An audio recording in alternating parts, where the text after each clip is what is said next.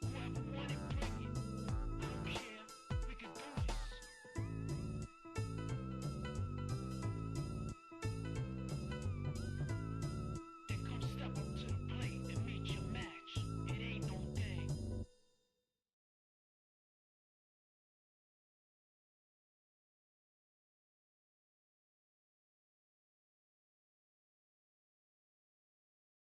I unmuted now. Can you hear me? Say something in chat if you can hear me. Okay, I guess that means people can hear me. I have the mic to my left, and I'm going to be looking to the right because my laptop is there. So tell me if I sound really quiet going forward, and I'll just try to move the mic. I'm also going to move the camera so you can hopefully see what I'm doing and not just my hand. This is me looking left. It's probably a lot louder now that I'm actually talking to the mic.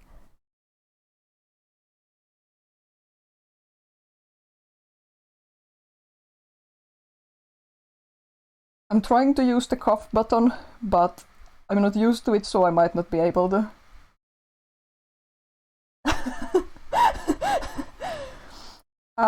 I'm going to have to...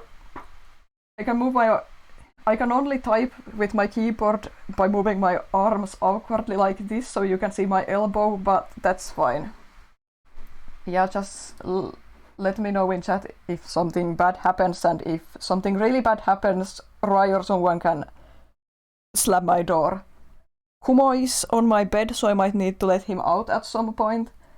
I have tissues if I sneeze, I have water. I should have everything I need, so I think we can take the starting text off. So let's just doodle and chat. I was going to do a stream like this last year already, but I chickened out, but now we're doing it. It was supposed to be a birthday bonanza, but I chickened out, and this year I was busy, but now we're doing it. Also, I'm afraid of misclicking with my laptop's touchpad, so if I need to do something with my laptop, I'm going to have to use my mouse for it.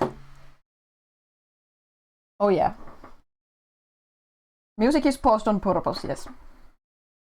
Okay, just a disclaimer, I can't talk.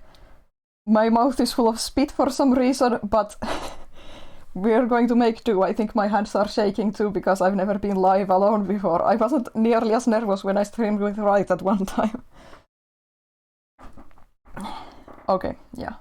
I have a wheel here. And we're going to spin the wheel to see what I'll draw.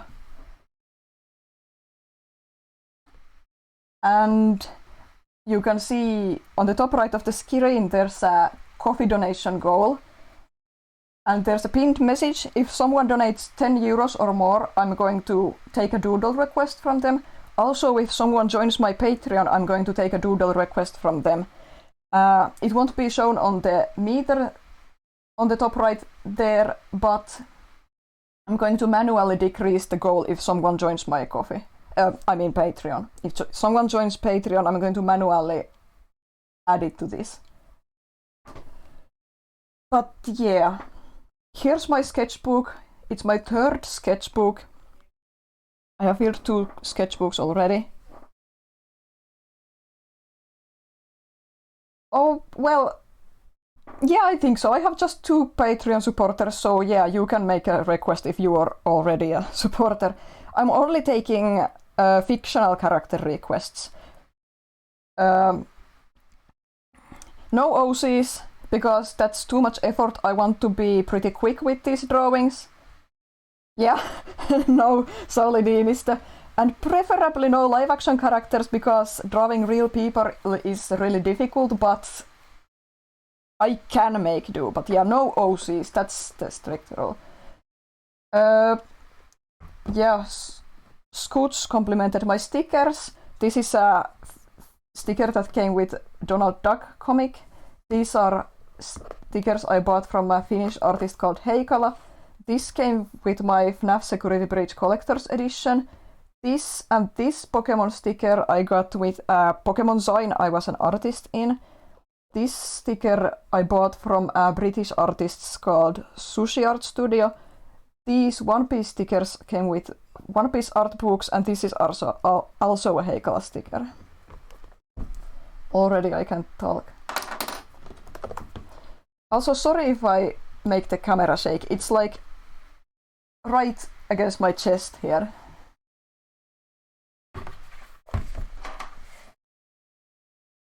Gonna snap this so the sketchbook won't close on its own. Here's an empty page. I'm gonna move my eraser and pencil away so that I don't accidentally drop them.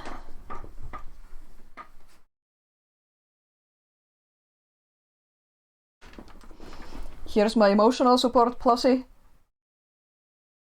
I'm going to put her here.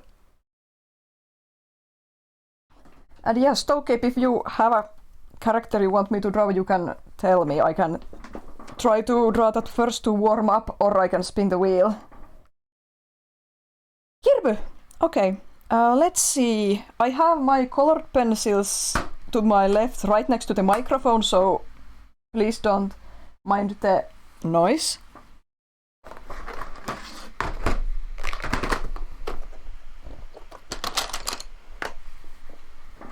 Here we go. The webcam isn't super good with colors. I have a pretty bright lamp above my desk, and I sketch my first sketches very lightly, so I'm not sure if you can see it. Yeah, you can share the stream, right? Just tell them that I'm really awkward and can't talk. Okay. Let's start with a really small Kirby.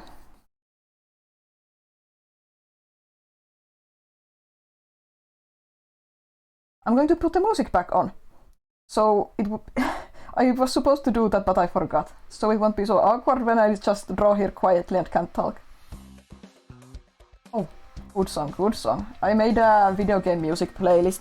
I tried to Google and make sure it's all the indie game musicians whose songs I added to the list should be okay with their music being used like this, but well, we'll make do. There's credit down there. Please support video game music, video game composers. Kirby is one of those characters who is... Scoots, I just started the first sketch layer, it's always going to be really light. But yeah, Kirby is one of those characters who is so simple, he's incredibly difficult to draw. I'm going to draw him doing a little, like a dance move.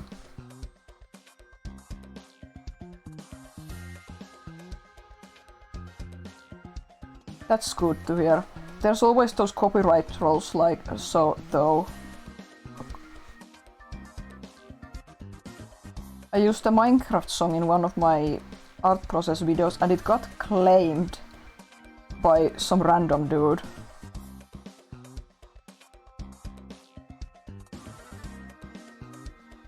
Kirby's face proportions are so important and I'm not very good at drawing them, but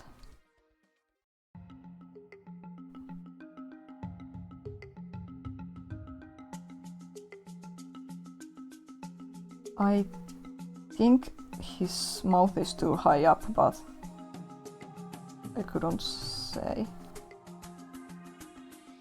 Okay. That's the sketch layer. Now I'm going to... yeah, first you draw a circle, then you dot the eyes, then you add a big smile, and that's how you draw Kirby. I'm going to get up now because I need some markers, and my markers are all on a shelf to the left, so...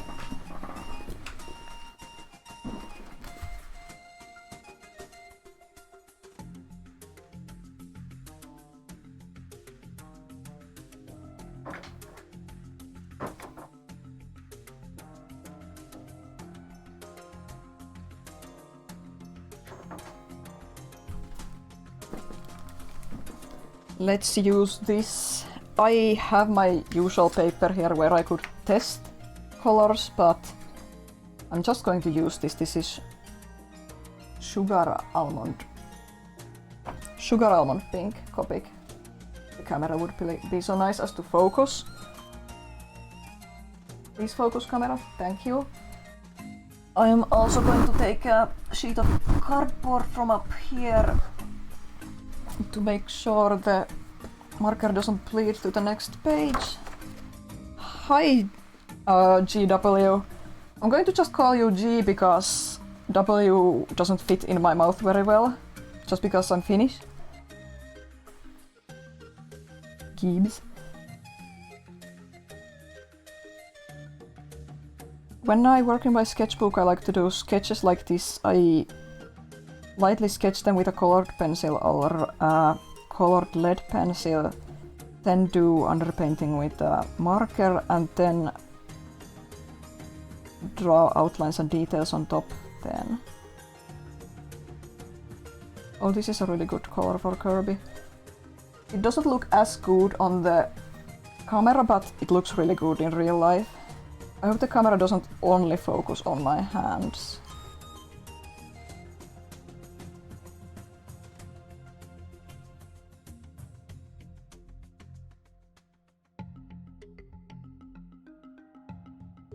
Okay, I'm going to put this away now.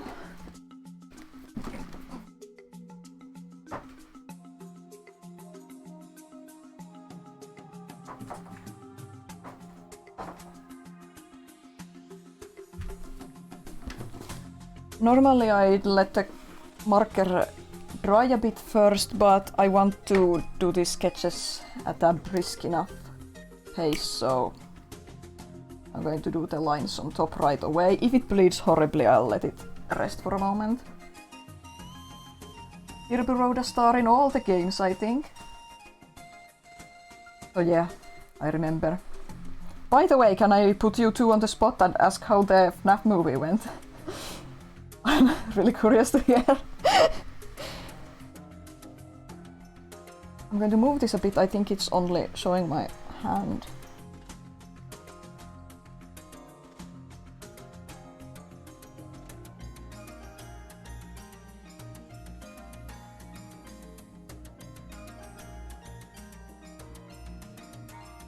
Wow. You're lying. He was not terrified. I'm a scaredy cat and I wasn't scared of the FNAF movie.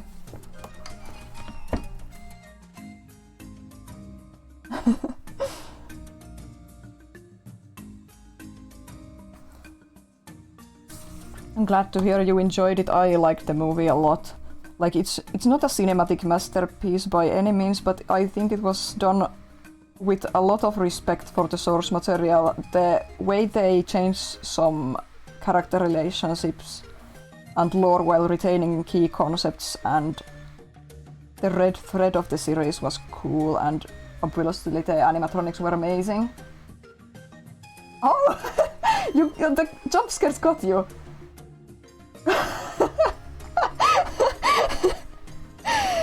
Yeah, okay, I believe you now. Yeah, I loved the Balloon Boy jump scares. It was a really fun way to include jump scares. Ow. Can you get rid of bot? Thanks.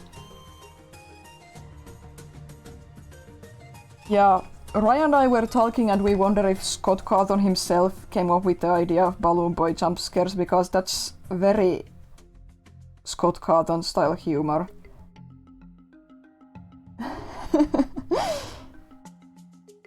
Yeah, Scoots hated Mike, it makes me laugh. I really liked Mike in the movie, but I think I can kind of understand why Scoots hated him, but it just makes me laugh.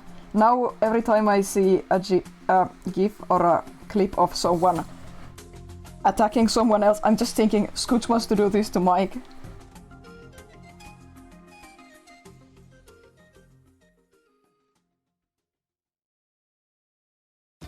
Yeah, it seems like Scott was involved a lot in the movie, and I just think the overall production was like... They didn't compromise with making it a FNAF movie, and I think that's really important. They could have diluted it to a Hollywood film. Oh yeah, yeah. I always come back. That was really cool. I think I was about to jump from my seat. I just loved the whole final boss scene with Spring Bonnie. It was so cool. I especially loved the eyes on the costume. Like, they got the silvery shine that Springtrap has in his eyes, even though he only got Springtrapped at the end. I was hoping to see the spring lock scene in the film, and I'm really glad they actually did that.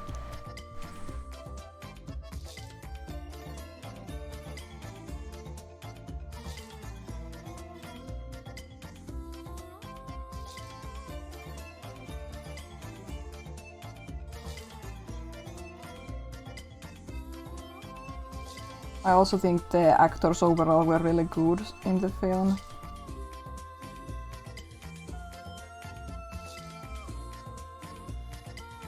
Yeah, I was actually surprised. It had more blood than I expected the film to have, but like not too much. I think it was pretty well done with. They showed that the animatronics are dangerous and they can be very violent, but they didn't go overboard with it.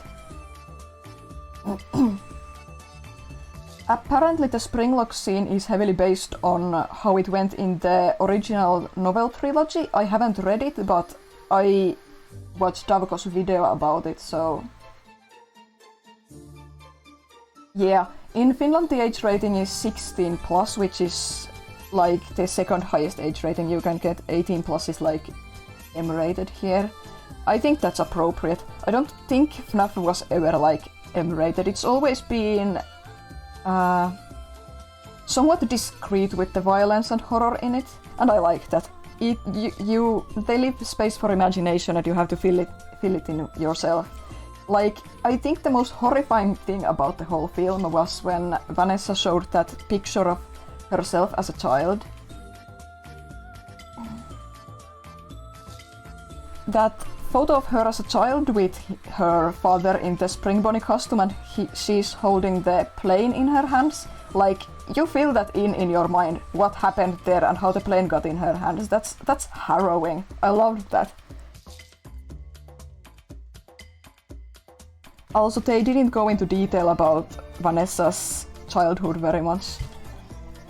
There's a lot of speculation that if they're going to make a second film, I don't know, Scoots.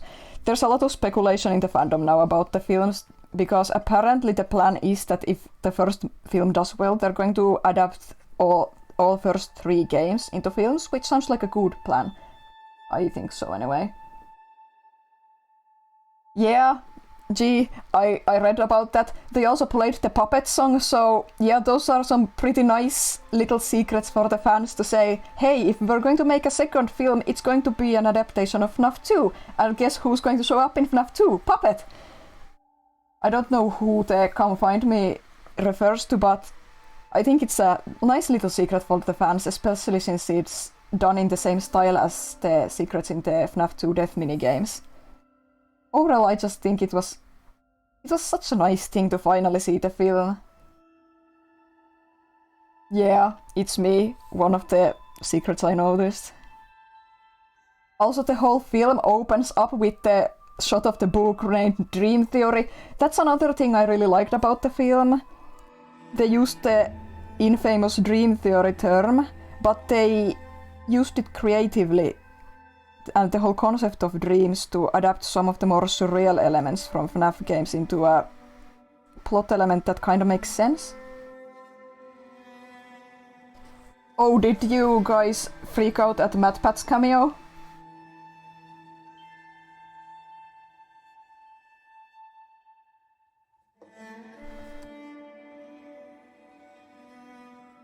I don't know how Ra does it. It's surprisingly difficult to focus on the drawing and look at chat. That's why you were protecting your organs. You were afraid of MatPat. I think it was a very well-deserved cameo either way, and the execution, it was...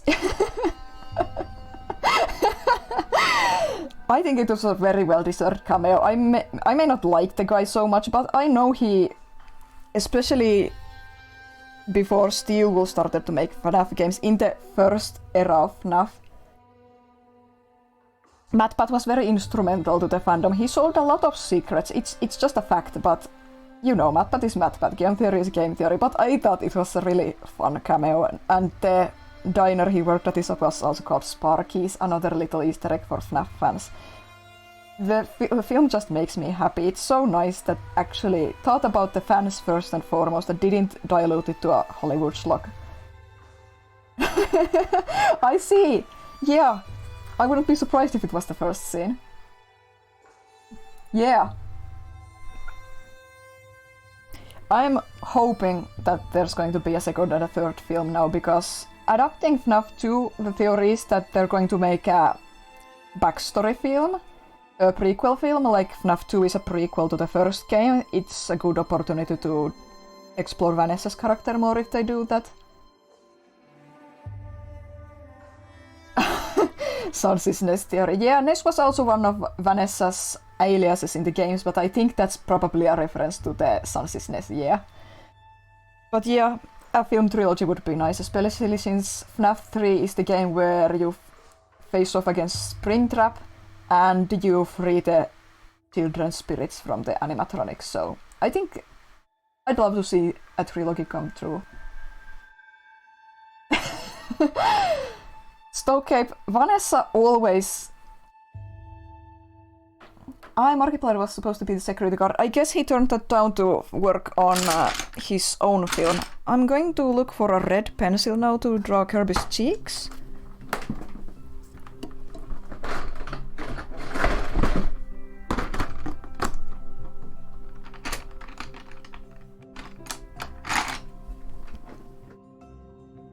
Hi Habit. Nice to see you. I'm really terrible at talking to the chat and drawing at the same time, looks like. Yeah, gee, I like that too. I'm not sure, I haven't confirmed this yet, but the guy who did Fox's voice in the film might have been Kellen Goff. I need to see if that's been verified yet. But yeah, I was about to say about Vanessa in FNAF. Her face is always the source of memes. Poor Vanessa.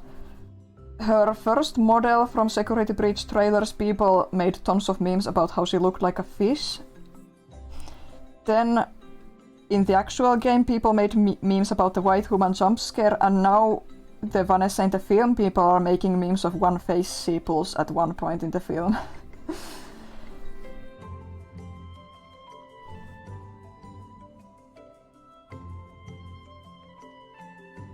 Okay, I'm going to use some purple or dark red. I think this will do, just to add a bit more shading.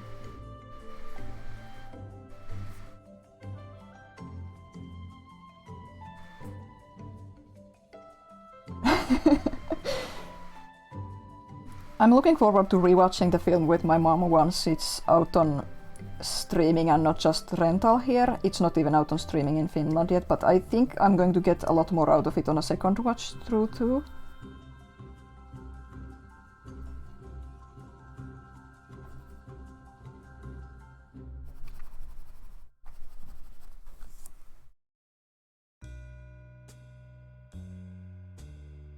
Yeah, gee, I have a... Sorry, I'm bumping the mic again. I'm looking for a pink to use for Kirby.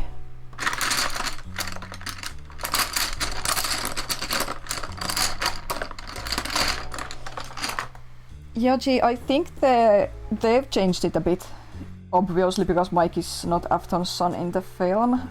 I think Golden Freddy is Afton's son still in the film.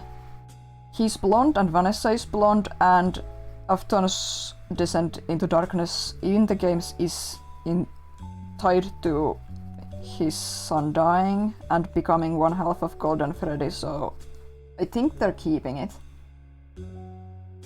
Yeah, similar but not identical. Of course, they're going to have to truncate it for the films. I was actually unsure if the puppet would even be included in the films. I saw theories that the puppet is going to be Garrett in these films, which would make sense, even though I love Charlotte. But I wouldn't be surprised if Charlotte and Henry are cut out from the films just to make it a bit simpler, but we'll see. It's kind of fun since it's a familiar story and familiar themes, but they're changing things a bit. I did guess during the film that Vanessa is Afton's daughter, I did guess that, but it's still nice, there's little surprises. Hi Mark! Yeah, it's like a remix. Okay, I think we're done with Kirby here. It does seem more like Cassidy, but like they're obviously not going to go with the two spirits in one animatronic in the films. I think so anyway. They're probably just combining Evan and Cassidy. Don't eat the Kirby. Okay, I'm going to check now if there's any donations to requests. I hope my internet won't show anything. Looks like there's no donation and requests, so I'm going to spin the wheel. I'm going to put this marker away and spin the wheel.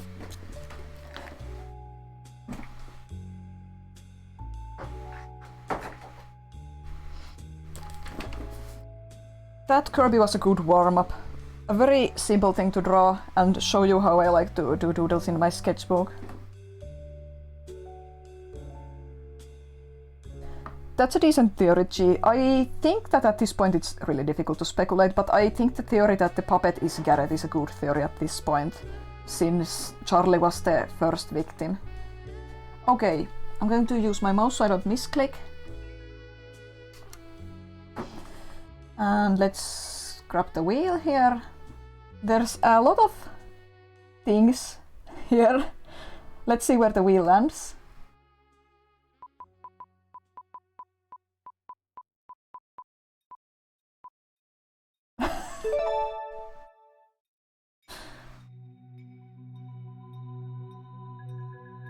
Wow, we're drawing ponies.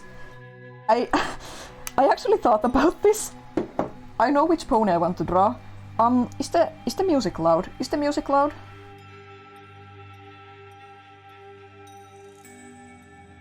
Yeah, gee, it is. Okay, good. I love Subnautica Below Zero's soundtrack. It's gorgeous. It's one of my favorite video game soundtracks ever, I think. Good to hear. Good to hear the music is okay. Yeah, pony, My Little Pony. I'm going to put the wheel away for one. I'm going to draw Sky Skimmer, who was my favorite My Little Pony character growing up. Coincidentally,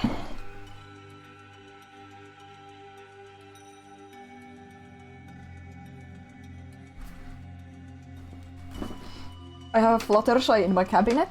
And Fluttershy is based on Sky Skimmer, who was my favorite as a child. I think I had like 4 different G2 Sky Skimmer toys as a kid. They might still be somewhere downstairs. I'd assume so, G. Not necessarily, but I think it would make sense that it's a prequel. So yeah, we're going to draw Sky Skimmer. She has the same cutie mark and color patterns that Fluttershy has, but I'm going to go for a more generic G2 face and body type. I'm going to use pink again for the sketch.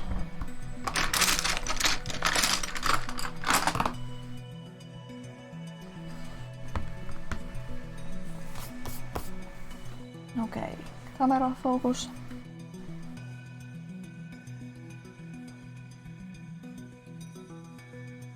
I'm not super confident with horses or ponies or whatever.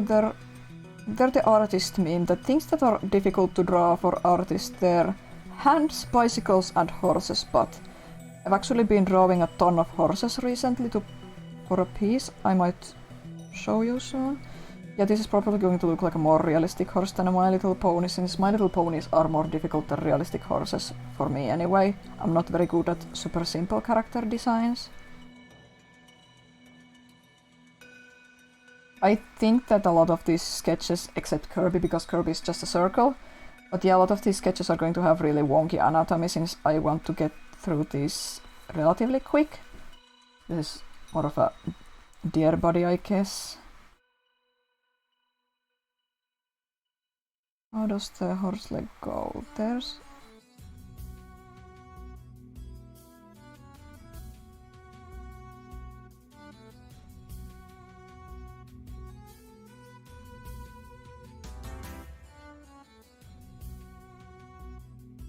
Oh gee, I like that theory. I like that you're indulging my FNAF brain.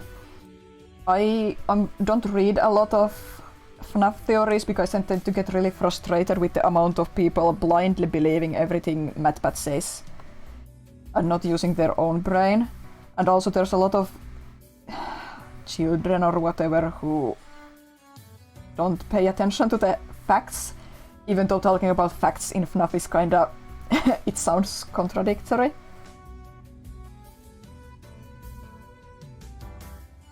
But I like that theory, it makes a lot of sense to me. I'm going to headcanon that to be true. Actually, that the guy making those FNAF VHS videos on YouTube, that I made Stokeape one watch of those videos, Spectre I think is their name. I think they're going for something similar in their own version of the story. The latest part had Henry arrested for a crime. It was a interesting scene. Wow, these legs are long. And these ears look weird.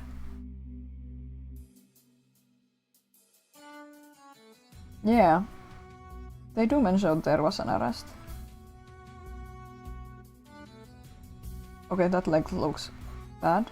More movement if I put it here. I have a My Little Pony right here. I could use her as a reference, but no, her legs don't really have joints. This looks more like a deer or a giraffe to me, but we're rolling with it. The front legs are maybe too long. Nice. I hope you enjoy the Domino's, the superior cookie. I don't actually even like Domino's that much. I mean, they're fine. I like the blueberry pie flavored ones.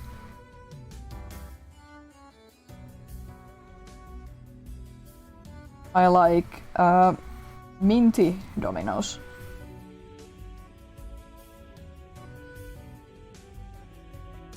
I don't think my Sky Skimmer toy as a kid had wings, so I'm going to just not add them. I think one of them had like clip-on wings, and she has just one butterfly. I could check, but we'll just roll with this.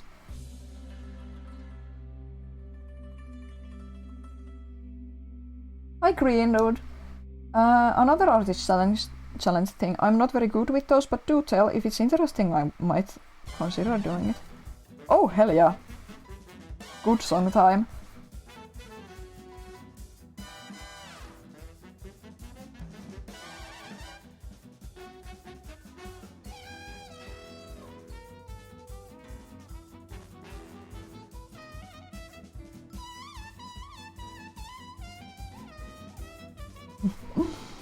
Domino Importion Challenge.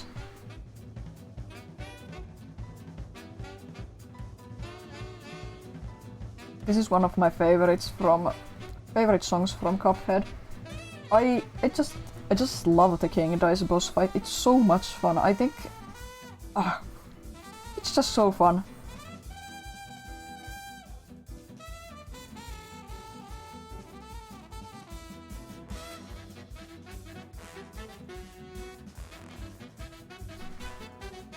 Okay, I think this is okay. Now I'm going to grab... Oh, coffee streambot. I've got the donations. Thank you so much. I'm going to check them right away. I'll just grab a yellow or cream marker and put Fluttershy away.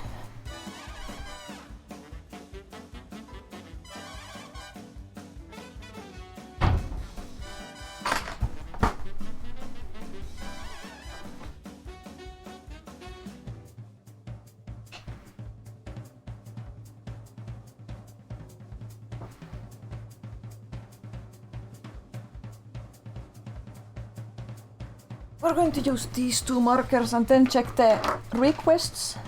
Or I'll check them right away, actually. Hi Neb, good to see you.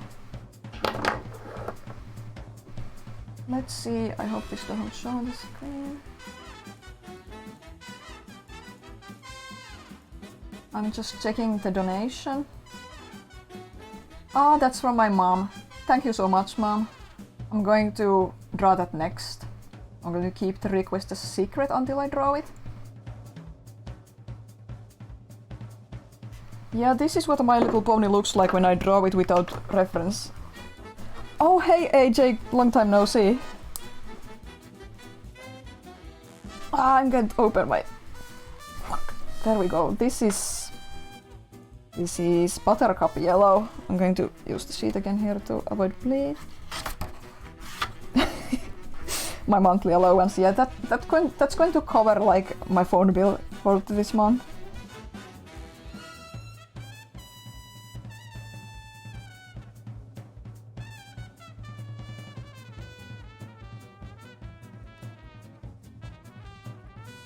I just love working with mixed media. It's really fun to... I call it underpainting. It's really fun to paint in characters with markers or watercolors and then use colored pencils and more markers on top.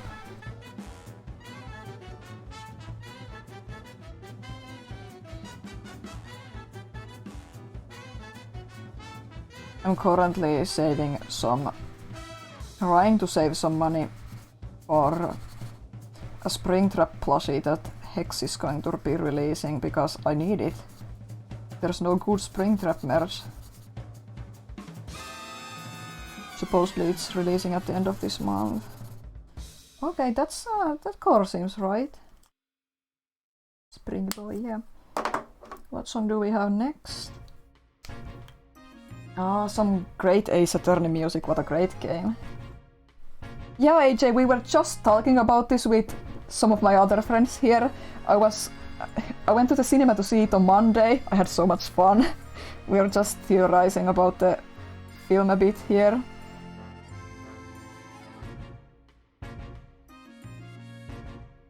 I don't know if I'd recommend the film to non-FNAF fans, but if you can suspend your disbelief and accept the fact that things are a bit silly, I think it's going to be a lot of fun for people.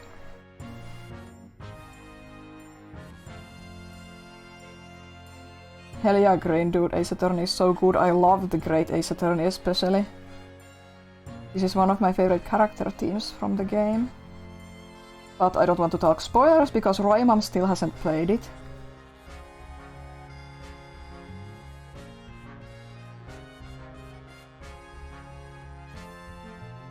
Yeah, AJ, that sounds fair. I think a lot of people are saying it's like a 3 out of 5 or a 6 or 7 out of 10 movie. Like, I don't think it's a bad movie. It's not amazing, but it's not a bad movie. And if you're a FNAF fan, you probably get a lot more out of it, which I think is really cool that the guys who made the film thought of the fans first and foremost.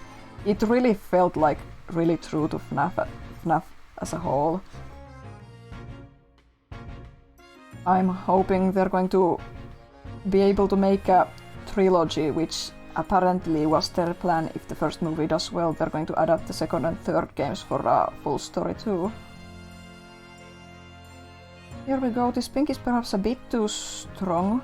I think Sky Skimmer has like really light pink hair, but that's okay, this is just a sketch. Yeah, gee, I think that a lot of movies I like don't necessarily get great critic scores, and that's fine. Not all movies are for everyone, and FNAF as a game series definitely isn't for everyone. Yeah, I think that's nice. Raimam, you need to play the Great Ace Attorney. It's the best Ace Attorney game in the series. You need to play it. Play it, play it, play it. You're going to cry so much in the sequel.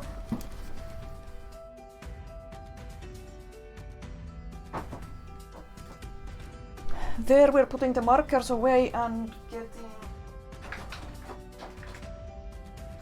We're going to be drawing Sky Skimmer's outlines with this. Sonic Frontiers music. Oh my god, yes. I love Sonic Frontiers music.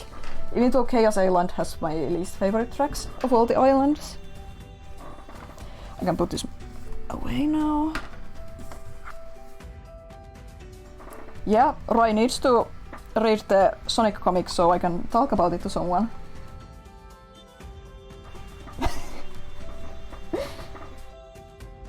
Yeah, Green, I think the Apollo Justice collection is out next year. I don't need to get it because I have them all. But it's really nice that they're releasing them since, like, I can talk. 2 of the games are now unavailable in a lot of regions thanks to the DS eShop closure.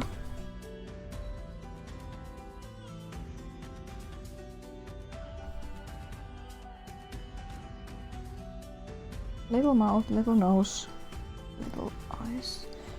I actually reached the point in Sonic Frontiers where I can go to the final section of the DLC. I should do it and focus on 100%ing it after that. I've managed to avoid spoilers this long. I can only tempt fate for so long.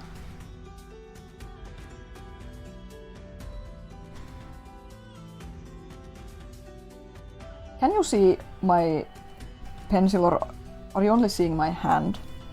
Maybe if I move the camera here a bit.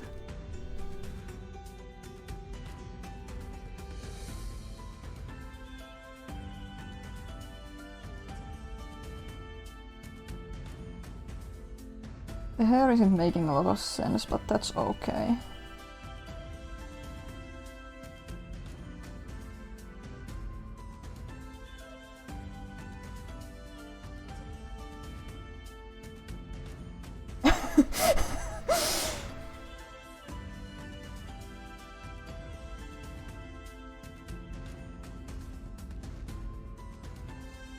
I've had such bad FNAF brain all week. The movie had me so hyped, and then I learned about the teasers Click Team has been dropping.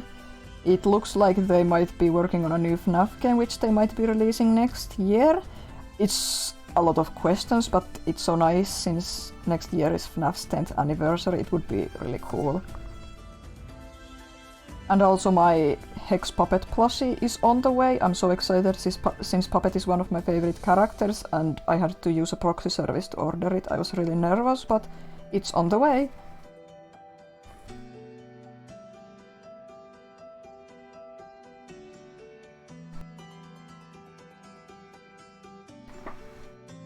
Also, Halloween always puts me in that FNAF mood a bit.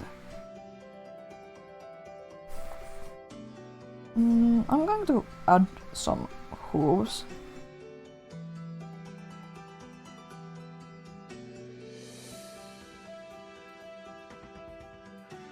I'm not used to drawing in front of people, even though I'm just drawing in my room right now and people are watching via the internet.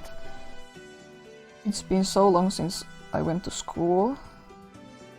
I used to draw there, of course, all the time, during lessons. And in art class. But I was never good at drawing with friends. If that makes sense. When I was meeting my friends, I just couldn't draw very well.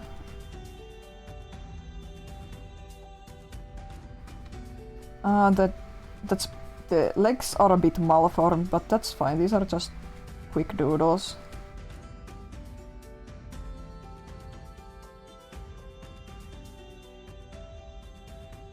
Not the Mecha Greg. Please, not the Mecha Greg. Oh yeah, gee, I remember FNAF Madness. We'll see if that ever comes out, since Scott is supposed to retire, and yeah, seems like he isn't working on the games anymore, except the meme games. He's more of a director, creative lead now.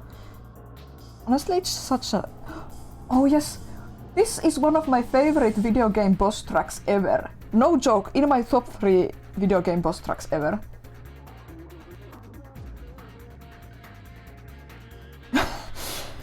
That's funny, G. Yeah, we went on a Monday to watch it, just so we would avoid children. What was I supposed to say? Yeah, FNAF Madness, we'll see. I was supposed to say that I think it's such a sweet story that Scott just tried to make some games quick to support his family before giving up making video games, and then the game blew up.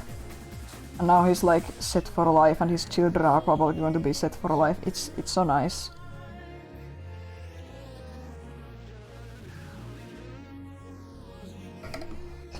Hell yeah, I love the lyrics of this song. I used to know them by heart at some point. I probably still know them, but I'm not going to sing.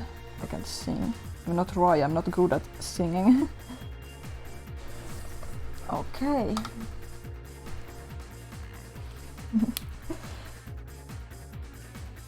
Oh yeah, Green, I saw. Hi Ike, nice to see you.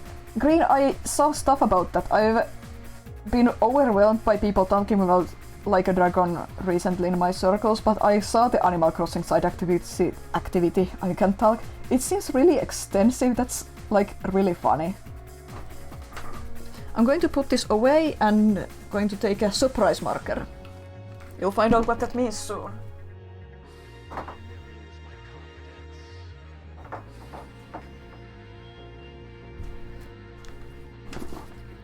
Da-da-da. This is perfect for My Little Pony. Look at this.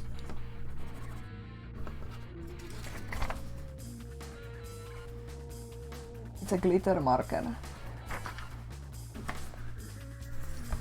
I don't think it bleeds through. This is so thin. I'm going to give her some blue eyes and blue hooves.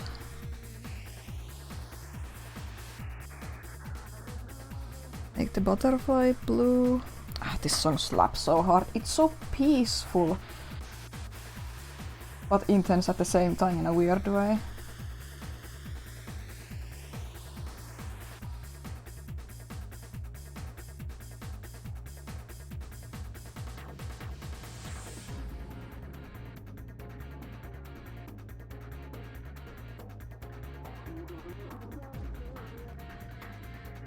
Do you guys think this song is about Biolizard or Shadow or both? I think this is about Biolizard.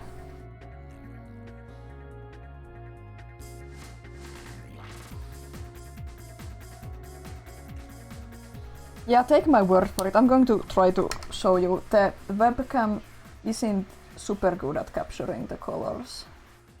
I think you can see it now when I move this.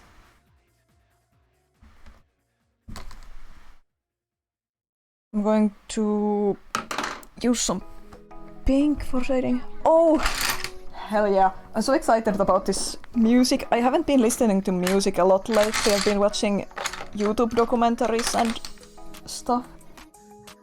Yeah, it's milk. It's condensed milk from Bomb Rush Cyberpunk. Stokeape, I don't like your theory about the song. I disagree. I think the lyrics are a tragic story of Biolizard's feelings about his terrible predicament. I'm going to move this a bit here. Now that theory is more believable. I think Space Age is called NIDS officially.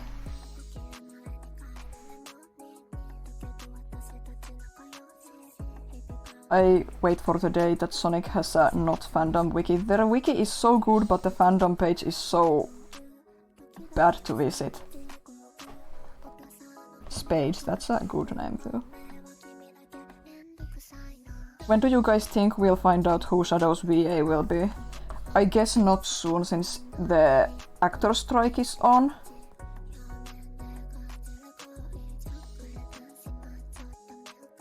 I hope I'm not accidentally smearing the glitter marker.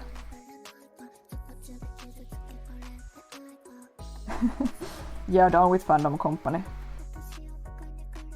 Go watch Mossback's video about fandom, it's really good.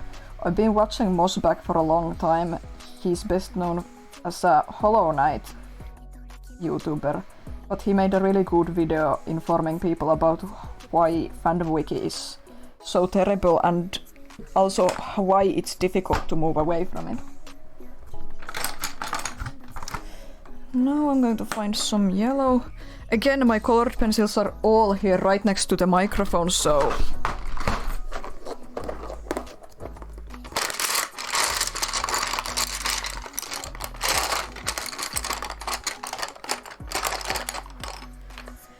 Can you hear me rummaging through the box? Yeah, link the video.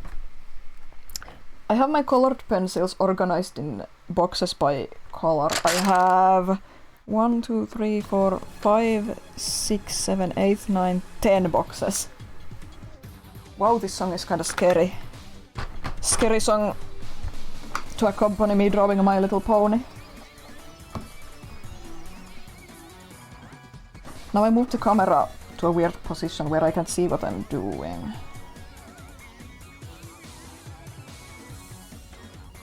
Pokemon Moon was so good, and then they fucked it up in Pokemon Ultra Moon.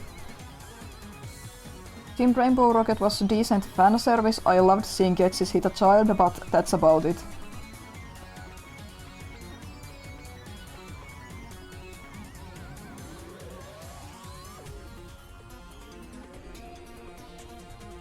I should be long past caring about lore in Pokemon games. They really messed it up in the 7th generation. I hope my chin isn't hitting the camera. My chin is hitting the camera. Getsis is the best Pokevillain. What emote is that? Oh my god. Thank you so much for the donation, Ikke. I'm going to check it out right away. I think Sky Skimmer is done anyway. Yeah, she glitters. I'm going to draw my mom's request next, but I'll check yours just to make sure it went through all right. I'm putting the glitter marker away. By the way, can you hear the rain or my laptop howling? Oh, thank you for the donation, Scoots. I'm doing that after Ikke and Mom. Okay, good. My laptop has like really loud fans.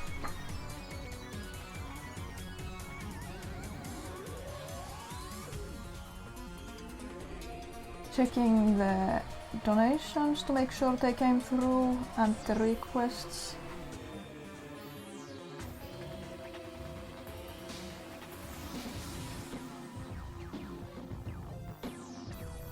Okay, these are good characters to request. I'm very happy about this. We won't be seeing the wheel for a while now, but it's waiting there. That's a nice SpongeBob reference, G. Very nice. Okay, let's see. I'm going to move this here. Okay, Mom's request. I'm going to need some purple for the sketch.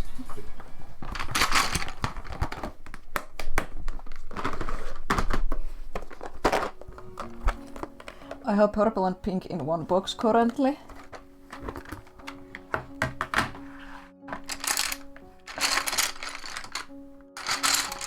Oh, this is a wonderful song. This is from an indie game called... Wait. Oh no, I forgot the name! Beyond the Frame. Beyond the Frame. It's kind of... The art style is somewhat inspired by Studio Ghibli. It's... I think... No, it's an Asian game. Southeastern Asian game. I don't want to say it's a Malaysian game because I'm not sure, but for some reason I think it is. Oh no, it's Taiwanese. I'm pretty sure it's a Taiwanese game. You should check it out on Steam. It made me cry really hard. It's a lovely little puzzle-filled interactive story. Mom's request is going to fit nicely here. Try to guess what this is. I'm not using any reference. I love indie games. My wishlist is full of just indie games that I want to buy, but I never do, and even if I do, I never play them. Because I'm bad at making time for video games. And I've spent 70 hours on Sonic Frontiers already just this replay.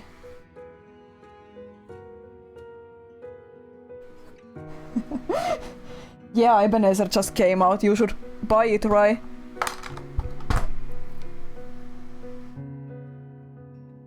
Robert Pattinson is voicing the heroine. Ah, that Ghibli film. I'm actually not a huge Studio Ghibli fan, but that's interesting. Yeah, Ebenezer looks awesome. I'm not a huge Metroidvania fan, but Metroidvanias are fine, and like this summer, Ebenezer and the Invisible World really caught my attention. It's just a crazy concept. I've gotten pretty fond of Scrooge as a character in these past few years for some reason. That game looks kick-ass. I'm going to take some markers again.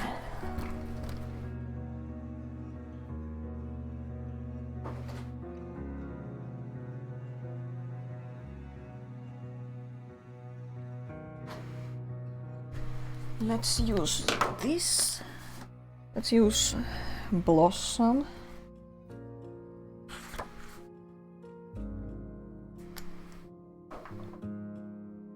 I'm also really excited currently about the Bunny Graveyard game that Rai discovered last week. Looks amazing, especially after I read that it's made by like one guy, two devs, one writer, and the other guy does everything else. And that's their first game. Oh no, this is running out! I need to buy a new one.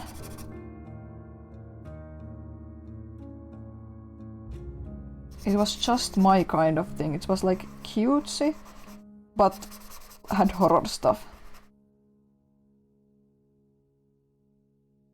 Also really loved the GBA-inspired art style, and there was a really interesting plot setup.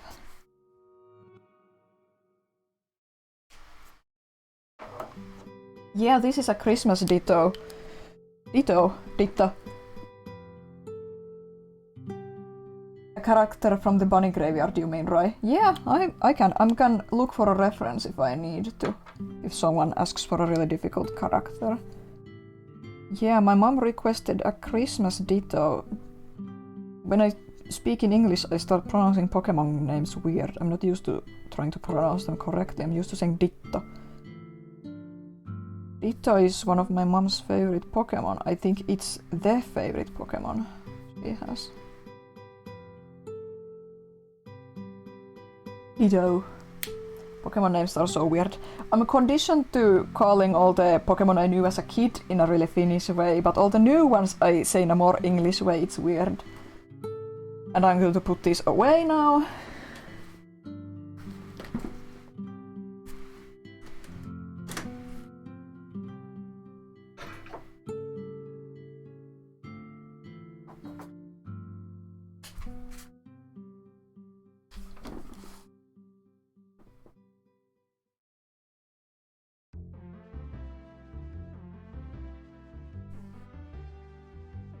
Oh, Bugsnax music, hell yeah. I should try to buy Bugsnax at some point and play it, since Rai's playthrough that I was so looking forward to kind of fell through. I don't blame him. But I have stayed spoiler free of the DLC, so I might as well try to experience it for myself. God, I love indie games. I actually have a Banger plushie on my shelf.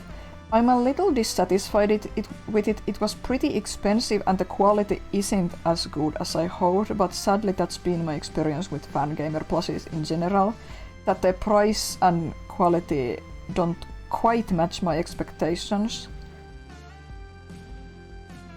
It's an alright plushie, but it cost me like 38 euros, and compared to that, it's a little lacking in my opinion.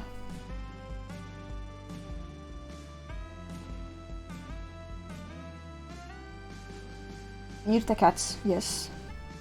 Kumo is sleeping on my bed still. I think he washed his paws just a moment ago. Wow, my hand covered this whole thing. I'm going to move this here. I don't need the cardboard anymore. Let's choose some colored pencils to finish this ditto. Wow, sorry microphone. Rummaging through the pencils. Pencil ASMR. This will do.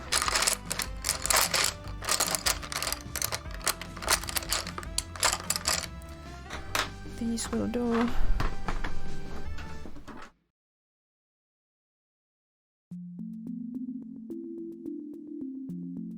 Oh, another indie game song. This is from an indie game called Calico. It's a magical girl cat cafe game. It's weird. I have a really weird relationship with that game. I should replay it since it was updated. But like, it's a scary game. It has like the same kind of scariness that slightly chunky PS1 games have. In fact, I have such strong feelings about the game that I should even try to make a little YouTube video about it. Not the Stardew Valley scary. I like my loud pens too. My pencils. It's not the Stardew Valley scary, right? It's the scary when you're in a large open space, there aren't a lot of sound effects, and then weird shit happens. Like you give a potion to a dog and it starts floating and follows you eternally and you can't get rid of it. It's really scary. Like, it's that PS1 uncanniness that people like to call it liminal space sometimes. Again, the game has just 2 devs, I think, and the character designs are very cute. I have it on itch.io, I can give you the exe if you want. It has positive reviews on Steam, I think, so people do enjoy it, but it kind of unsettles me, the game. I like the music a lot, though the music is really nice, and I can appreciate the effort, but it's a very jank and kind of hollow and uncanny game in a lot of ways. Like, it makes me feel cold. I'd like a Magical Girl Cat Cafe game to make me feel warm.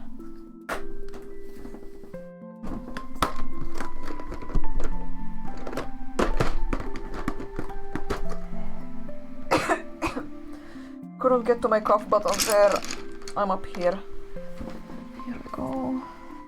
Just a bit of red for the ditto.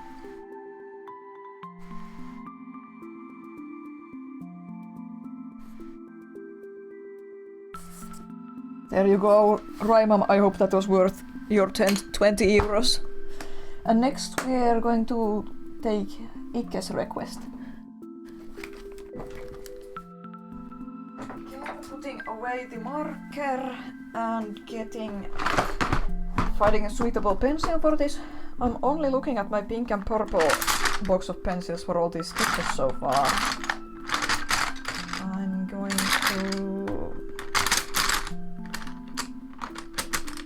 to use... Actually, I'm going to use an orange pencil for this sketch.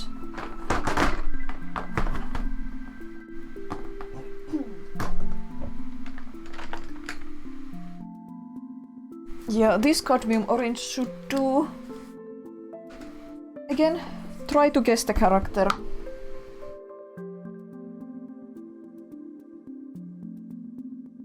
I'm going to use a cadmium orange Faber-Castell for this. I'm going to double check that I read the request right.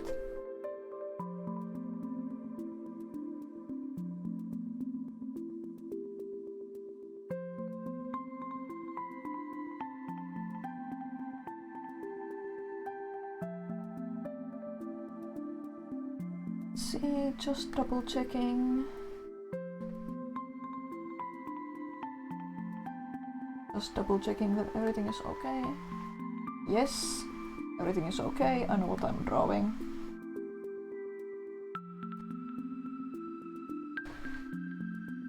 Gee, it's not orange guy, it's a yellow guy, it's mustard colored. Get your facts right!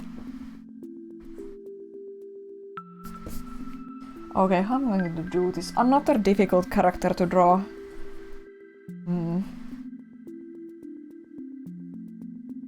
What kind of a pose? Okay, I need to think about this for a moment. Okay, now I know.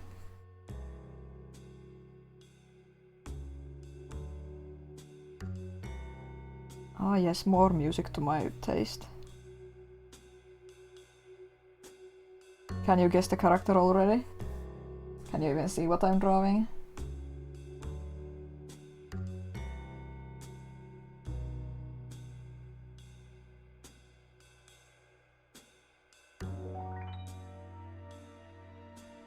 For a couple of years now I've been trying to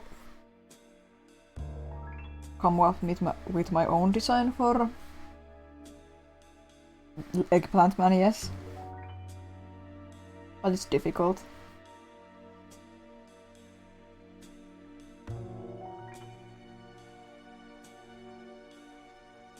Not enough nose.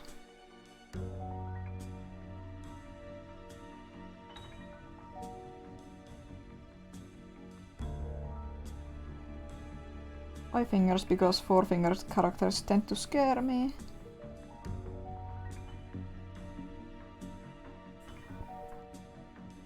Yeah, it's Reiska, for real, for real.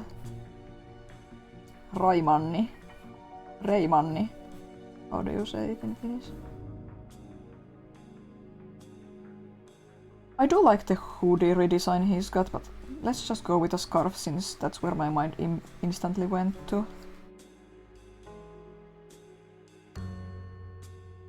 His hand fits down here nicely.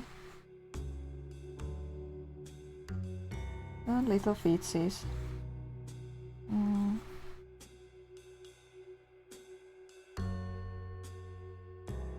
Maybe shaped like this. Bigger toes and smaller backs. Yeah, maybe. I like the swirl they put on his shoes in Rayman 3, I think. Yeah, Sky Skimmers. Oh, sorry, Iki, I haven't seen Laserhawk. I haven't watched it yet. But we can alter this. I don't remember what he looks like in it, but we can... Let's use some purple to do some alterations. Does he wear a suit in it? He wears a suit, right?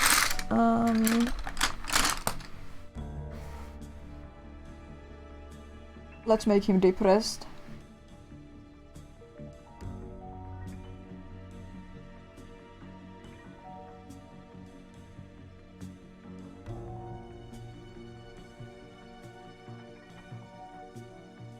I really don't remember what he looks like in Laserhawk, but we're doing this. This is what he looks like in Laserhawk without reference. What I imagine he looks like.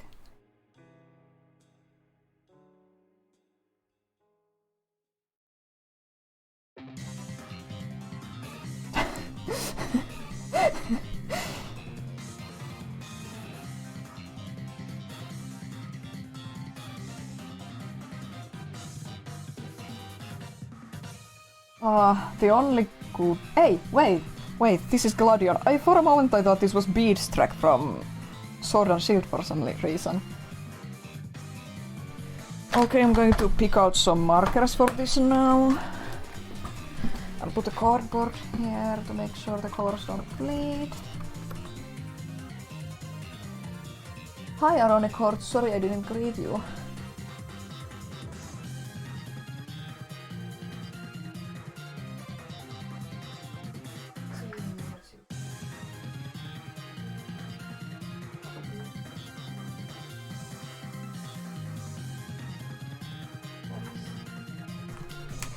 Just pulled out random colors. Hiya, Car. It's going so well so far. I'm really bad at talking and drawing at the same time, but I'm trying. I'm also not good at talking at all, you know. I'm trying to draw Rayman from Captain Laserhawk without any reference. Oh, this color is a bit too dark for the skin, but it's fine, it's fine.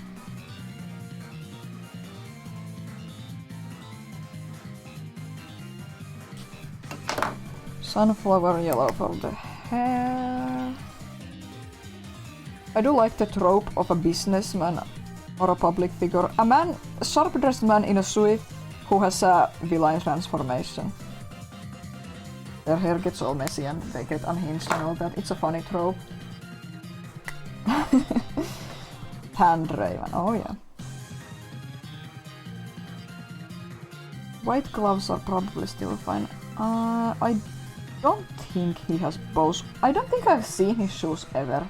They probably don't have red bows, but we're doing it for funsies.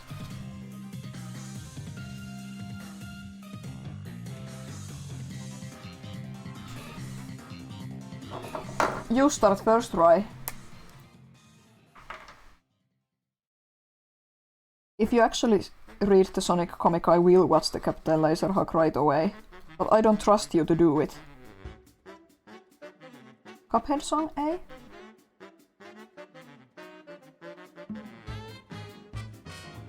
I really like this song from Cuphead again, it's such a jam.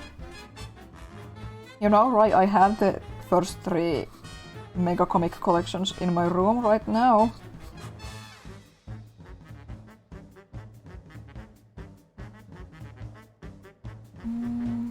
Probably Dark Shoes. By the way, this marker is called Aubergine, like eggplant.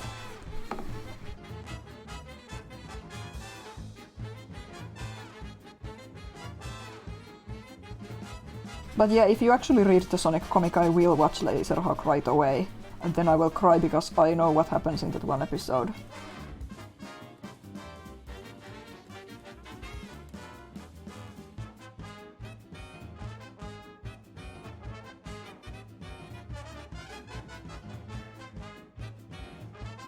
Right, you need to find out who my new favorite Sonic characters are, and you need to find out why Silver is actually one of the best Sonic characters now.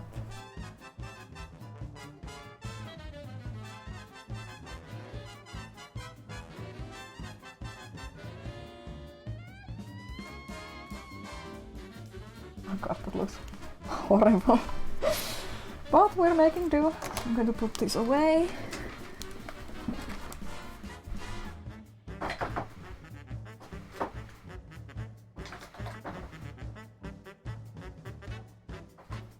And we're using a dark purple marker for the lines. Yeah,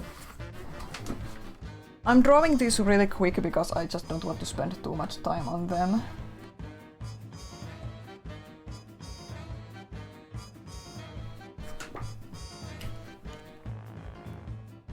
Okay, so this can go away. I'm going to need to spin this to get the lines right, so please bear with me.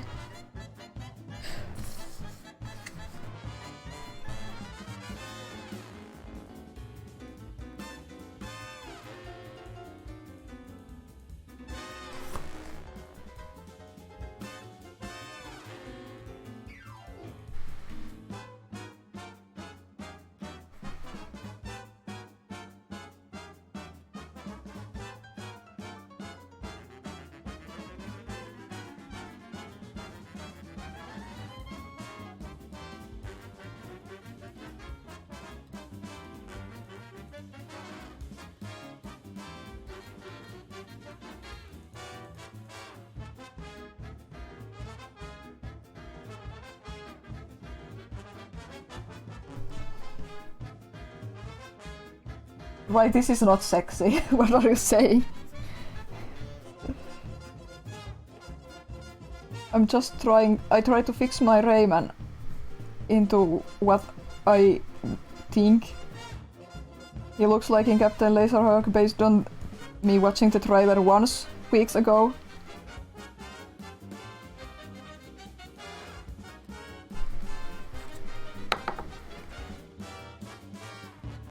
Oh my god, yeah, it happens.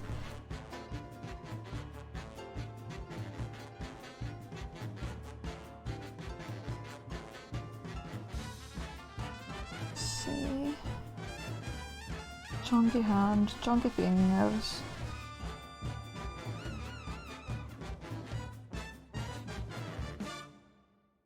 See, what song will we get next? More Bugsnax? Yeah, more Bugsnax.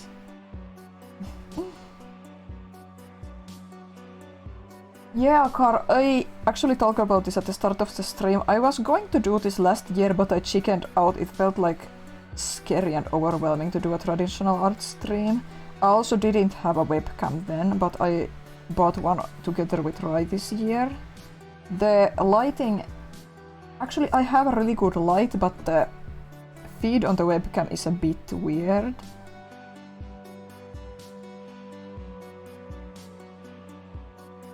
As in, it's not super good at showing the colors, but it's fine, it's fine. If this goes well, and if people like this, I think I might try to do this like more often. I don't really have the personality or interest in being like a full-time streamer or anything, but I think it would be nice to sometimes do a little art stream. And also, if we reach my goal of 100 donation euros, I set it high on purpose, I'm going to do a video game marathon stream of one of my favorite video games before Christmas too.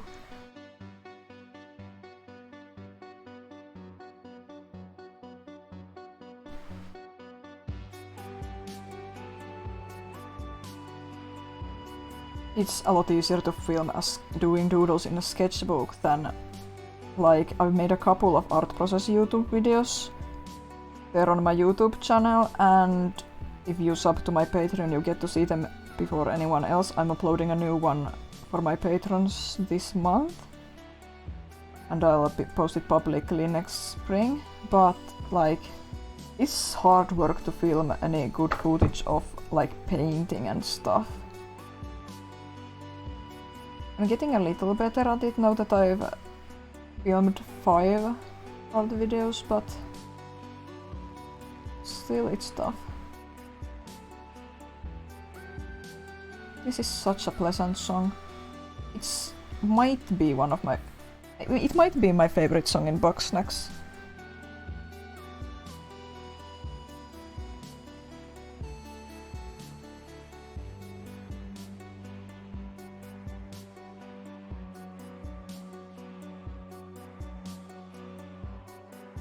I think we're getting somewhere here.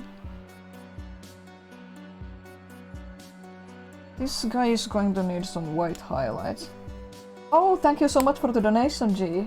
I'm going to check it right away to add it to the queue in my brain.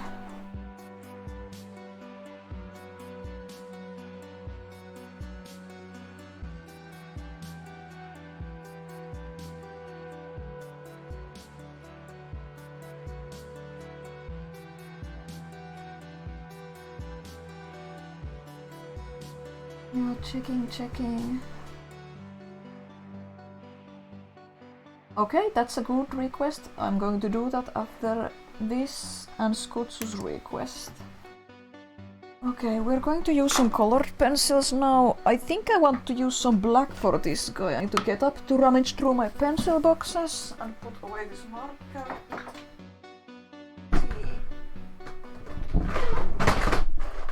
Black is here. And brown is here, purple is here, yellow is here, red is here.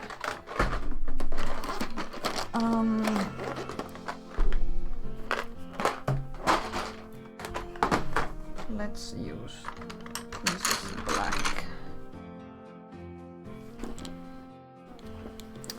Black is such a valuable color. Let's use one of the blacks I like to use less. Oh, this is a nice song.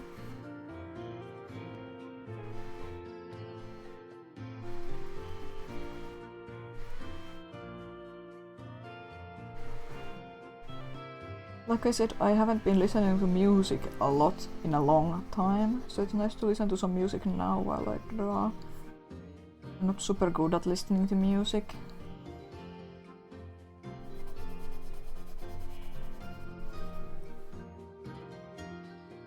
Oh, thanks, Akar.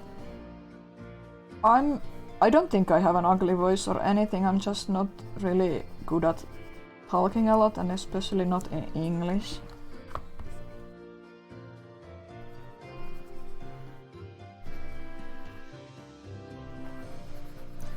Also, I'm not used to talking so much, so I feel already getting a little hoarse. I should probably have a quick sip of my water after I finish this ramar. Some black for the shoes. I don't remember if he looks like... I don't know if this is at all close to how he looks in the show. Then we're going to use some grey to shade the hands. And eyeballs.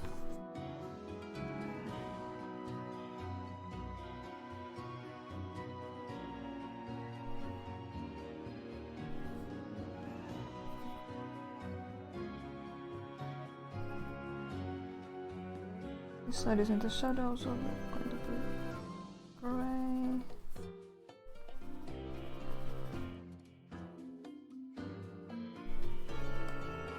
Let's see. Shadows are a bit rough, but that's okay. Oh, I forgot to grab my skin color box.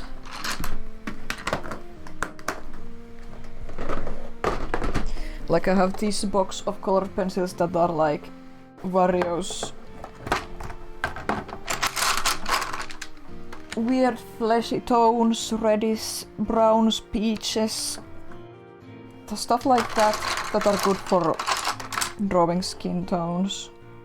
Actually, apricot is good for this. I'm also going to use light aubergine.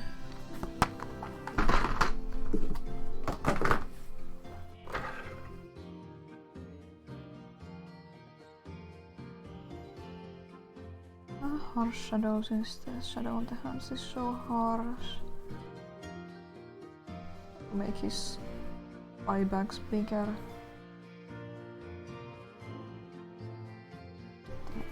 Yeah.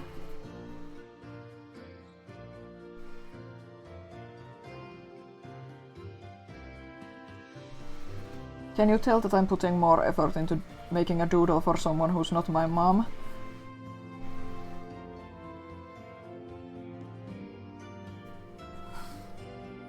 Yeah, it's looking okay.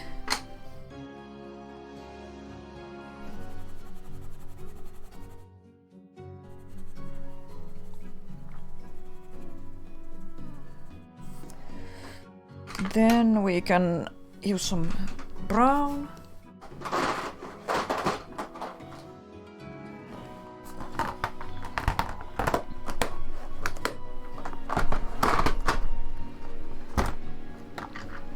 I was just today thinking about what a great soundtrack Rayman 2 has. It's so unique and different from anything else I've ever heard.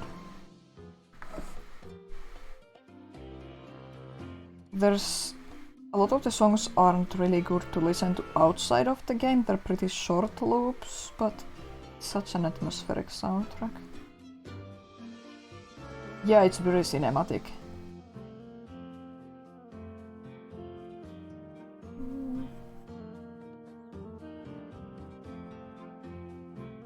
So, Kumo is staring at me, and now he's yawning.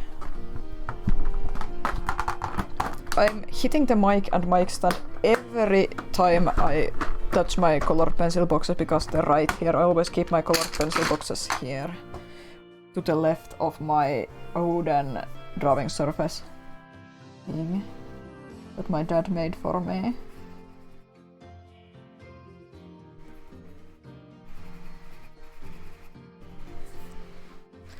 See, that's enough yellow. And some purple.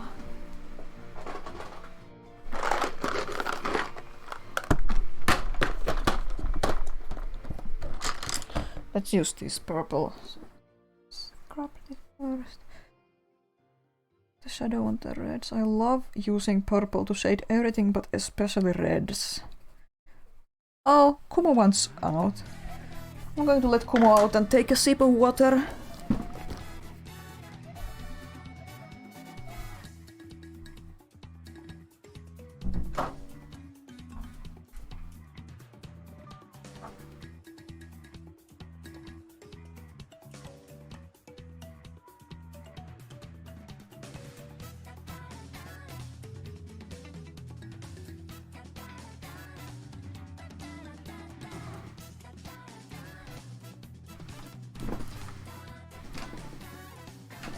Kumo has had enough.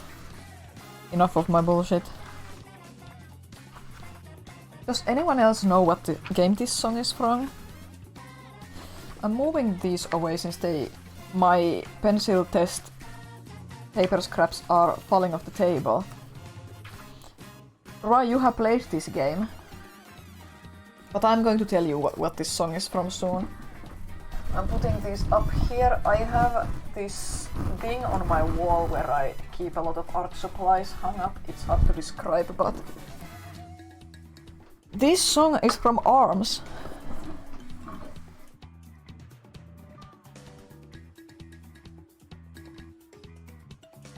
I love using purple for shading everything.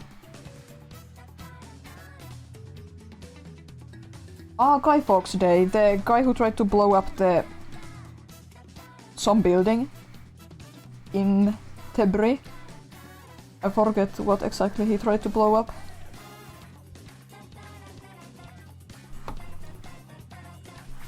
Yeah, right, the arms motif, you can hear it in the song. See, and now I need some red.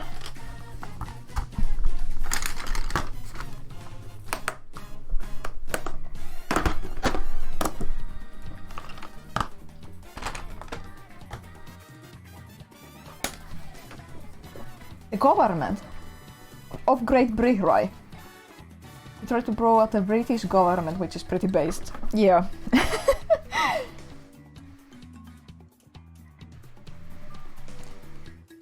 So I guess he tried to blow up the whole building where the government was gathering. What would you call it? A parliament building? I'm not sure. Yeah, Brirai. I keep moving the sketchbook around as I draw, but I always do this when I draw stuff. I keep spinning the paper around like this all the time. Okay, then just a bit more. Some light purple next. Oh, this is the perfect color. This is the perfect color.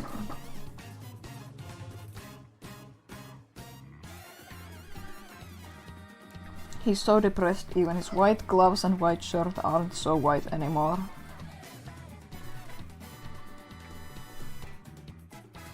He's about to lose it. Start shooting. This close to snapping for good. Oh yeah, some good music again. yeah, Kar. I know it's good for my wrists. Let's see. I think this still. Yeah. Now highlights. Tad of orange for the hair. Like this. And highlights.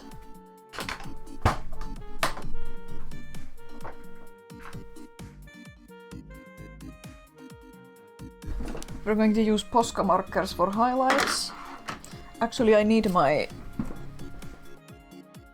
testing a scrap piece of paper for this. Since some of my Posca markers bleed a little, I'm going to make sure I don't blot the paper.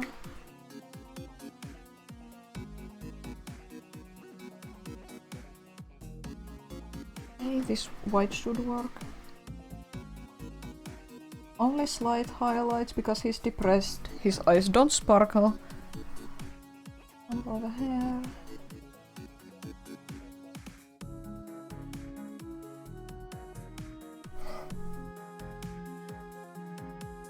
Some for the bow tie.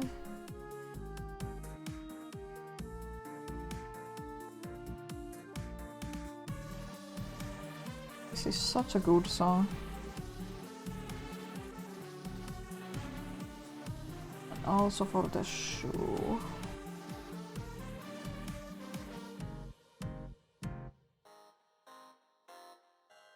I immediately forgot what I was supposed to use the yellow marker for, but it's fine. White is more than enough for this.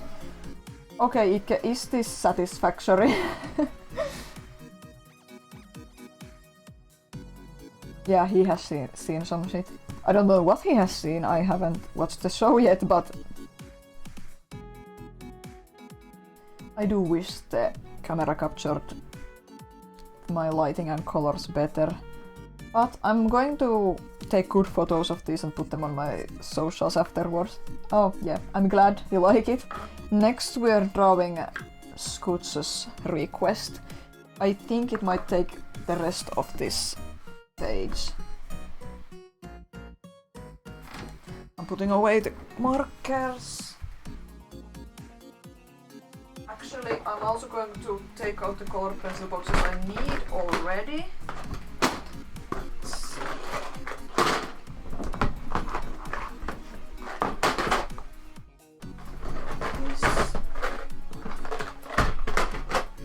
I think these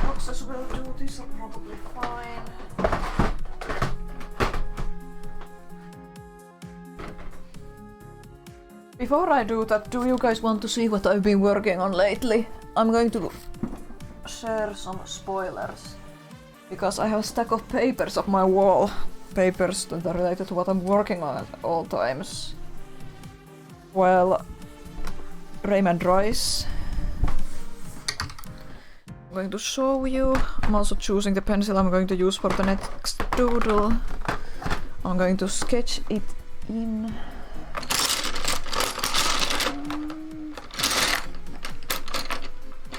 Actually, I'm going to use orange again. Orange is a good light color for sketching.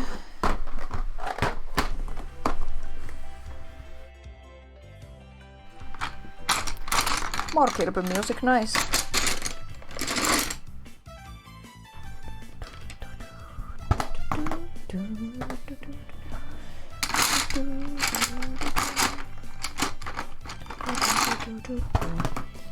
Okay, but here's some spoilers.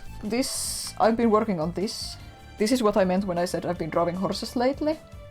I just finished this on Thursday and scanned it. This is mine. I'm going to try to make this short design, but either way I'm going to finish it digitally.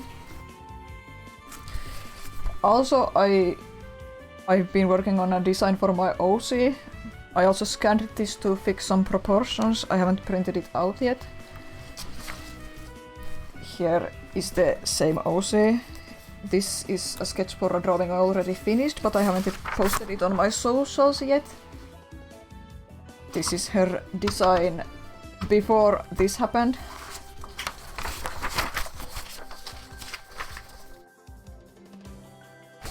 Here's the color sketch actually, because I needed to check which markers I used for underpainting.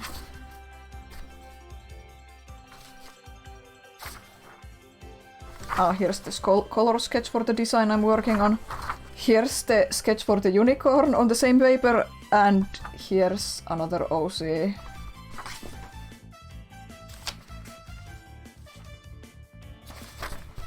Here's a sketch for a Christmas picture I'm going to try to work on. And this last paper I'm not going to show, it's very miscellaneous sketches and a lot of, well, I'm going to show this corner. I wrote down a lot of ideas. Most of these I haven't drawn yet, but there's a lot of ideas here. This one thing I did draw in my sketchbook, so I crossed it over, but yeah, I need to write down my ideas. The intention here is to draw all those things in this sketchbook when I have time, but I haven't had time because I've been working on the skeleton, unicorn and my OC. Okay, let's put this away now. Up on the wall.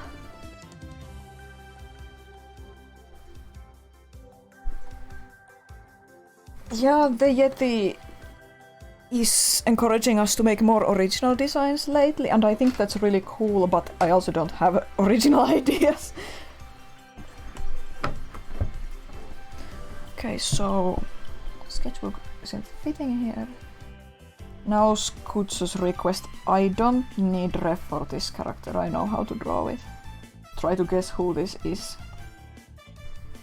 I'm going to draw it in the corner here.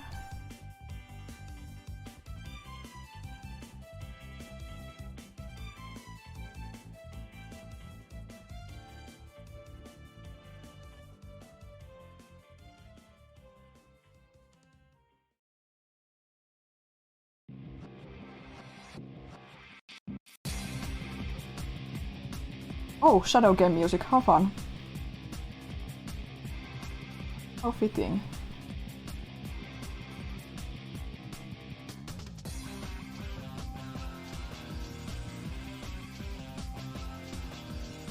Wow, how did you know it's Mr. Blobby? Skutsu's favorite character in the whole world.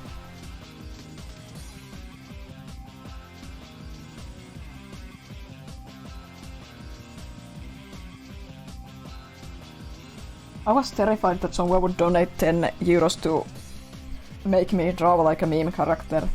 I would do it, but I wouldn't be happy. I'm not super fond of memes.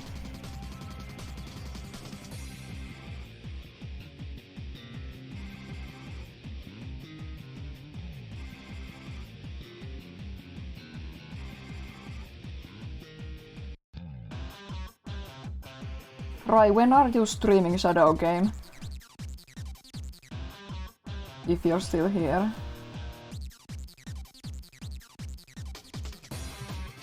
If you stream it, I can make a highlight video of it and we can put it on YouTube when the movie is coming out for those sweet clicks.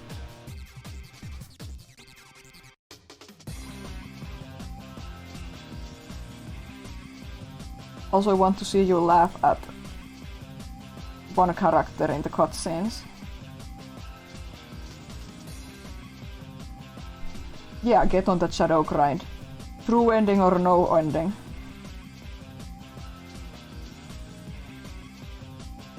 Have I ever talked about how much I love Sonic, but how difficult all the characters are to draw? This is actually turning out alright. The hand is maybe a bit... Oh, Freedom Planet music. Nice.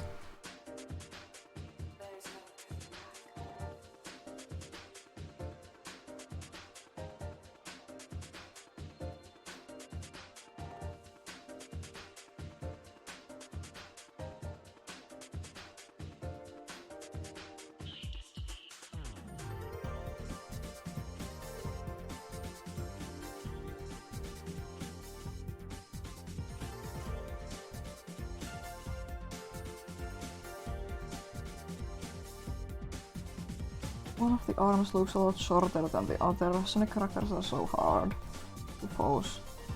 Proportions are difficult. I'm going to put his fist up here. Make it smaller. Okay, this is okay. This is okay. Yeah, it's Norgos. Yeah, this is one of the best Freedom Planet tracks. Stop, keep you're lying. Okay, I'm going to pick out some markers to underpaint this guy. Scoots, Raimani, can one of you link me a picture of Knuckles real quick so I can check his shoes? And I pick out some markers.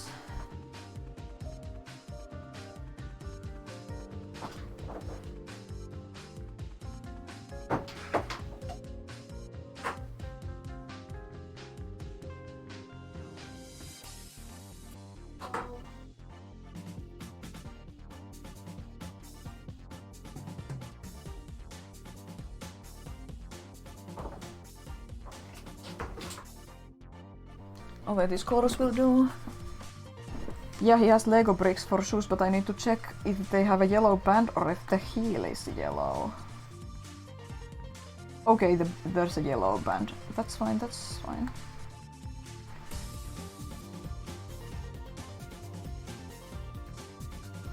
Yellow band for this. I don't know if I said that, but Knuckles is Scoots' favorite character. Good taste. He's not Shadow or Rouge, but good taste. And he's also not one of my favorite comic characters, but good taste. Also going to underpaint these parts yellow. Oh, forgot to use this to prevent bleed. Ooh, Spyro music. Rai, when are you streaming, Spyro? Spyro? Spyro?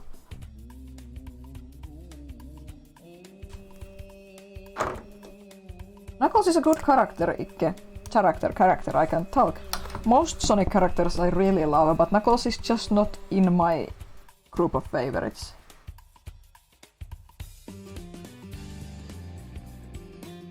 But like, I have my group of favorite Sonic characters, and then there's everyone else. And there's a very small group after that that is fine. And there's mostly just... That's mostly just Cubot. And maybe a couple other characters. And even Cubot is totally fine in the comic, I just happen to hate his voice actor. And I don't even have anything personally against the voice actor, I just hate his voice. Oh, this is perhaps a bit dark. This red, but it's fine.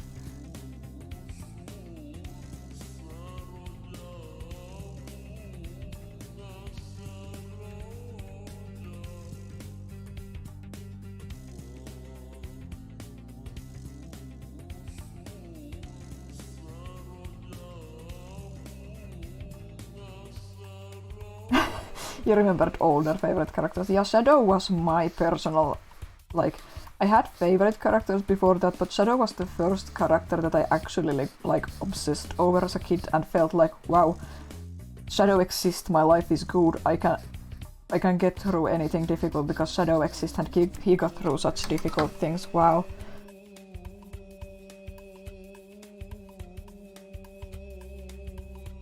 He's still up there as one of the most important fictional characters in my life, but there's some others now too, but as a kid he was the first. So he's always going to be special.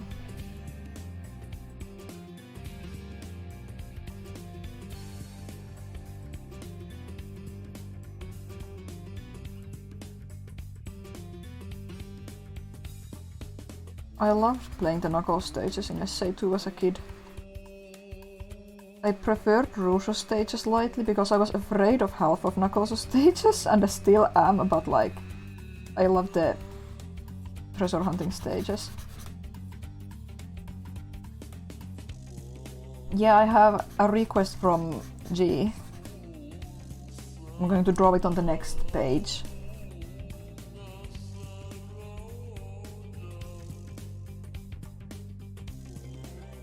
Yep, we're 50% there. If we get more requests or Patreon subs, I'm going to do a video game stream before Christmas. So you can see my doodles aren't super high quality, but I'm having fun and I'm drawing them live, so I hope that adds value. I'm trying to flex my ability to draw somewhat coherent stuff in non-erasable media really quickly. I practice sketching. I mostly sketch in markers when I work on a... Speaking of Sonic!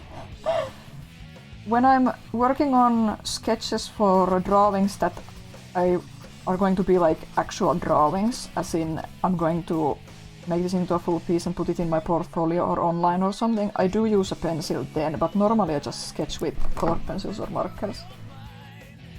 Yeah, I summon Sonic music. I'm going to put these markers away now and choose a liner for Knuckles.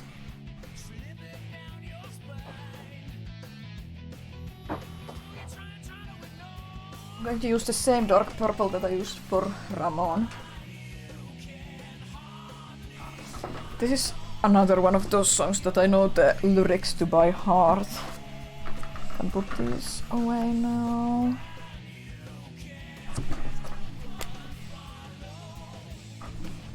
Move the camera a bit here. I should have probably added his red locks here too, but oh well, I forgot. I'll just make do. This is still the best Cross 40 song. Do you guys have a favorite Cross 40 song? I also really like Night of Wind. Probably my favorite after this, and then I think What I'm Made Of is third after that.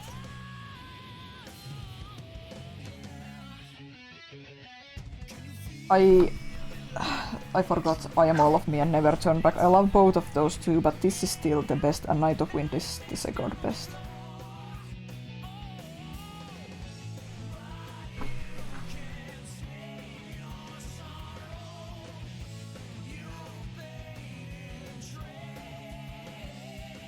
I mean, Roy, you have the same taste as me in this regard.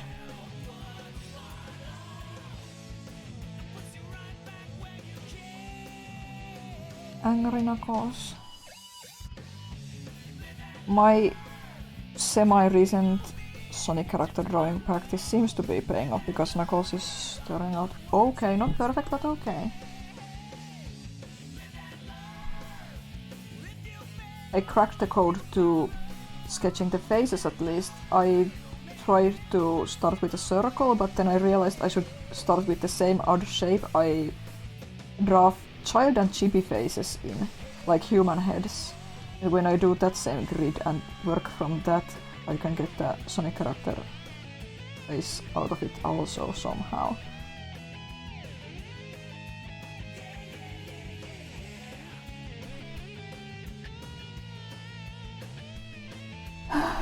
the shock of the secret final boss. I never even got there as a kid. Sonic Heroes was too hard and I had the sucky PS2 version.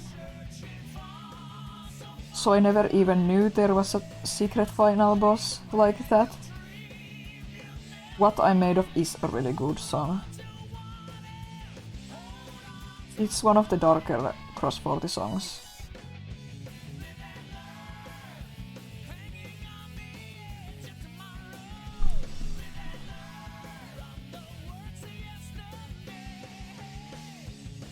Oh, you had the PS2 version too. Is that the version where the... I forget which version was the one with the bonus stages that are almost unbeatable. Is the PS2 version or the GameCube version?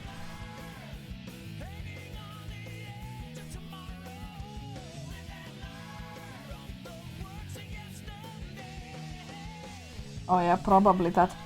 But also I could never as a kid even get to the bonus stages in the later stages, you know.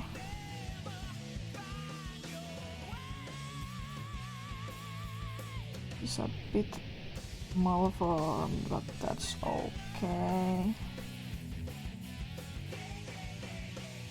Did you guys see the trailer for the Apple Arcade Sonic game, Sonic Dream Team? It's simple, of course, it's a mobile game, but it looks colorful and cute. I'd like to try it if it comes out on PC or something at some point. Yeah, the sheep seems like... I assume it's a he at this point. The new sheep character, his name was Ariem or something. Rem like sleep, something like that. He looks really pretty. Again, I assume it's a he at this point. Oh, I love this Kirby song, by the way. Yeah, Sonic Dream Team looks nice. I'm really glad to see how Rouge has been elevated into one of the core characters in the series since she's absolutely one of the best characters, and if they want to add a prominent female character, she's the best choice after Amy for sure. But I also love Cream, so I'm super happy to see her as well.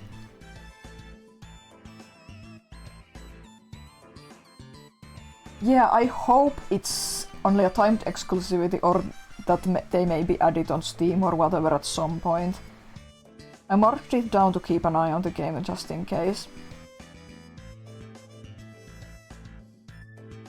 Is Knuckles able to take off his gloves?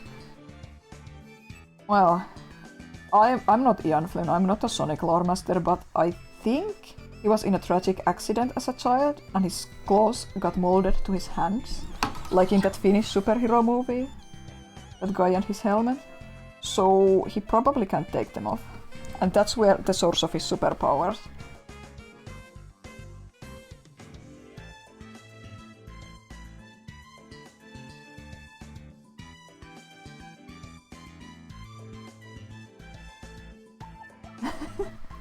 I'm not serious. I'm not serious. I like that you two trust my word on Sonic lore so much that when I said that bullshit you thought it was real.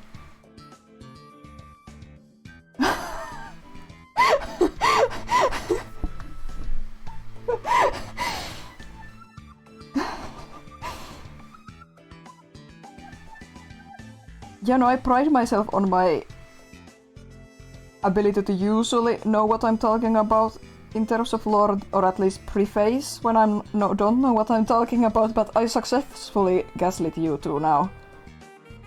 Which side is a thumb? Oh, that side. Yeah, there's a weird Finnish superhero movie called Rendel, where the main character's helmet is like molded to his face. Don't look it up. Or you can look it up, but don't watch the film. Right, Ken Pender's lore is way worse. Yeah, Rendell has like an asphalt helmet, I think. I watched the movie, but I don't remember anything about it other than hating it, and that, yeah, the helmet is stuck to his face. And it's a really grimdark movie. I don't mind grimdark necessarily, but oh, you can't even see what I'm doing. And it's interesting that I think it was originally an indie film, and then it was picked up by an American studio for a remake. But like, it's cool that they had an idea for a superhero film in Finland and made it, but it's not good.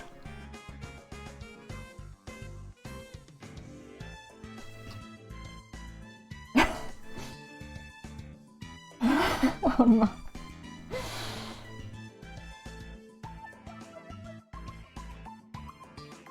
Yesterday, Ryan Snoots and I watched a compilation of the Blair Witch Scooby-Doo parody from, I think, 1999. It was pretty funny. We watched Blair Witch like last week, so now I get all the jokes, and we currently have a really stupid family joke that whenever we hear a strange sound, it's the Blair Witch. But the special was really funny. I have this thing that I didn't know anything about Scooby-Doo until last year. I started to watch a YouTuber called Billiam. Oh, I love this song. Yeah, it's the Blair Witch. I started to watch this YouTuber called Billiam, who has made a really good Scooby-Doo retrospective of all the shows and movies and specials, and he talked about this Mystery Inc. show from the early 2010s. And yeah, I watched this video and thought, this version looks like it's to my taste. It reminds me of Gravity Falls a bit. And it happened to be on Boomerang channel, and I watched it this summer and I absolutely loved it. But the problem is that the version is kinda different from all other versions, and I especially love Fred in it. And other Scooby-Doo versions, Fred just doesn't feel the same. So it's hit and miss to watch any other Scooby-Doo stuff for me, since I'm so attached to that specific version of Fred. But the Blair Witch parody was really funny, even though I don't like Shaggy's voice actor from that era. We also watched the recent-ish Scooby-Doo Halloween special. It was just called Happy Halloween Scooby-Doo. It was actually, I liked that a lot. We watched it because Scarecrow from Batman, he was just there. But it was really funny. Fred retained a lot of his Mystery Inc. characterization in that. And they even had references to Mystery Inc. specifically in it, so it made me happy. And also Scarecrow was like inexplicably epic in this random Scooby-Doo Halloween special. I recommend that. It's a fun movie. What if Knuckles has to open a chocolate wrapper? What then? I think he can do it with his teeth. He's probably learned. In the Twitter takedowns, I think Knuckles explained how he's learned to type with a computer with the spikes on his knuckles, so I think he's very skilled, you know.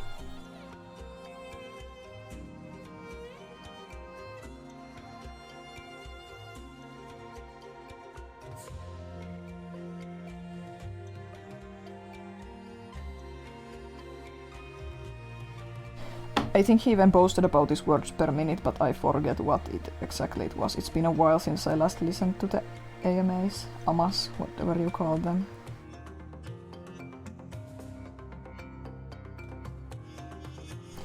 Okay, this is actually pretty good even if I do say so myself. Now I'm going to put the marker away and get some colored pencils to finish up this Knorgel.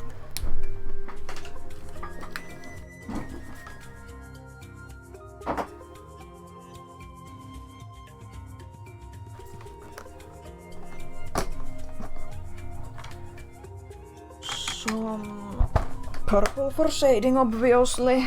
Let's see. Purple here. Purple is my favorite color and it's super useful.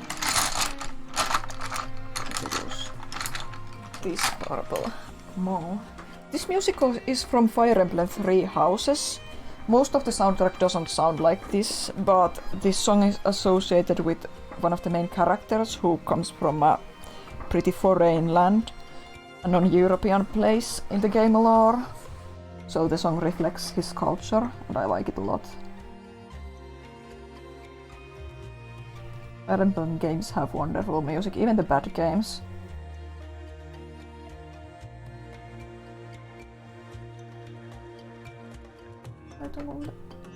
Purple is the best color, yeah. My second favorite color is like minty green or aqua turquoise, however you want to call it. It's just turquoise in Finnish. But I like most colors. I really like to use red in art.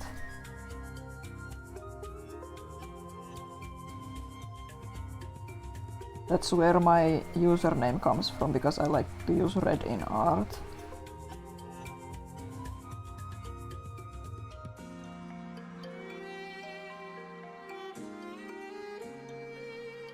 I think I'm bumping the camera with my clavicle, but oh well.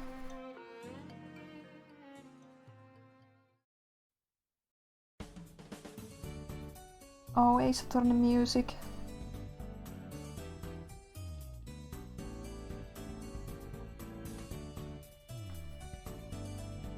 Yeah, this Knorgel is like inexplicably good. I'm putting way too much effort into it, I think, compared to those other sketches, but I can't help it. I see a Sonic character and I just want to draw it well.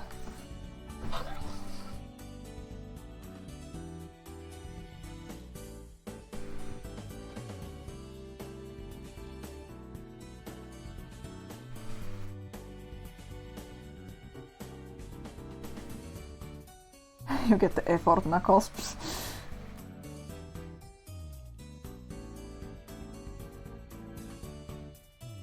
There is some room on this page, but I'm not going to add more characters here. I'm going to fill it with filler by myself at some point.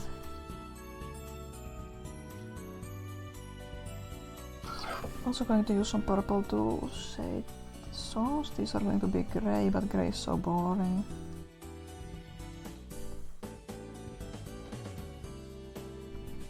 I forgot to line that part, but it's fine. I'll just boop, boop. But yeah, I was talking about Scooby-Doo right now for some reason, but like I'm super addicted to Scooby-Doo Mystery Incorporated. Oh, this song, nice! Fred from that specific version is one of the most relatable fictional characters I've ever seen in any media, and it shocks me in a positive way. I'm going to start doing research into any Scooby-Doo specials or whatnot that have any of the same director or writing team as Mystery Inc. had, just so I could maybe find crumbs of that good Fred elsewhere.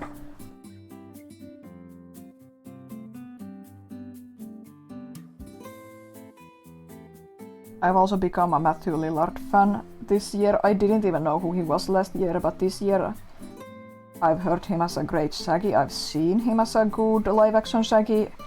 I saw him in Scream. I really liked Scream.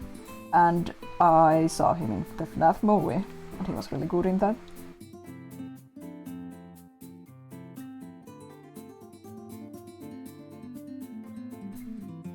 Okay. Now we're going to turn the shoe parts. Knuckles has green. Guys, do you want to guess what game this song is from?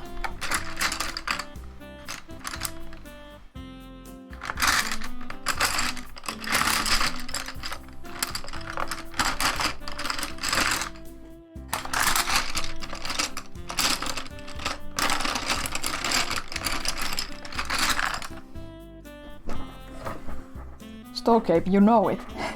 You guessed it. You got the number wrong, but this is from FNAF.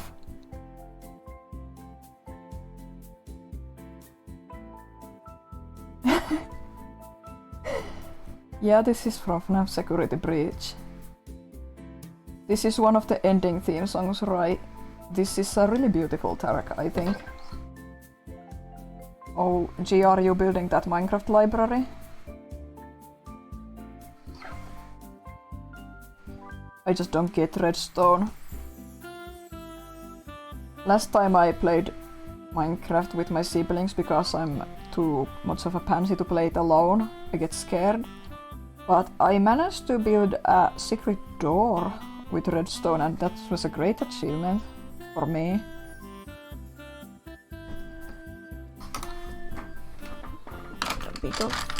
You know what? I'm going to use red for Knuckles highlights.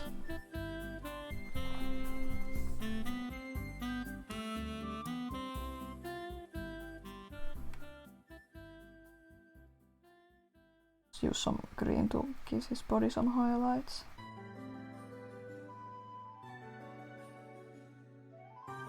Awesome Zelda music. I just started to watch RT Games Zelda Tears of the Kingdom playthrough. He's one of my favorite streamers. He's a funny Irish lad. Really good sport.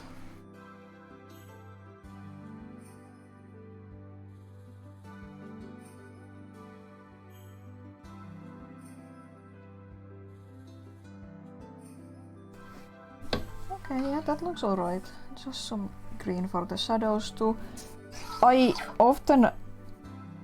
Oh, I forgot to say this hand spice, that's fine. I was about to say I often just use grey for shading white, which is something I should try to learn out of, because white reflects other colors. And I have a really bad habit of overshading, making my shadows really dark and midtones and highlights lacking.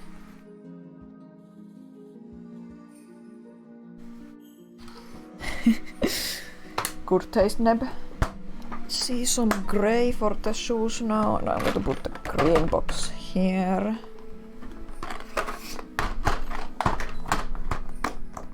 I tried to include mostly chill video game music that I like here, but then there are a few songs like Live and Learn and shadow game music and whatnot. But the focus was on chill songs.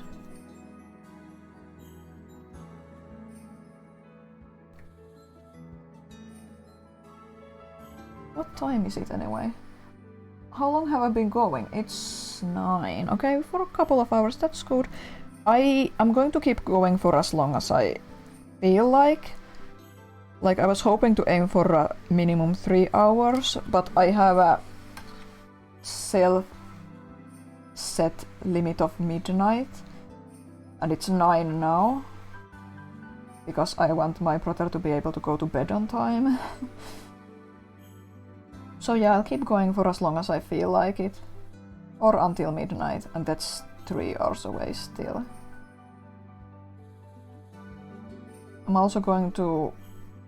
I'm recording this. I'm going to put this VOD on my YouTube channel afterwards, after I've made sure the quality is okay.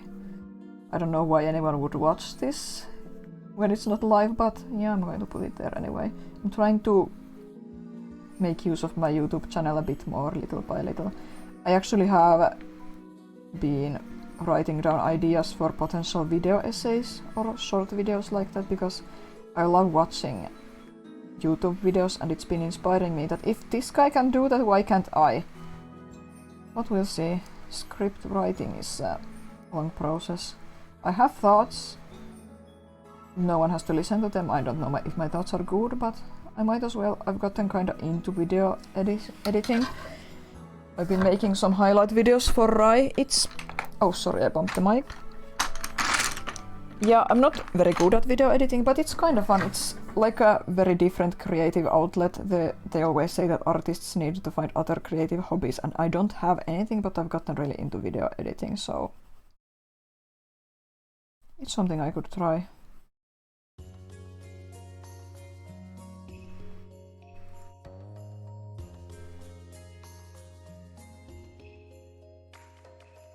Secret doorway. Oh, good luck with that. You play video game? I do play video games, but I don't know if that's so much of a creative hobby. It's more like I put my heart and soul into this video game and I break my wrists. This is what I say. I'm overshading him. I need to stop. Just gotta shade the muscle and muzzle and add a bit of red and he's done. Putting too much time on Knuckles, but then again there's only one request waiting right now, so I guess it's okay. That's too light. I need a darker tone.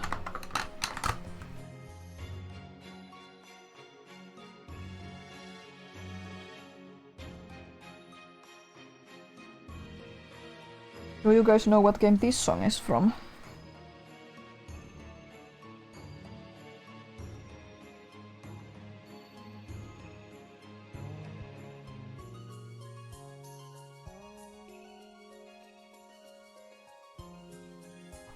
Yeah, I added glitter to the pony because I love using glitter markers even though they don't scan well. I like to use them any chance I get. Let's see, so let's use this. Scoots is pretty close. This is from new Pokemon Snap. It has a wonderfully beautiful soundtrack, but you don't listen to it when you play. I don't have the game, but I've been watching streams of it. I would like to buy the game, but I'm poor. Your donations are not going towards anything useful. I did lie and say that Raimom's donation is covering my phone bill from the month, but actually this money is going towards my Springtrap plushie.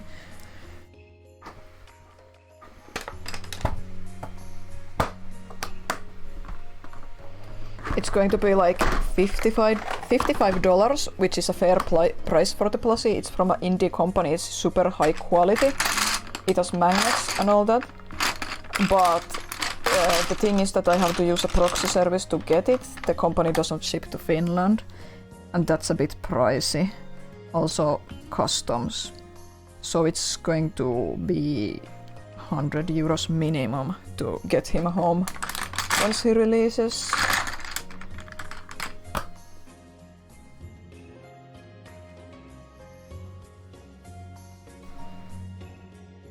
I forgot to shade the bands, but that's fine. I'm just going to add a bit of orange there. Already spending too much time on these knuckles compared to what I'd like. Because there's another request waiting. Okay, and then just a bit more red for the shadows. Knuckles is a special boy, you're right.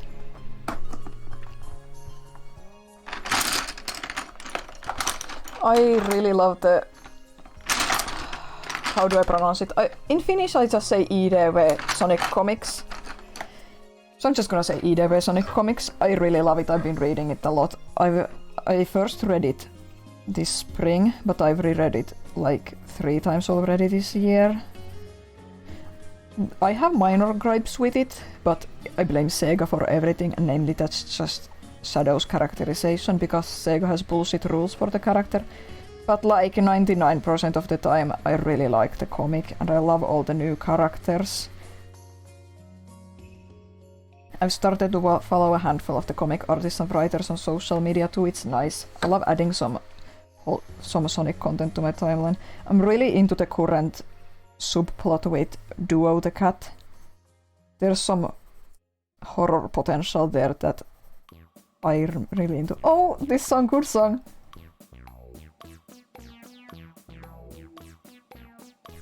But yeah, there's an ongoing kind of creepy plot element going in the background in the Sonic comic right now, and I really like it. I love the villains in the comics. They're so interesting and different from what we've seen in the games. And since the story is in a comic format, they can tell more character-focused stories where it's not all just action, because in games you of course need action. Like there's Whisper's got a really touching character story, and there's some non-action characters like Jewel, and it's nice that they get to showcase that in a comic story format, that not every character is a fighter, there's other useful skills for characters in this world and places for them to have their own adventures and stories. It's not always just stopping Eggman. Okay, I think this is right. Who is Grambagulos? I don't think I've heard of this character. Okay, here's Knuckles. I'm going to leave these empty spots here and move on to the next page to do G's requests. I'm going to double check. Remember, you can request me to draw characters. That's okay, Akara, I appreciate the thought. Did you have fun at Comic Con?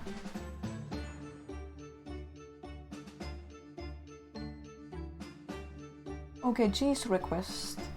I'm actually going to look up a reference for this on my phone, I think, so I can look at it at the same time as I look at chat. And I'm going to have some water.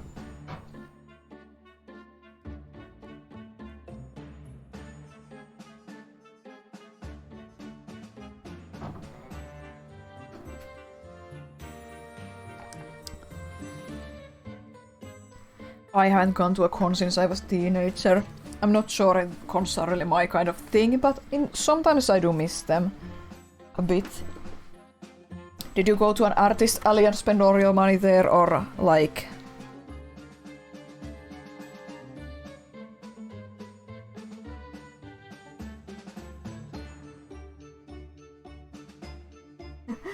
Figured, yeah, that's where I always spent all my money. On the 3-4 cons I went as a kid. Okay, I suck at using my phone. I can't use a phone for anything. I'm really old. I'm trying to Google a picture. This isn't working out. I'm going to ask Scoots or Ride to do it on Discord. Because I don't want you guys to know what I'm going to draw. Actually, I can just Google on my own, but the problem is I won't be able to look at chat while I look at the reference. Oh well.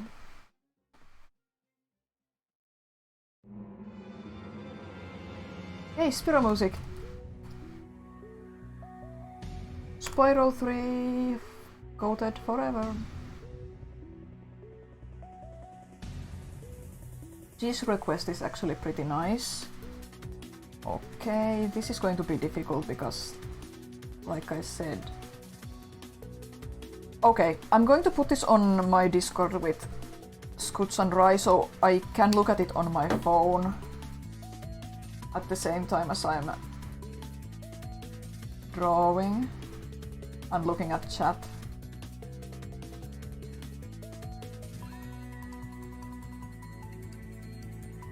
But you're going to have to guess what it is.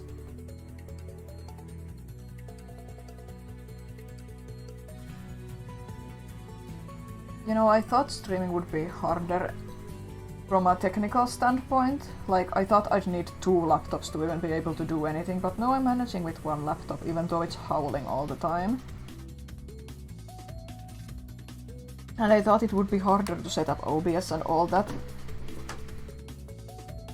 Now I can look at a reference on my phone. Again, this is just a doodle. It doesn't have to look amazing, but I don't trust my memory with this character. Okay, I'm going to put it under my microphone here. Okay, and we're going to use a green pencil to sketch this. Let's see... What's a nice thing to use?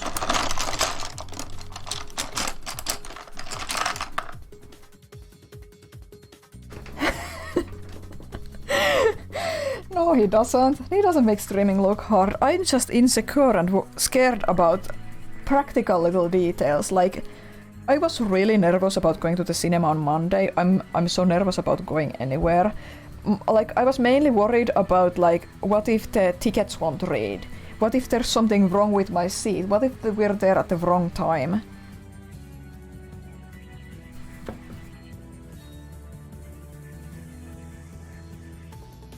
Try to guess what this is.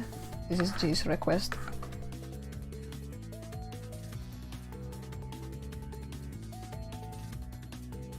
But yeah, with streaming I was really worried about, oh my god, how are you going to set up the microphone? I don't have my own microphone, I'm borrowing Rice.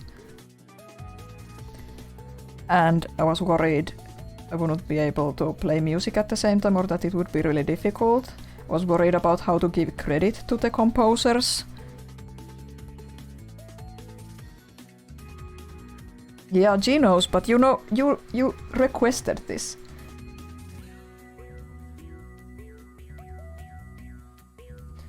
Scoots and Rye were spoiled because I put these images on Discord.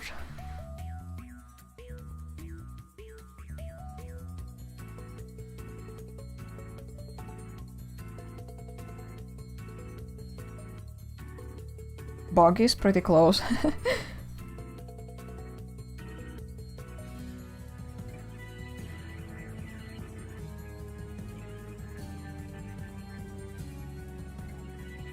I've tried to draw some similar stuff this year, but it didn't go anywhere.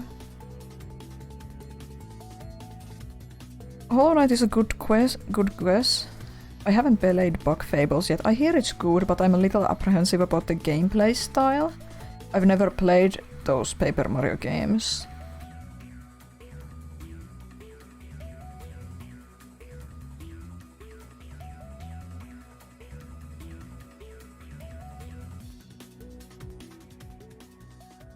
Oh well. These are kinda peppermint fight proportions. Oh hell yeah, good song time.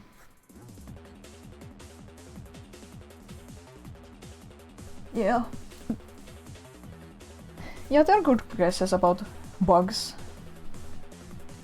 Let's see.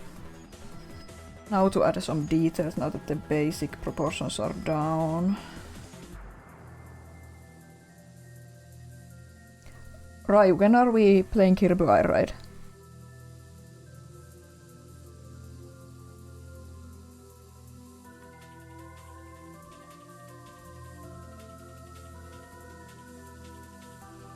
I love that this song has like throat singing. It's going to start in a bit. It's such an unique instrument or way of singing.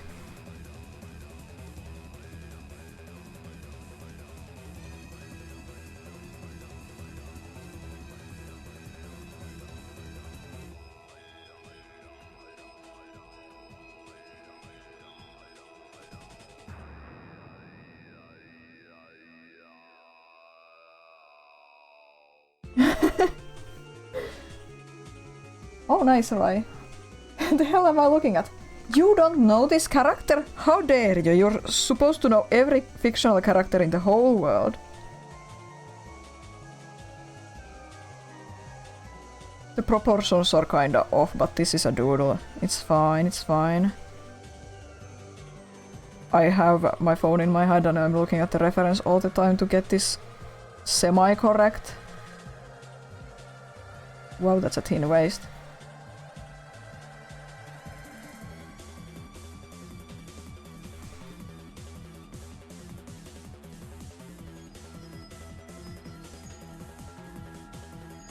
I'm going to tell you what it is once I finish my sketch, if you don't know.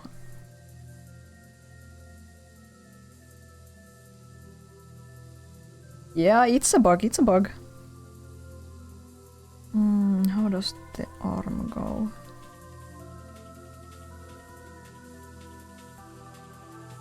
This is actually nice. I've never drawn this character before.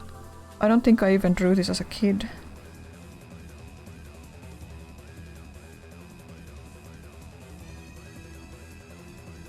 How many pingers? Let's see, 5. Good.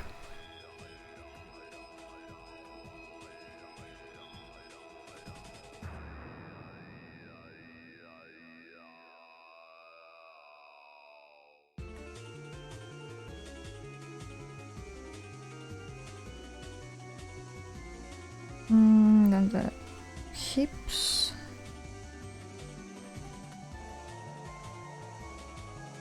And thighs.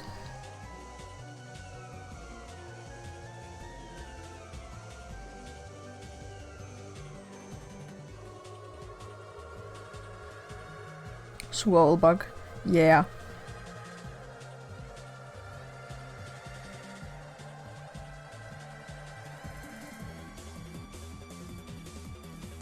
The feet are going to be smaller than in my reference, but because I like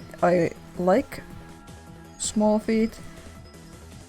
It's a nice aesthetic, but also because I want to fit them here, and I think they look good with the big hands.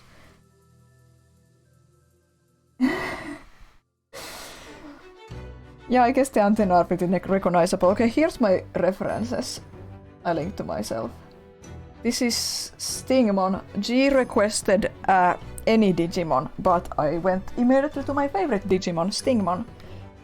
He's been my favorite since I was a kid. Now I'm going to pick out a couple of markers for him.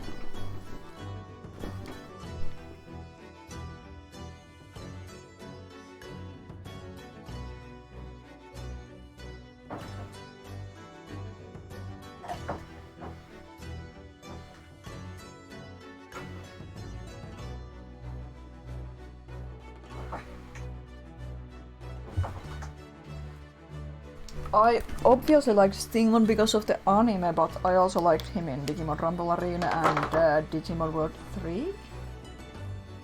I have seen a bunch of Stingmon. It's awesome. I'm so sad that it doesn't appear anywhere outside of the card game. Bunch of Stingmon is so cool. In all the games, Stingmon just evolves into different Kuwagamons, and that sucks. Bunch of Stingmon is cool.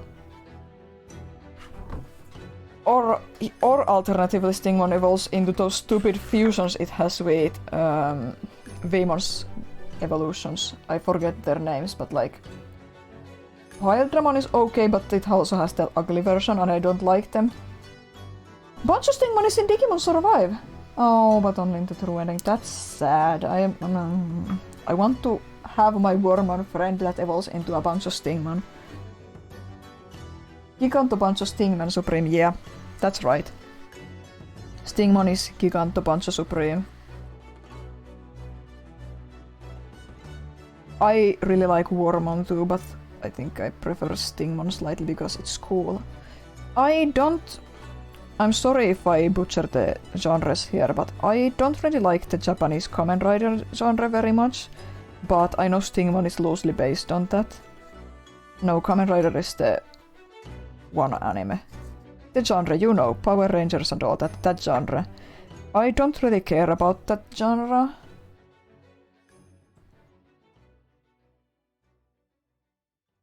Yeah, I don't really like that genre, but I really like Stingmon, and I also like a lot of the insectoid Pokemon, bug-type Pokemon that are explicitly based on that genre. Like, I really like Ledian.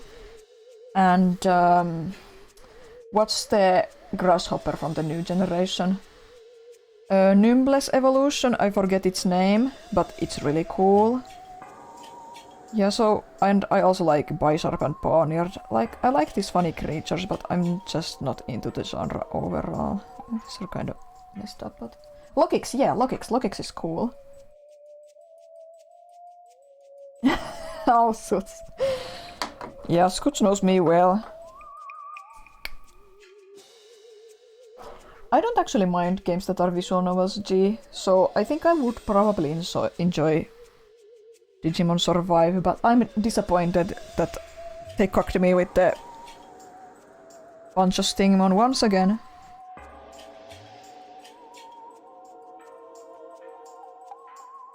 At least they did...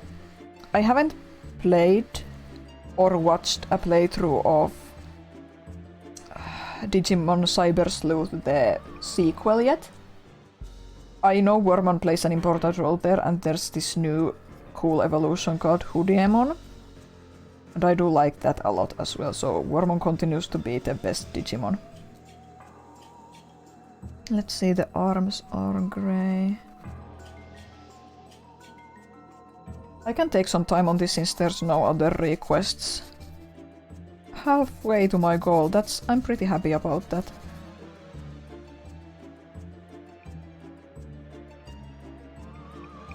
Some spooky Rayman music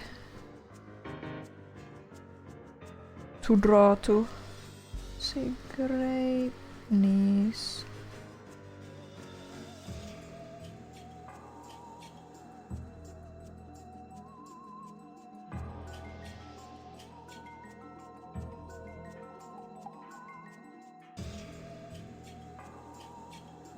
Oh yeah, you're right, Hacker's Memory isn't a sequel, it's set like at the same time as the game. The first game, if I remember correctly. I think he has 3 stripes here, but I'm just going to do 2. Because the feet don't fit.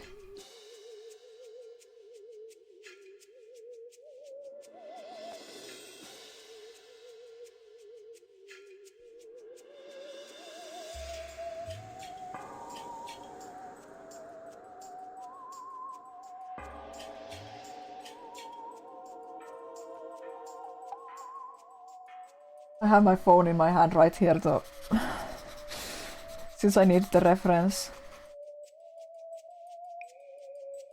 Since I wasn't confident at all in making a... This wouldn't have looked like anything if I didn't have a reference. Reference. I can talk.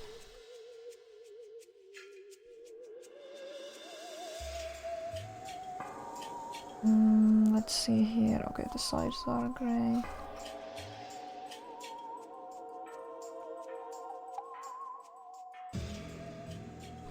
Let's see.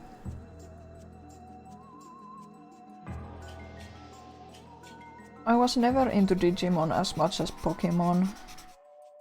But it has its moments. I like it more again now as an adult, but as a kid it kind of... There's no good English word for what the feeling I'm trying to describe.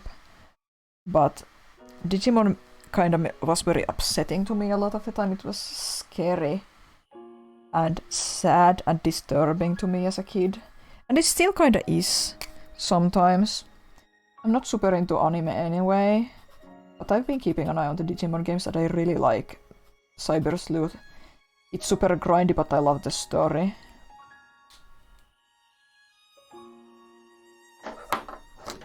Here's the grind. Yeah, I do like that Digimon is now... It's kind of grown up a bit. Yeah, dark story. I heard it's a dark story. Yeah, I appreciate that Digimon has grown up a bit as a series, because the fans are now older.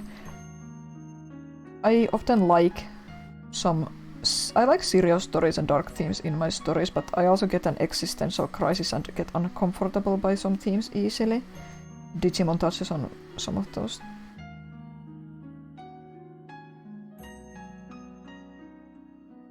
Well, characters dying in Digimon isn't necessarily anything new, but yeah, I get your point.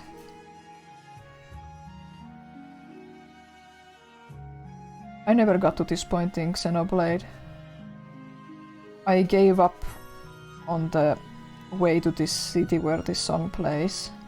I just wasn't enjoying the gameplay anymore and got stuck on a point where I would have had to grind to get 10 more levels. But I did get further in the game than I thought when I watched a full playthrough eventually.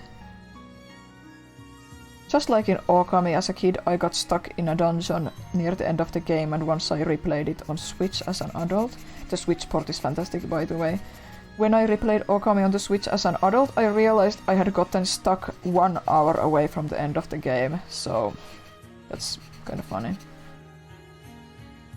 But I had the Wii port as a kid, and that port isn't great. Replayomon, yeah, he always dies. Have they subverted that yet?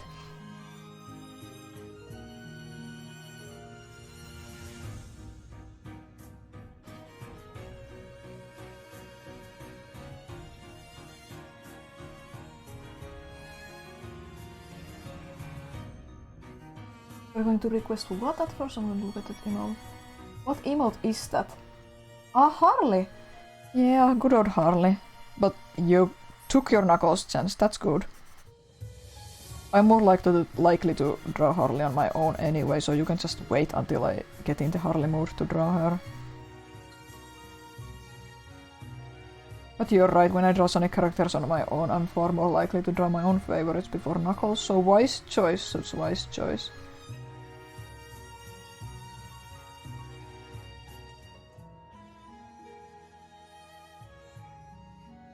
Okay, this is decent, let's line him up. I actually don't remember Wizardmon's death. I was surprised when I rewatched it at high school with some school friends I had at the time. I didn't remember Wizardmon dying at all.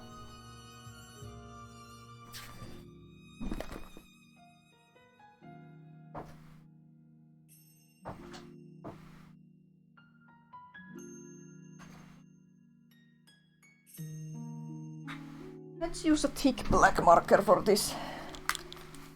I say thick, this is 0.3 millimeter line.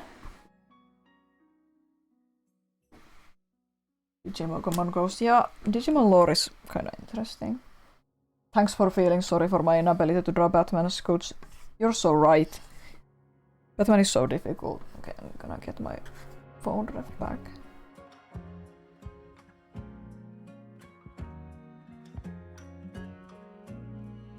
Oh, another Beyond the Frame song. Please do check that game out if you're at all interested.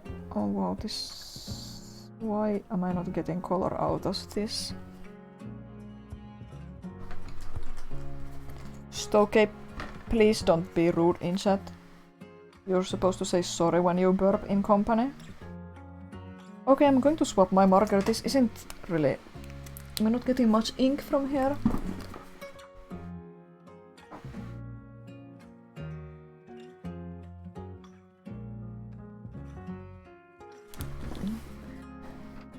Let's swap over to a 0.4mm marker.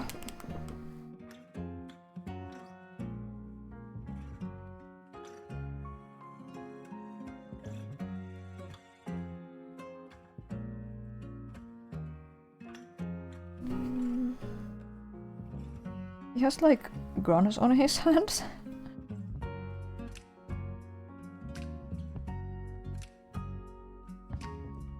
Some spikes.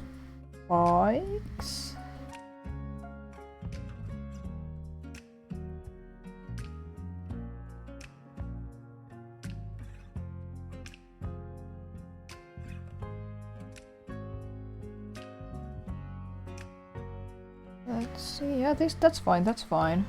This is just a doodle, it doesn't have to look perfect. I'm going to draw a perfect Stingmon some other time. 5 fingers. I wonder what the... Okay, I can see what his hand looks like on this side. Yeah, Digimon games are super varied and I kinda like that. Also, I've noticed that most, if not all, Digimon games are really grindy. And that's not necessarily a bad thing, but I'm someone who doesn't have so much time for video games anymore. It sounds ridiculous because I work from home and all that, but like, I just don't have the time and energy for very long games. So they have to be a really special game for me to spend a lot of time on them now. And also my hand health is weaker.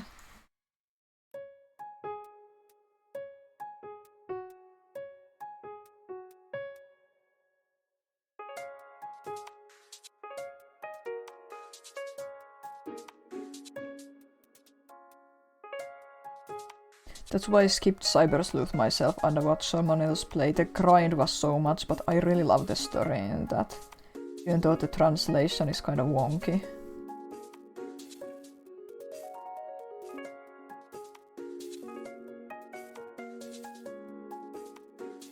Another Kaliko song. The soundtrack is really pleasant even though this game is unintentionally scary. You should go check out the composer on Bandcamp, I think.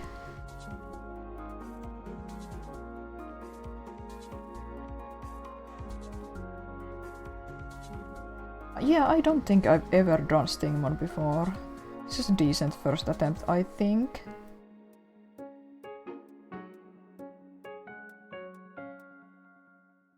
The body shape is kinda exaggerated. I'm not super confident with drawing really buff characters, but this is like a mix of a bug with an armor that's only reminiscent of musculature, and the proportions are exaggerated, so it's working out well.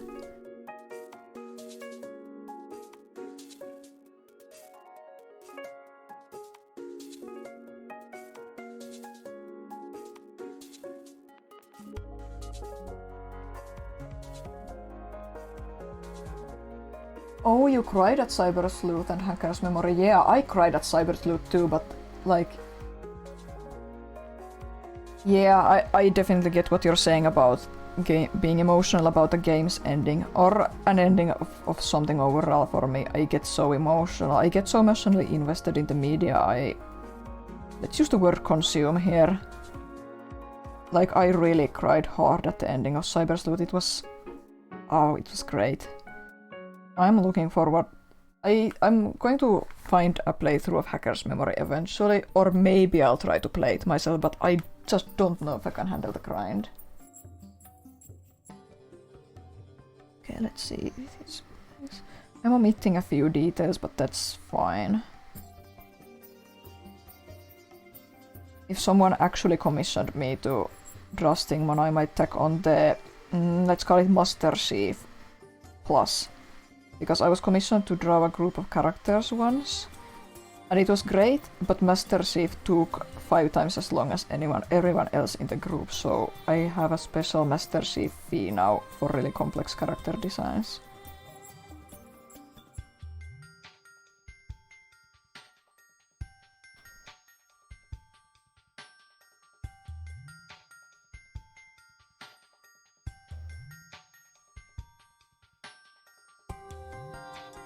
Actually, no, Stingmon isn't as complicated. These references are good enough. I'm just trying to do this fast.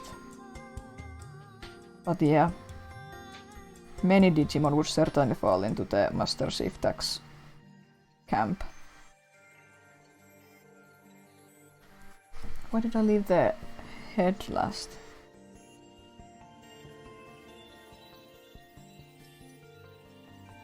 This song is from Xenoblade Cross, but for some reason it reminds me of Klonoa, even though Klonoa has no songs that sound like this.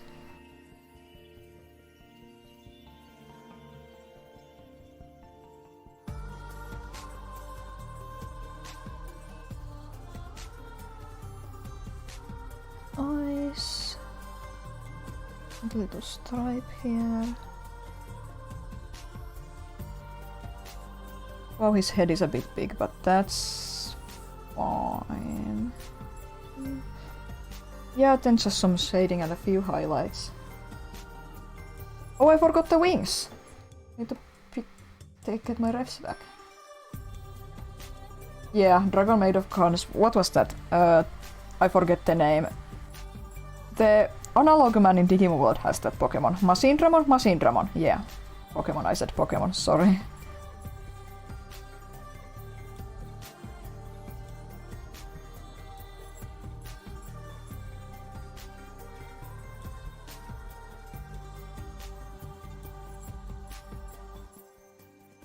These wings are enough. That's enough. There's a lot of dragons made of guns. Okay. I must have missed that one. But yeah, Machine Dramon is the one I know.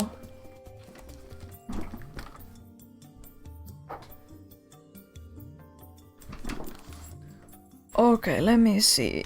Green.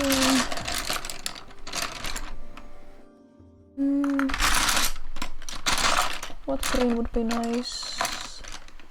Let's use fur green. Oh, Below Zero music. A song called Below Zero. I love Below Zero so much. I was rewatching the Below Zero playthrough highlight video I made for Rai the other day. You should go check out Rai's YouTube channel. I'm really proud of that highlight video. Not to plug myself or anything. Love Below Zero so much.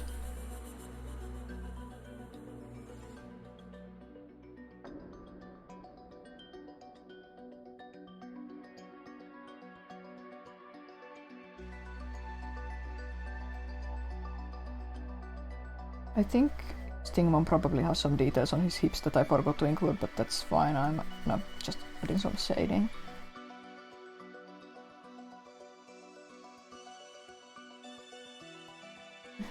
You love watching people draw? Me too. I love watching traditional art videos on YouTube. I'm so sad that this one Korean artist who used to put videos there, who is one of my art inspirations currently, they stopped uploading videos and now they just make shorts and put them on Instagram and TikTok too and YouTube shorts. They're just no fun, like 30 seconds of art and it loops. I hate it, I'm so sad.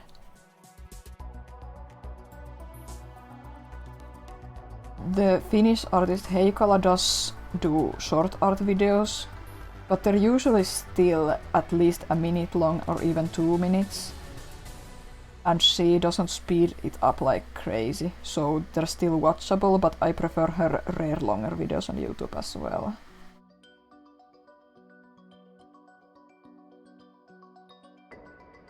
Face holding back tears. Yeah, I can never find it in emoji menus. I just go to the emoji database and copy it. Face holding back tears is my favorite emoji. Going to use this for grey. Did I say I love Below Zero's soundtrack? I probably said that 5 times already. I know Subnautica's soundtrack is iconic, but come on, Below Zero's soundtrack makes me like shiver just listening to it. It's so good. And some snipper clips after that, fun. I love the... I'm not going to imitate it, I can't imitate it. I love the monkey sound instrument. I think it's a drum or percussion called cuica with a C.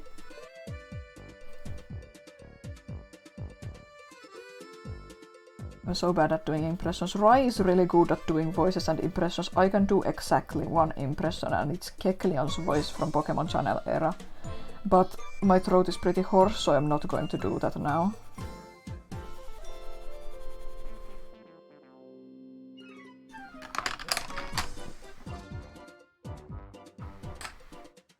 Yeah, right, I agree. We just had a long talk about TikTok and TikTokification of culture and internet with Rai and Mom yesterday. It is what it is. You can't fight it, but I just don't like short videos. Of course, meme videos are fine, but even then I don't like watching short videos. I like watching compilations of short videos rather. And like really short videos can give me anxiety, especially if they're sped up. Even on YouTube, when I see a video that's like less than 20 minutes long, I look at it like, this is so short, is it worth my time if it's so short? But I do watch shorter videos, of course, too. I think that when I'm going to try to make YouTube videos, I'll probably also try to make them on the shorter side, at least at first. But I really like longer form content, and like 20 minutes, a sitcom episode length is pretty nice. A 30-minute long video is nice. An hour long video is nice. A 5-hour long video is nice. Oh hell yeah. Good song. Are there any ASMR style drawing videos? No talking, no music, no speeding up. I'm sure there are, but I don't know anyone who makes them. Watching your YouTube videos at 2x playback speed. I sometimes do that, not very often. Oh no. Yeah, I sometimes slightly speed up a YouTube video if I'm in a rush, like if I want to finish a video before I go to bed, or if the person is talking very slowly, but not usually, and even then I usually tend to just put it 1.5 times speed if I speed up a video, but generally speaking I don't like to speed up YouTube videos. You considered requesting Vicar Bottom, that's a good choice. I didn't used to watch any YouTube, now I watch it like on a daily basis.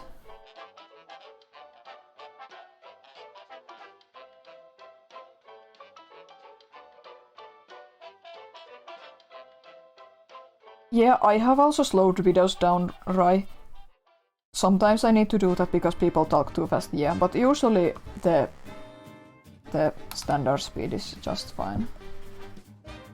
Oh hell yeah, another one good song. Item some... Let's use some blue for the claws this time.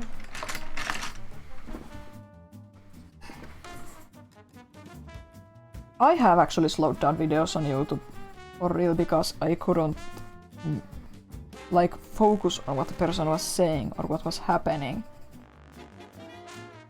I couldn't make out their words.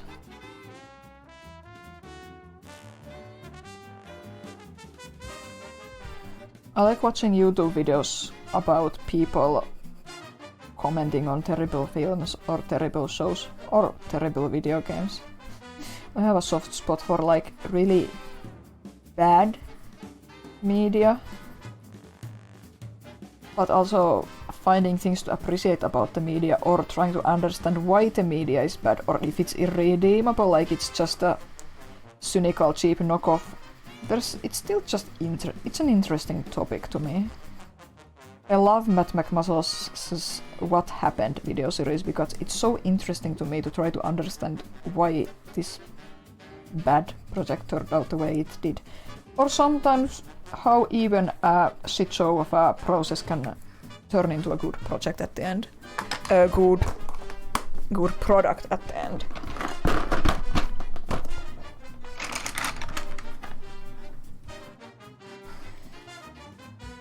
I do watch a variety of videos too, but mostly it's commentary and video essays. I don't really watch traditional reviews anymore.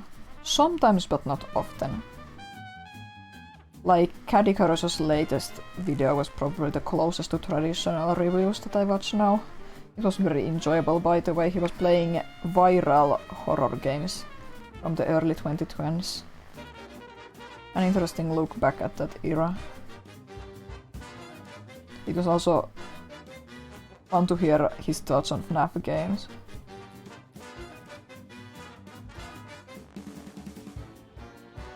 Yeah, I like longer videos. I fall asleep to YouTube videos nowadays, and longer videos are great for that. I've always been bad at falling asleep, and my mom can vouch for this, like even as a baby.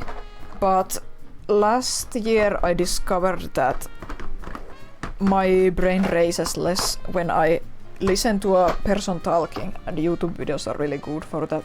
They do help me fall asleep and not have my brain go on overdrive when I try to sleep.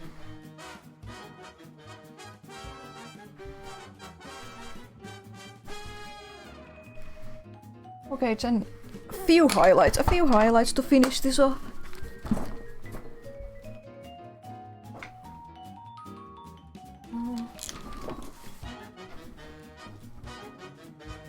Yeah, I'm not really good at listening to music. This is a weird thing, but I don't know. It's a weird thing. I tend to be really emotionally invested in music, and music can make me anxious really easily. Secret piston door, congrats! Now no one can get in your secret room.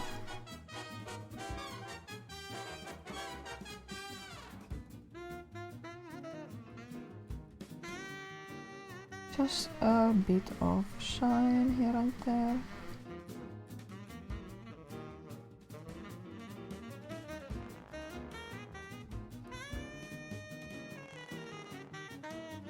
I think we're done here. Thanks for giving me the opportunity to draw a Stingmonkey. There are no more requests. I'm going to check my Patreon just in case, but I don't think anyone has joined it. But we will be spinning the wheel, since no one else has requested anything. I didn't think we'd get to 50%.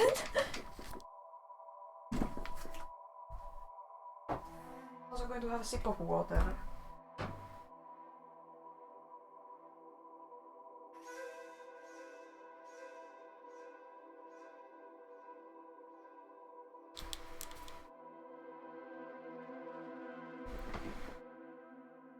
Ah yes, more Subnautica music. What is the best Kirby ride vehicle? I've always been partial to Swervestar. Even though it's super unique, but I also like Slickstar for some reason and Shadowstar. But I like Swervestar. I know I'm right, but yeah.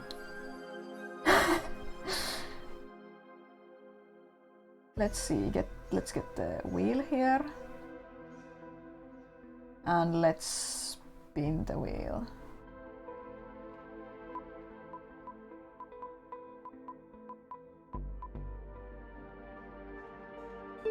Oh, so close to Sonic. So close yet so far. But this Ace Attorney. King Dedede is qualified as a vehicle, yeah. This does give me the opportunity to draw one of my favorite Ace Attorney characters that I've never drawn before, so... Let me see. Draw the what, right? Draw the what? Let me see if I can figure out the internet on my phone now.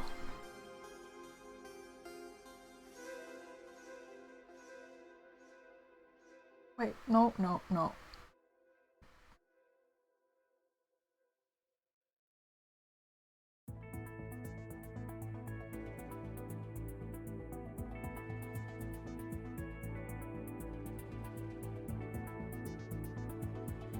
Oh god.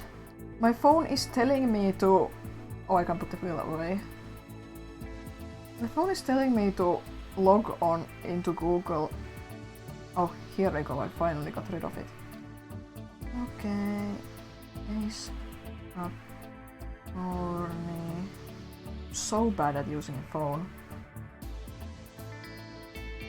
Okay, Rai has guesses.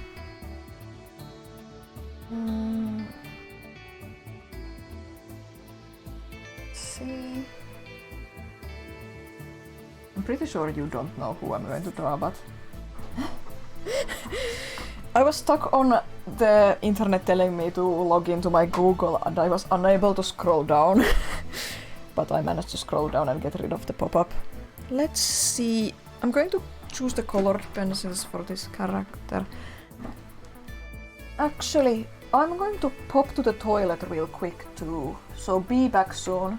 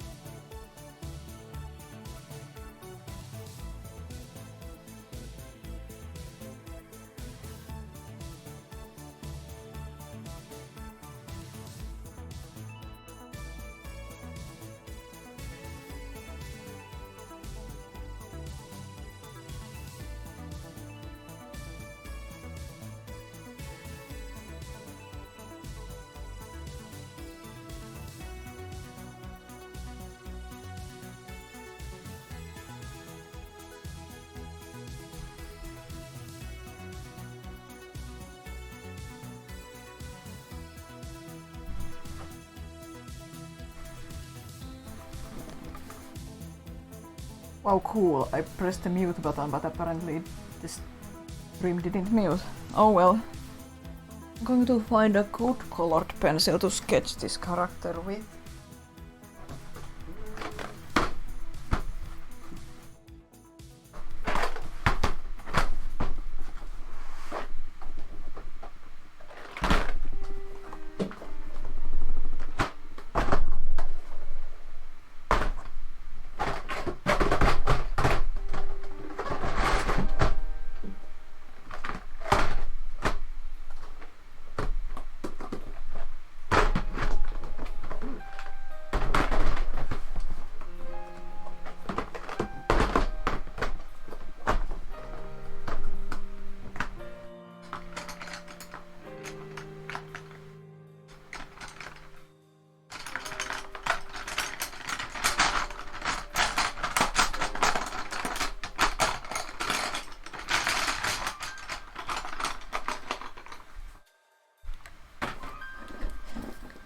It's kinda nice to just hang out and draw and talk about nonsense.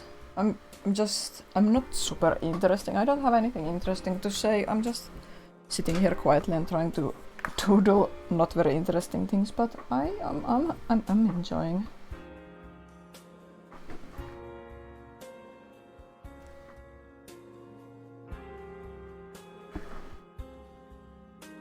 Yeah, it's chill.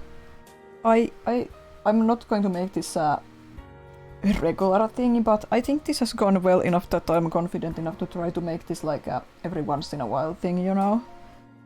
like this is a late birthday celebration. Like maybe I would like to do this again next spring or summer perhaps. And maybe try to stream a video game or two at some point as well. Okay, this is probably going to fill up the rest of the page, but we'll see. Try to guess the character, but you probably won't. Character from Ace Attorney. I've never drawn this character before, so this is going to be interesting.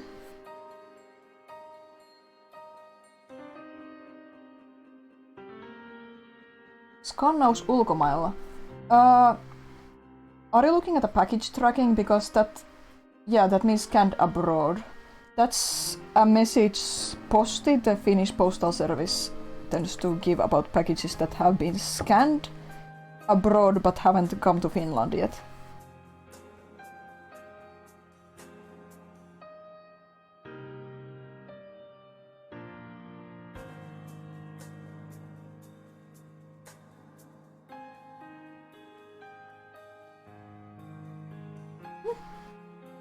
I don't know what that means. I'm sorry to hear that.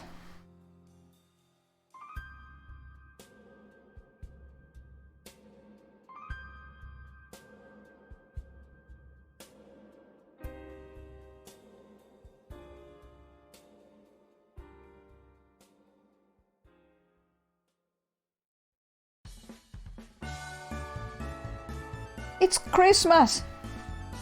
It's Christmas! Let's see my reference. Guys, in my family, my birthday is at the end of October. And in my family we start to celebrate Christmas the day after my birthday. It's nice. And it's just low-key, but like, who wants to rush all that Christmas stuff in 24 days when you can start baking gingerbread cookies a month ahead of time and start making rice porridge and start watching stupid Christmas films and play Michael Bublé and just chill. Put out some candles.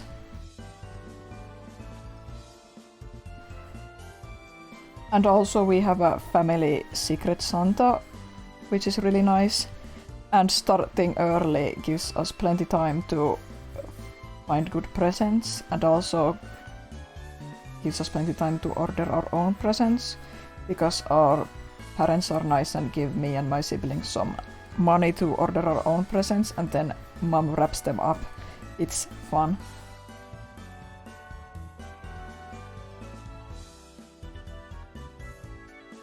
Is this the dude? What are you saying, Scoots? Do you somehow know who I'm drawing?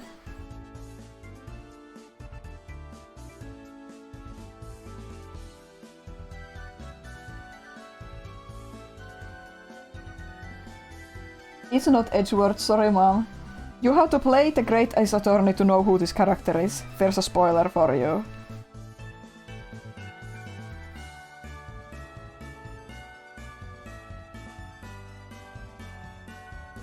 God, I think I didn't draw him thin enough.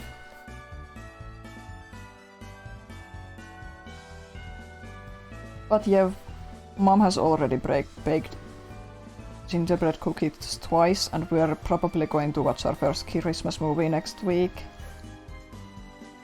for the year. And we're building a little Christmas diorama inside an old dollhouse on the bookshelf in the living room, which is really nice.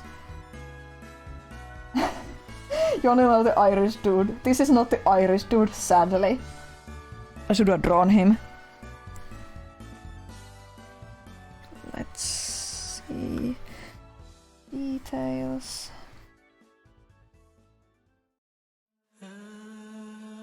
Oh, Fire Emblem music. Singing jump scare.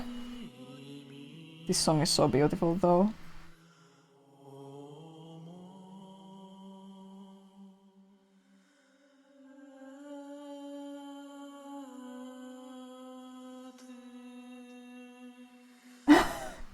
Right, I know what you're talking about, but did you put that in the wrong chat?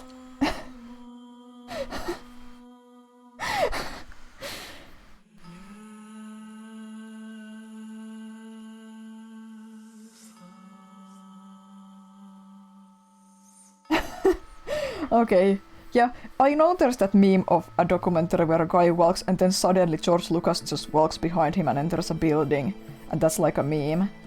Because he's just in the background, but it's obviously George Lucas just there.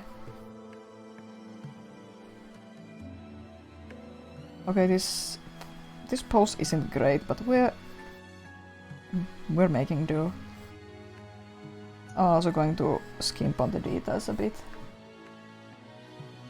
Even though there are no requests in queue and I could spend time on this, but I'd like to draw as many characters as I can.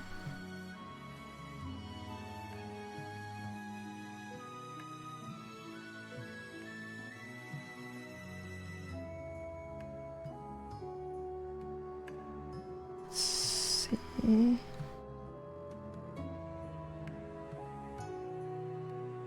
I need to look at my ref closely now.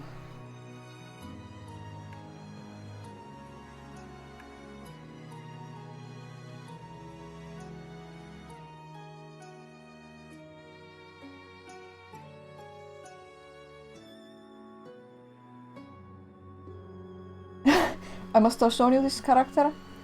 Yeah, I know I have shown it to you.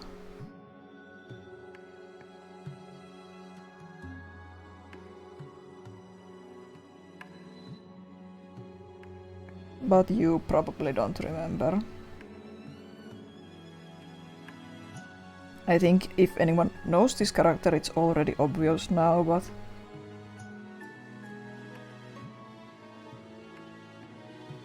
not enough people played Great Ace Attorney.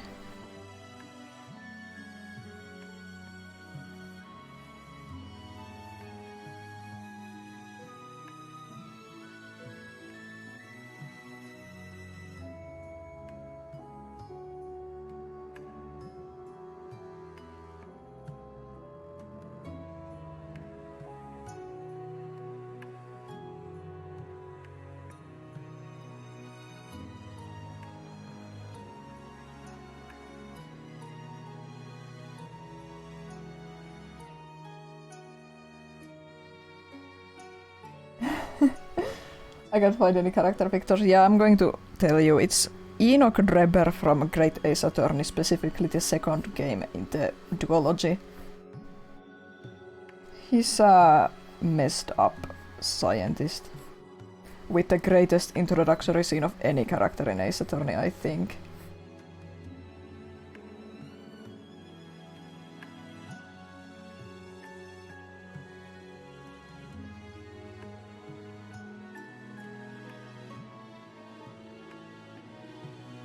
I don't want to spoil it, the scene, but it's amazing, it's amazing.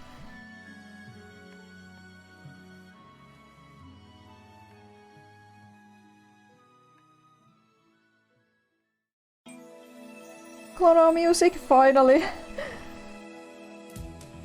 The song of my childhood.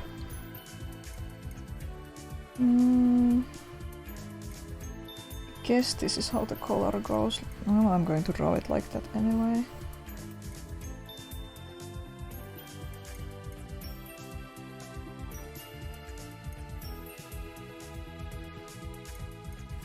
I love Clona so much. I'm so happy that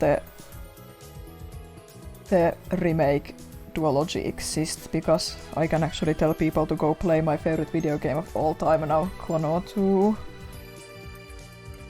I can't believe I just discarded the game on the demo disc we got with PS2 when we were kids. That's so funny.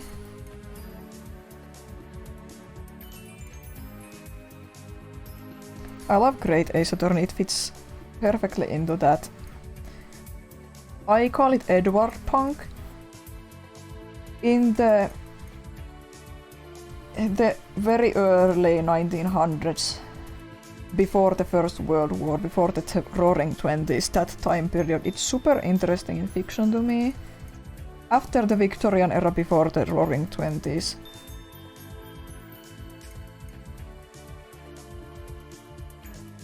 Yeah, same demo disc that had the Jack and Daxter music video specifically.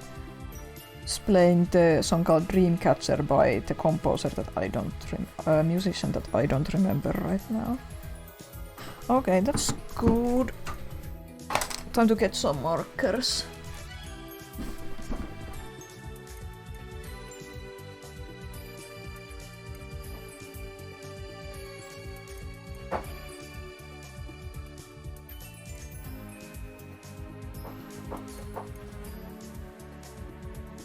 I need lots of grays for this. This yellow will go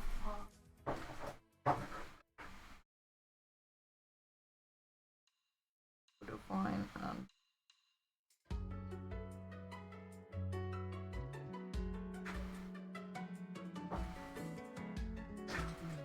a cold gray, that's okay.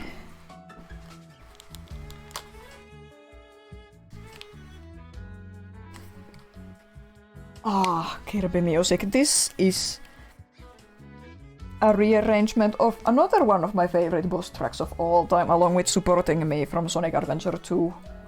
My other favorite is, well, this song, Queen Sectonia's battle theme from Kirby Triple Deluxe. The song kinda has different names depending on the composer, but usually it's... I forget. Eternal Flowers in Moonlight or something like that usually. And my third favorite boss track of all time is Cursed Leorina from Clonoa 2. I don't know what order I'd put them in, but those are my favorite boss tracks of all time.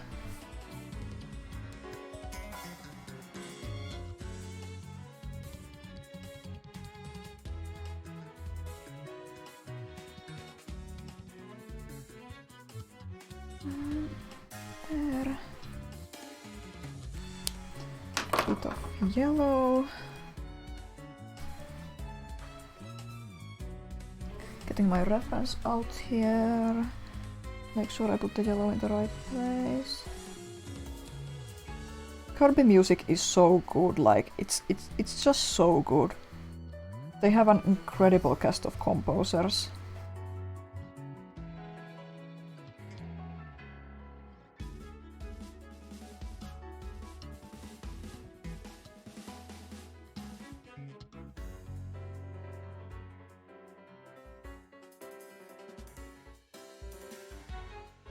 There's a really beautiful arrangement of this on Kirby's 25th anniversary CD of this song specifically that's actually accompanied by a professional opera singer. It's so rare to get music with singing in Kirby.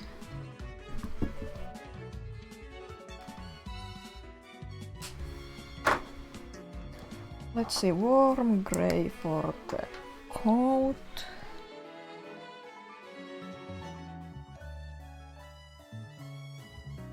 The overcoat rather, hair goes like there.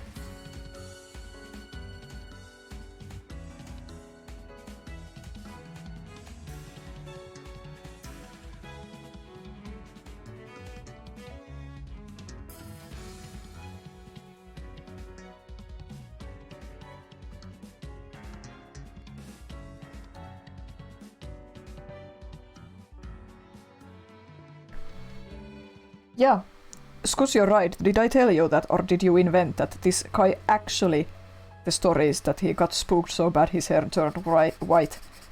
Like, that's part of the story. Ah, you found the wiki, okay. Oh, singing jump scare.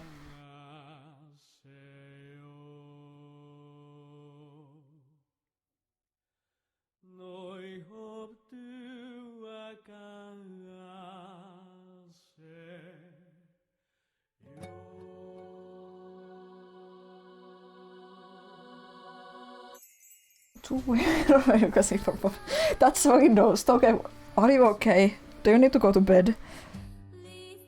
This isn't from Fire Emblem, right? This is from Artoneli. Got that weird JRPG series that's extremely horny but that has incredible music.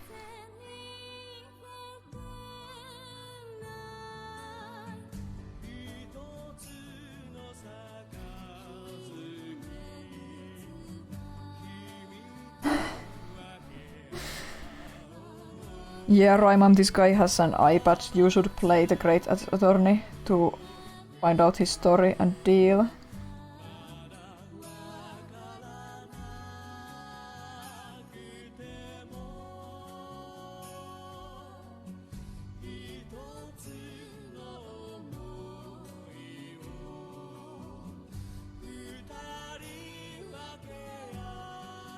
I don't actually know who with what kind of Japanese singer is singing in this, but yeah, I get you. So it's so easy to find. In video game music especially, there's a lot of beautiful tracks with female vocals, but beautiful male vocals not so often. I'm sure I can find out who the singer in this track is if I Google, but...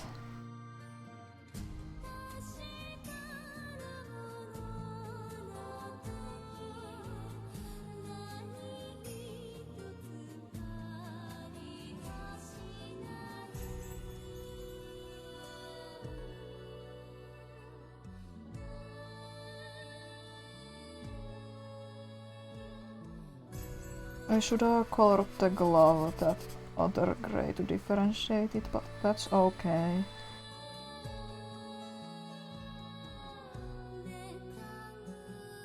I'm just listening to the music instead of trying to come up with something to talk about now.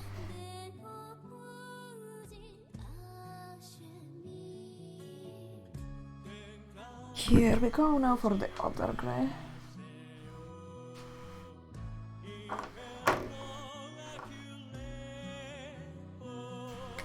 Finalboss Twin Treehouse, interesting. They should make forks with holes built in. Okay, I don't know what to say to that.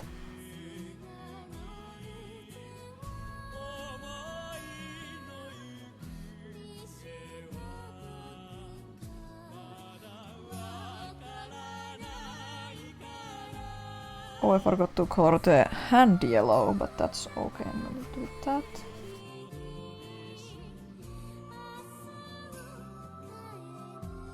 Yeah, that's good enough. And then God Shattering Star. Yeah, I haven't listened to the Three Houses Ost in a long time, so I didn't remember that track even has singing. But I take your word for it. I should go back to it. It's been so long.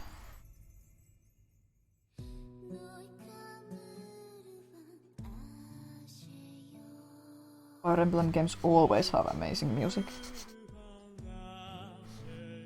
Now we can get the marker out here.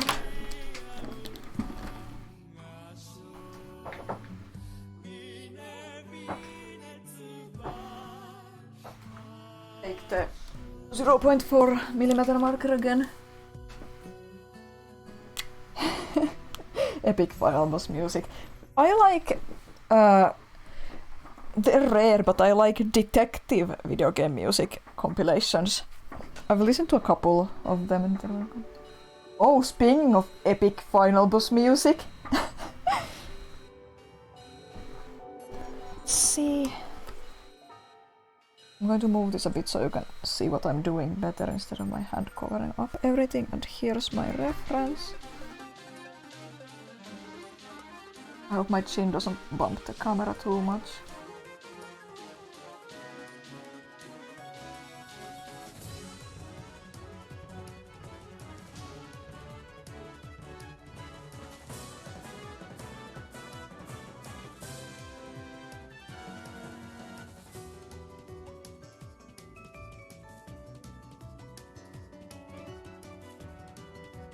There's a lot of rumors going around that Kirby Triple Deluxe and Kirby Planet Robobot might be getting some kind of a release on Nintendo's next console.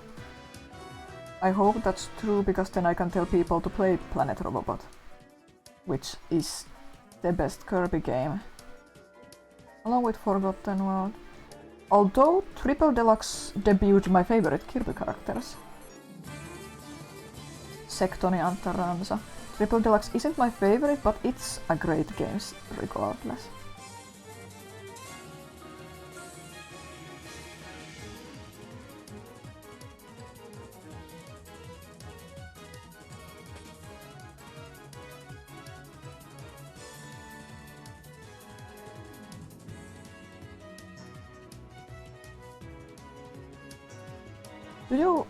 Do you ever notice weird types in your favorite characters? Like if you put a lot of them in a list and look at them and you notice that there's weird similarities between them that you didn't notice before.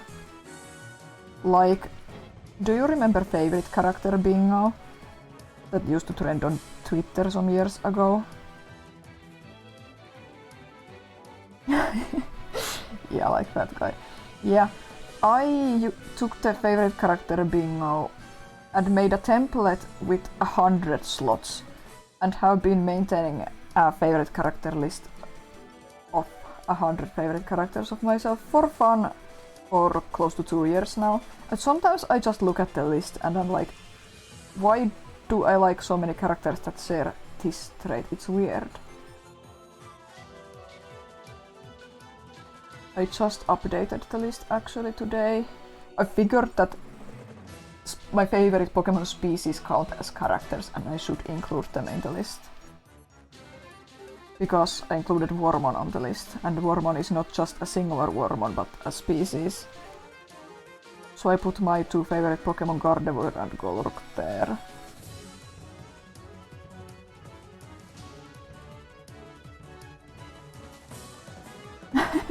Miserable people. Yeah, I recently noticed that for some reason a lot of my favorite characters are green coded. Like green is the main color in their color palette or something. And there's a lot of either miserable or evil men who have something wrong with their hand, leg, arm, eye, or a combination of them. I don't know why there's so many. I'm not sure if the word is politically correct, but there's this trope, evil cripple. And there's so many evil cripple trope characters that are on my list.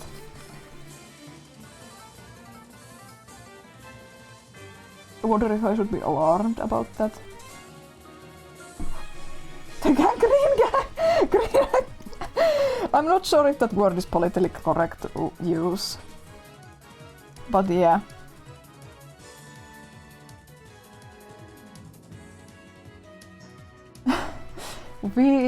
They added the first 2 seasons of Powerpuff Girls in Finnish on Netflix and we watched them, Scoots and Ryan and I, and it was super fun. I never realized how formative that show was to me before I rewatched them as an adult like that, and especially with the Finnish dubs. I was like crying with laughter.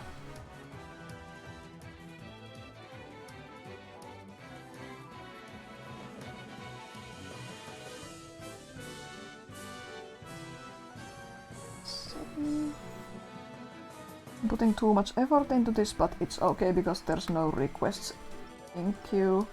But if you want to request a character, there's time. There's a...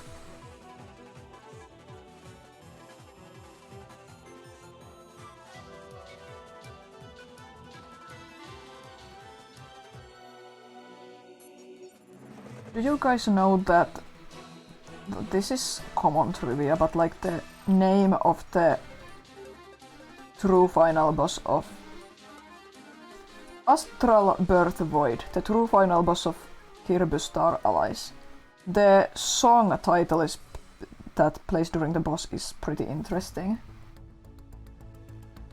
Thanks for stopping by, Ike, I really appreciate it. It was nice to have you hanging out here. But yeah, there's that quiz online that's like, is this a song title from Kirby or Toho? I tried to do that quiz, but I realized I don't know Kirby song names well enough. I'm more familiar with the English names, and it used some direct translations from the Japanese titles, that quiz. But it's pretty interesting because Kirby goes so hardcore, and Astral Birth Void's song title is the most interesting. I'm going to try to... I don't remember it. I'm going to Google it for you now because I brought it up. I'm going to have to share the title. Okay, don't mind my elbow.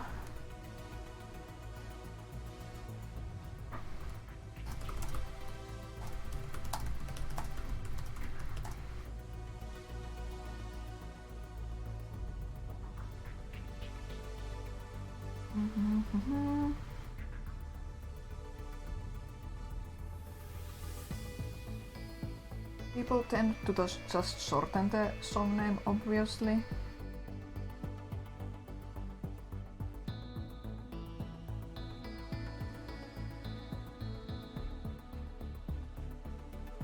Where can I find the... Can I find this track?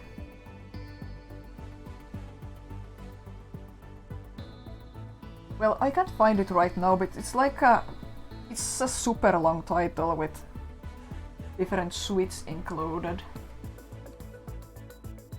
I think the official OST title is like The Star Conquering Travelers, first movement Star Crossing Fun, second movement Vessel of the Embryo, third movement Sorrowful Wings of the Heavens, fourth movement Hope of Birth, final movement Sparkling Star. Yeah, that's the title.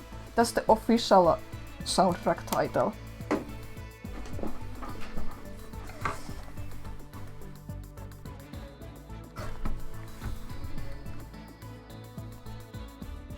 This phone here, my reference here.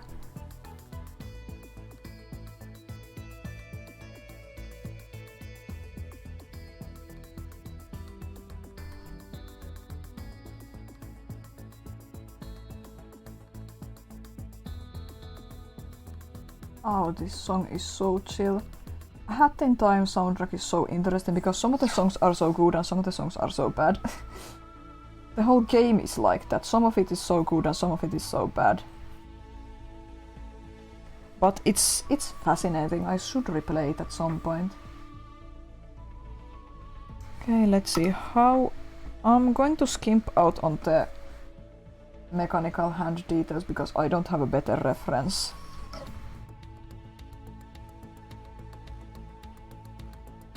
And this is supposed to be a doodle even though I'm putting so much time and effort into it.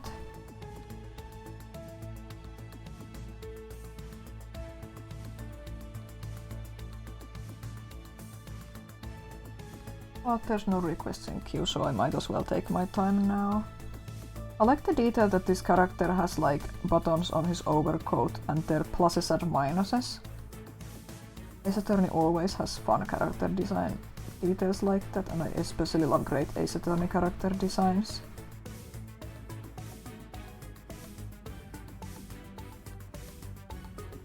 Also pinstripes. His coat is also kind of some stripes.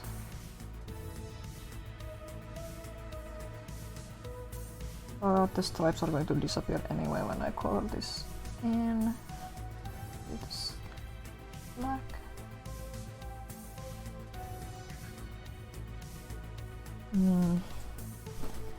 Oh no, phone, please! I wanted to look at the picture upside down. 8 phones.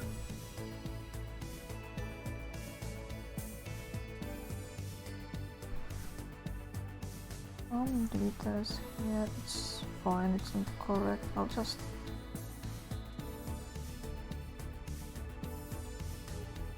Hi, thanks for joining in.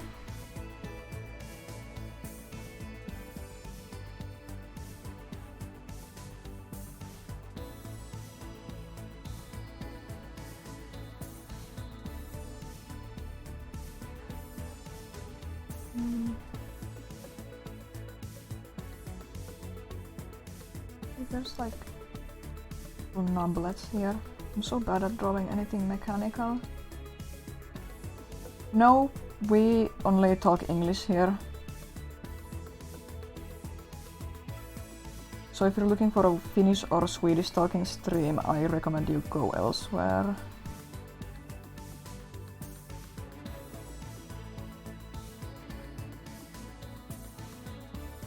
That's enough nublets.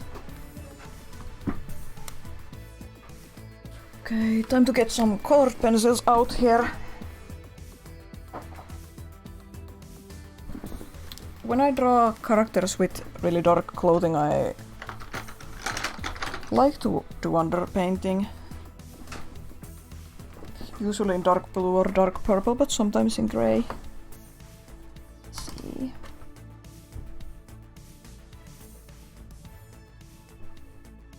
Can you see what I'm doing?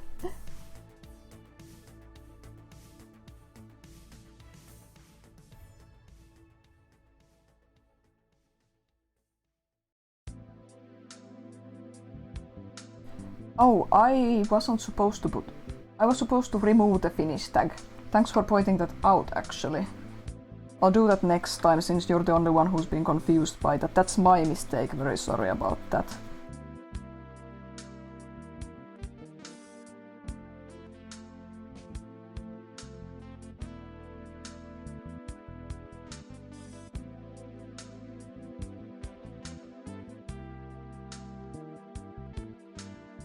Yeah, I wasn't supposed to include the Finnish language tag there. But I think I forgot to remove it.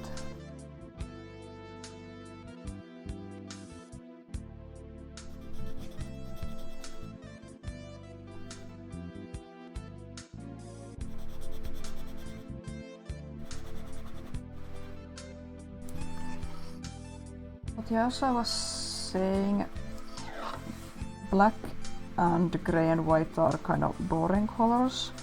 They're really great colors, but they can be boring to work with, so when I do black stuff I like to underpaint with grey, purple or blue or even green or red, like any color, and leave the highlights the marker color. And then just color in all the black.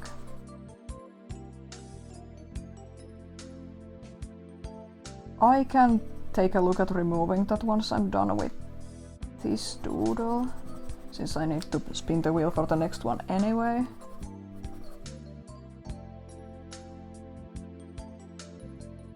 This shouldn't take too long now anyway. The character is almost grayscale.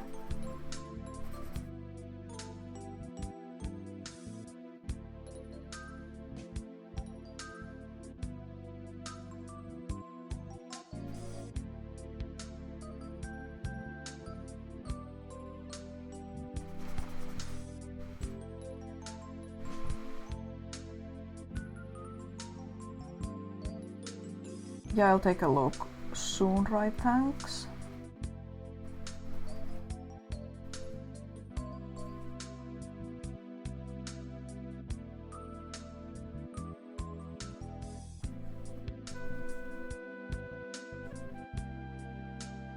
This song is so chill.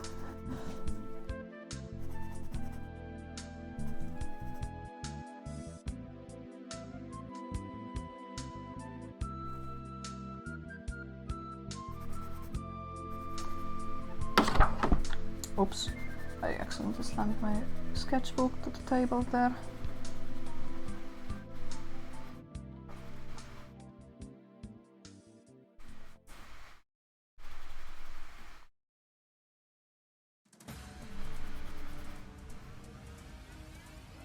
Something not chill now. One of the few good things about the Rainbow Rocket in Ultra Sun and Ultra Moon.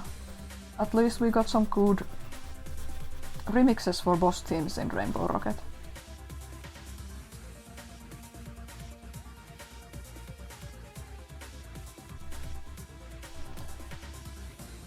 I didn't really get Cyrus as a kid, but nowadays I appreciate him. There's also that unsaid backstory for the character for why he turned out so messed up.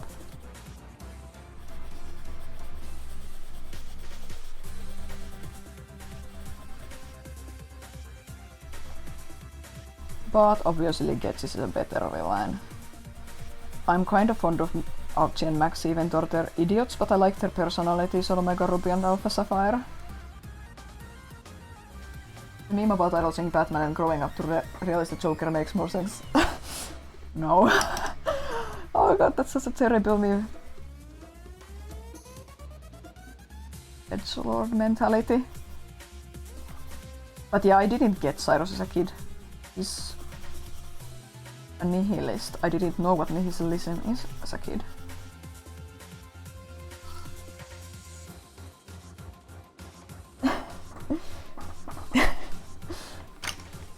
Yeah, they really did. They improved the designs as well because Archie and Maxi designs were so boring in Ruby and Sapphire. I'm nostalgic for them obviously, but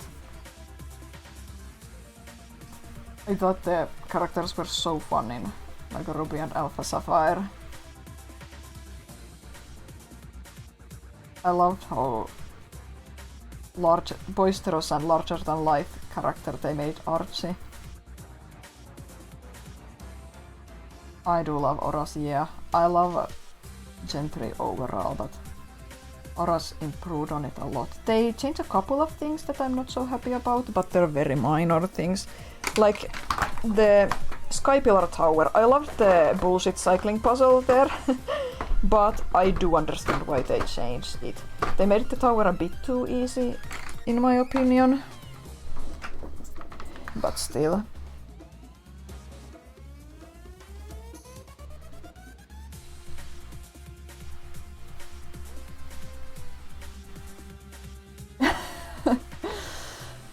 Black and white are still my favorites though, yeah.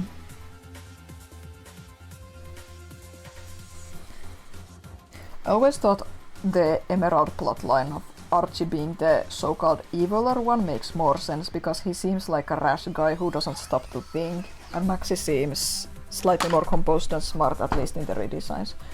Okay, there's Enoch Drebber. I'm going to check the tags now before I spin the wheel again.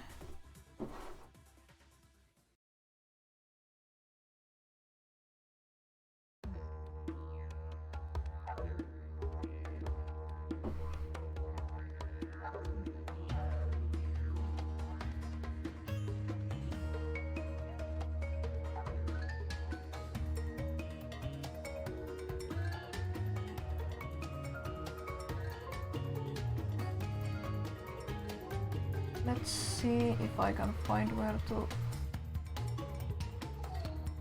Where did you say the button is, Rai?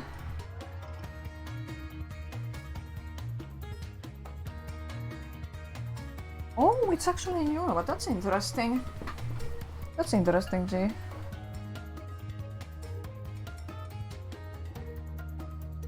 Yeah, I wouldn't be surprised if they do a black and white remake in the style of Brilliant BDSP. I forget which is which. Where you edit the title, I'm trying to find it.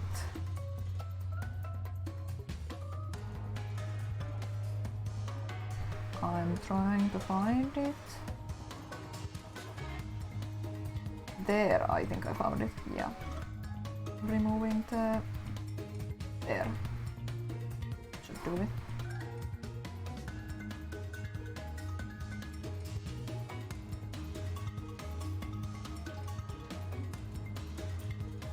Okay, now...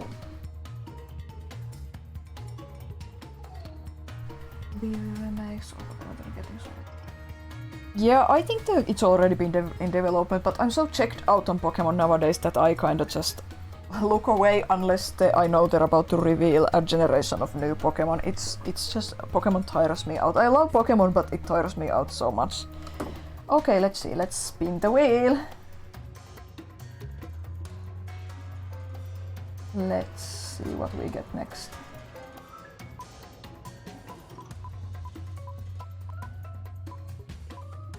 Wow! It's not going to be a mystery who I draw for No Straight Roads.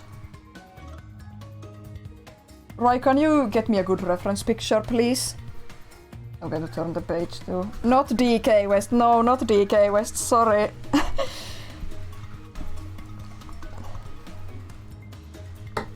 I actually haven't drawn any No Straight Roads fan art. So this will be a first again.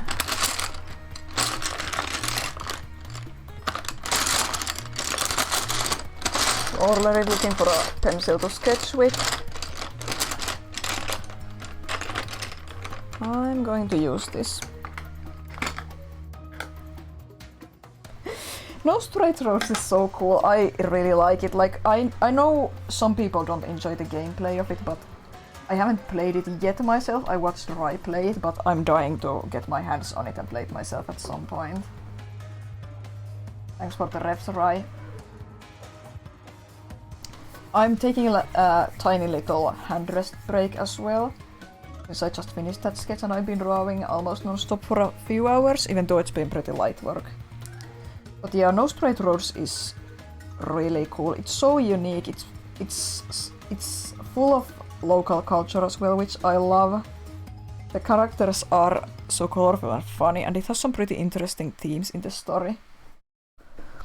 I'm not necessarily super into boss-heavy games a lot of the time, but I think that looks fun. I'm going to buy and play it 7 years from now, when I can afford it.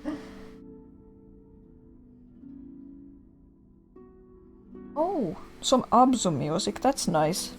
Abzu is such a beautiful game, I should replay it at some point. It's a short romp and it always makes me cry, but it's so beautiful. A little handbrake.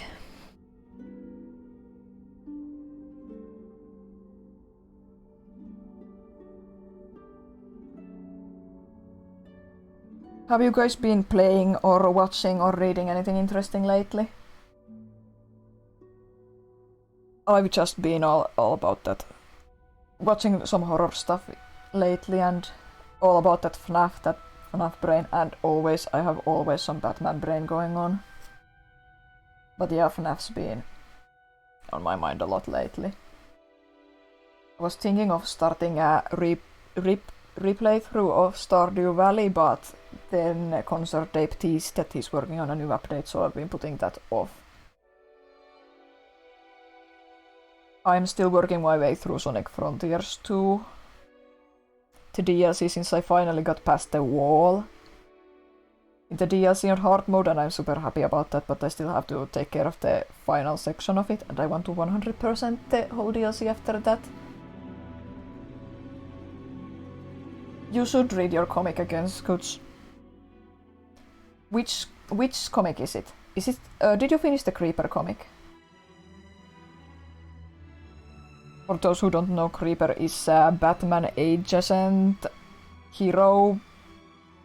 Let's call him a superhero character. Kind of a weird character, but I've gotten somehow attached to him recently. Right, I ask for references. Why are you sending me a Morbius meme? Oh, Nightfall, yeah. Oh, okay, yeah. You should pick that back up again, though.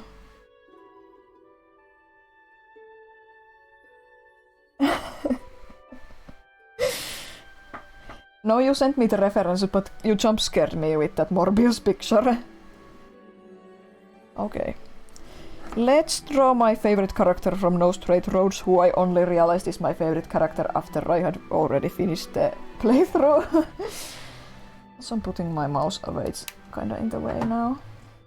Oh, this song is so calm.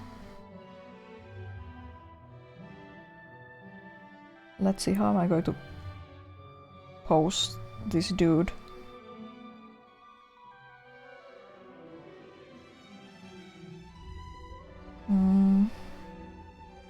Proportions are so difficult.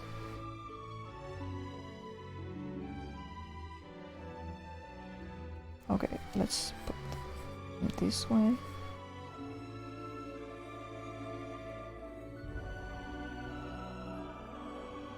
If you guys haven't played Abzu, you should. It's an incredible game.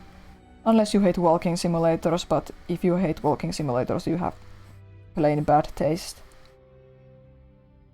Abzu is pretty often on sale as well. Yeah, it's the one with the shark. Yeah, and you streamed it, yes. I have this Studios game The Pathless. I have yet to play it, but I hear it's pretty good. And the new word, Sword of the Sea that the new game, Sword of the Sea that they're working on, looks gorgeous.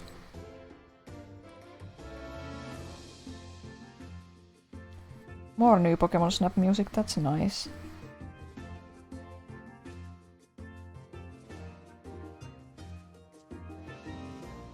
I don't know what this pose is even trying to be, but I'm just improvising.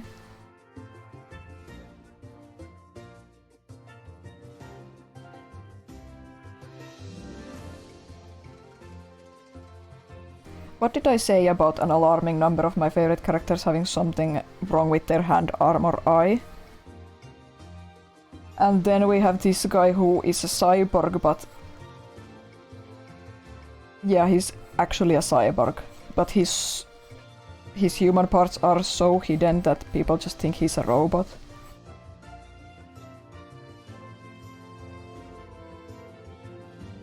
New Pokemon Snap is really nice. Again, I've only watched other people play it because I can't afford video games.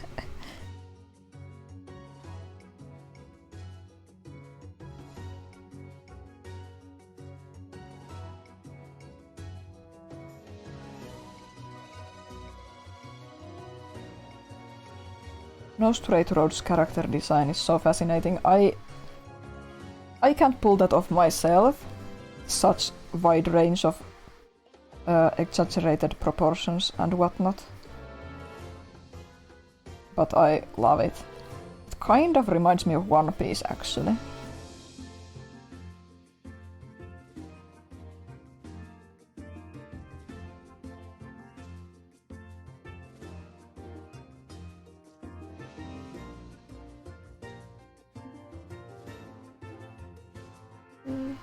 I'm spending more time on this, but it's fine. There's no requests in queue.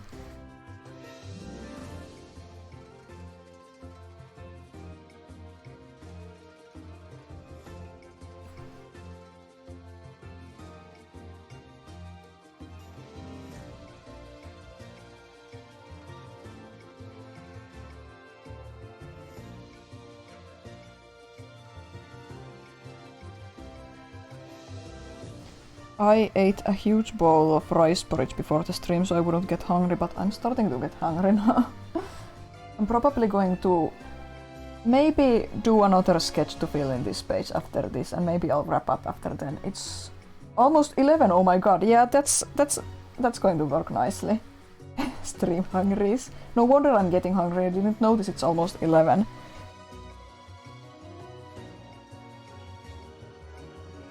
Usually at this time I'm drinking something hot and watching YouTube videos.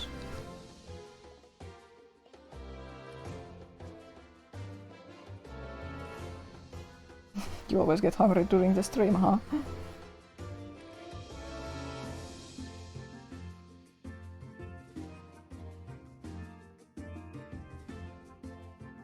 If I streamed again next year at some point, would you guys be interested in looking at me work on like a proper illustration for a longer time? I don't know if that's interesting to look at, because especially when I work with colored pencils, it's just going away at one spot for hours on end.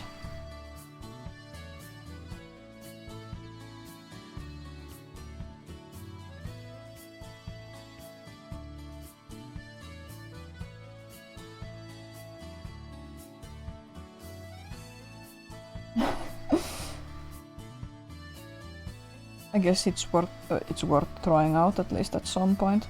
I do also want to try out streaming video games at some point, but the problem is that most video games I'm interested in streaming are not on PC.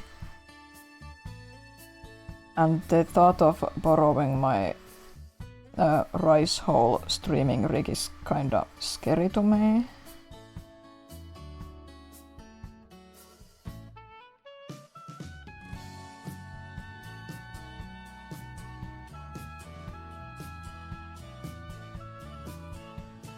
What to do with your super secret library passageway? Well, you have to put the Forbidden Dangerous books down there behind the passageway.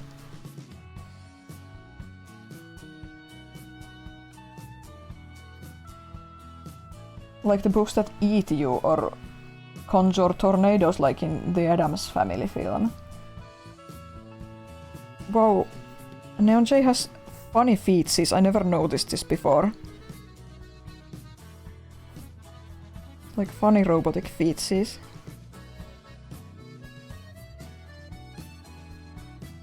I don't know if this is a weird thing to say, but this foot shape, this leg to feet being shaped like this, it's such a cute character design detail. I know a lot of people draw feet conjoined with legs like that for chibi characters, for example. I suck at chibis though myself, but I like this foot shape.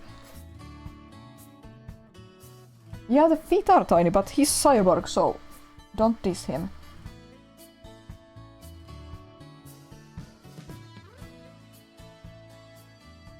Just come up with your own library layout, you don't need reference to be creative. Clono music! I always loved this track as a kid and I loved replaying this level a lot as a kid too.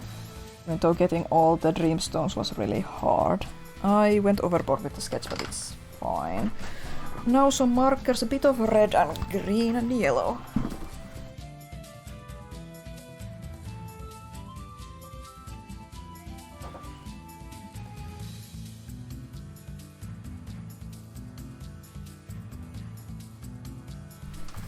Yeah, I'm going to do one more character after I finish drawing Neon J from No Straight Roads to fill in this area of the page, possibly, and then I'll be going away.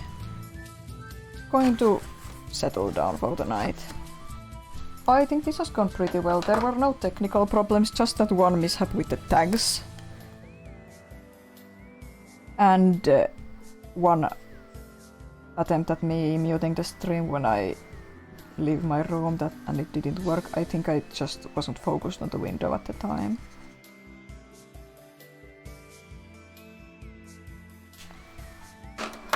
Like I said, I've been interested in trying to get more use out of my YouTube channel.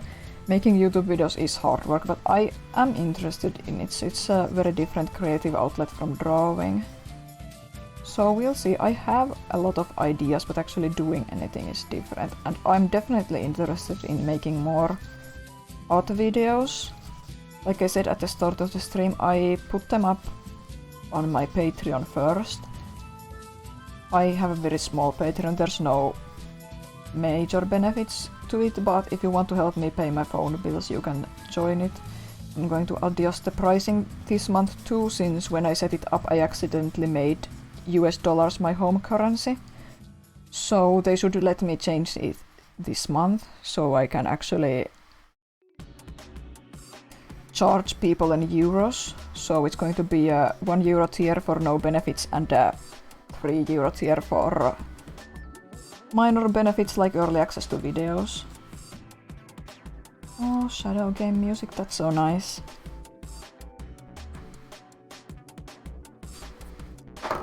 And then a bit of red.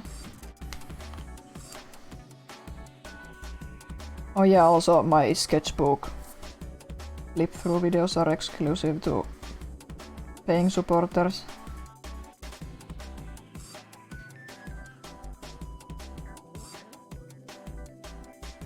If I ever get 10 supporters on Patreon, that would be pretty amazing, and I'm going to do a huge celebration of some form. Okay, Neon J is mostly white, so we can go straight to lining now.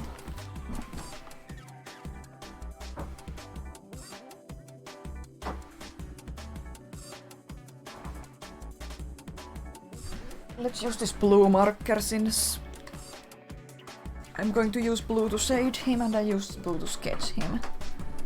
God, tables. Stuttering. Shadow Game has such an interesting soundtrack, such an underappreciated game. Although I think among my friends there's a lot of love for Shadow Game. Gotta put my phone here. Oh yeah, I don't need this cardboard anymore.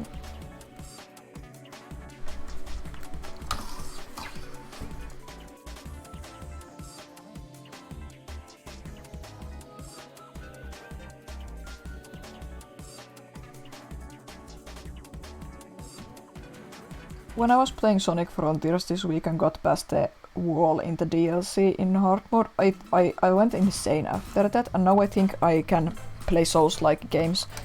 I always thought I'm not good at video games, but now suddenly after getting past that point in the DLC, I don't want to say what it is because it's spoilers to some people, but like, now I feel like a god gamer. I want to buy and play Lies of P, but it's expensive. Oh, hubris. I'll suffer for my hubris.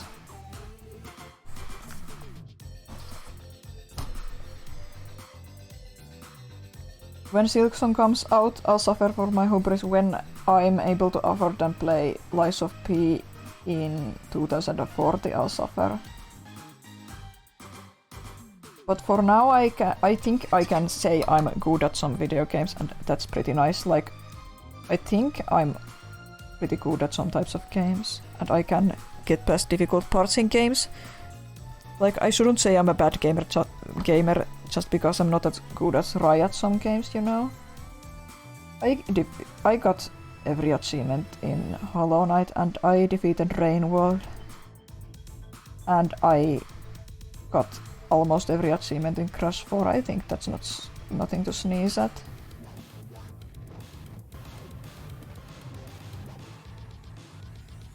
The point is that I don't think I need to be intimidated by a game being difficult anymore, even though if it looks something I'd like to play, that I don't need to think that I can't beat this.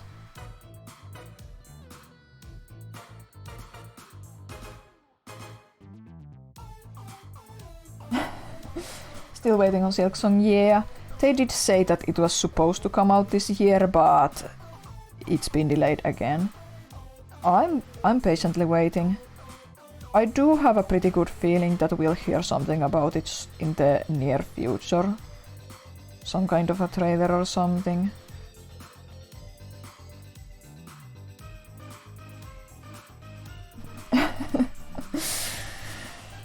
Silksong is never coming out! It will come out, just you wait.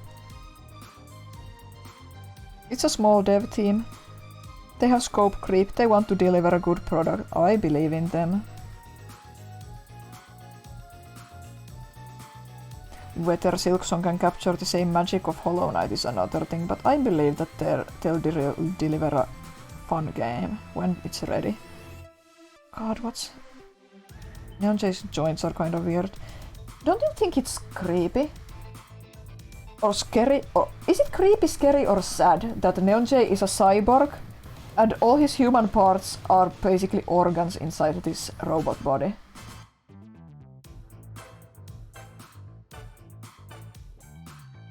I think Rai eats chocolate cookies with milk. I don't like anything solid in my drink, so I can't do that.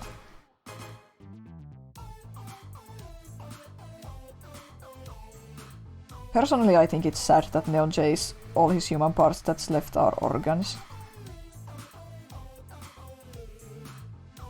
Especially since he apparently lost them in the war. I don't know what the war is, but we hear a bit about it in the game and it's kinda sad. The world building is really nice in No Straight Roads.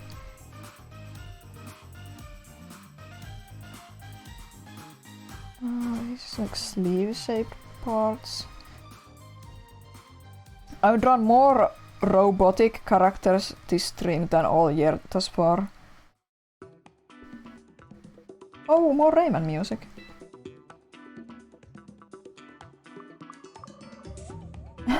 We are flesh robots. Kinda. I love Lee from Rayman 2. I'm sure I've told this story to someone before, at least Rai. But like as a kid, for some reason I thought Lee was a fox. It makes no sense. Like she's a fantasy creature thing, but because of the tail I thought, yeah, she's a fox. And it took me years to understand that she's like a humanoid character simply with a tail, and the stripes are in fact clothes and not fur patterns.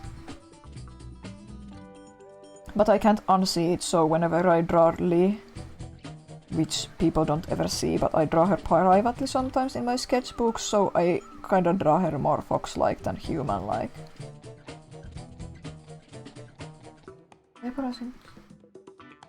YouTube recommendations are out of control.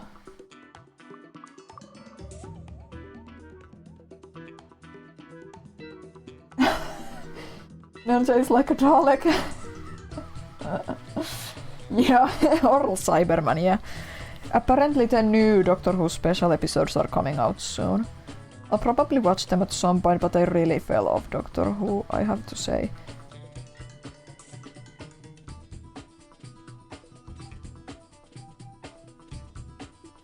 But I'm not super interested in spacefaring sci-fi in general, I have to say. Doctor Who is kinda low-key with that, but still. Putting too much effort into this again, but oh well. I loved these Lee challenge stages as a kid.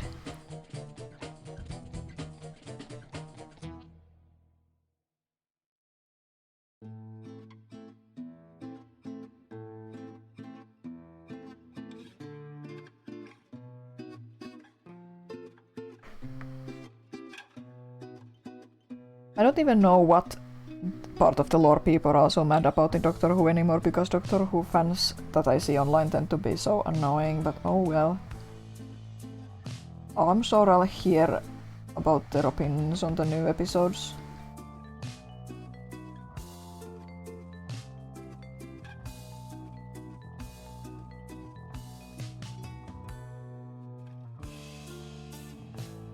I think Neon J is like the tallest character in No Straight Roads, but he looks so scrunkly in this drawing. This song is from Pyre Scots. It's an indie game by Supergiant Games. And this is a shopkeeper theme.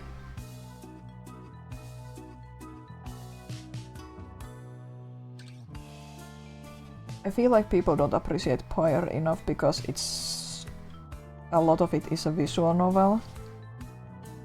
People don't appreciate the writing. The world building is a little weird to me in the game, but it has some really interesting themes and very fleshed out characters. But obviously the roguelike Hades with all the sexy characters is more popular. I don't like roguelikes very much. I watched a playthrough of Hades. I do like it, but I'm just not that into it.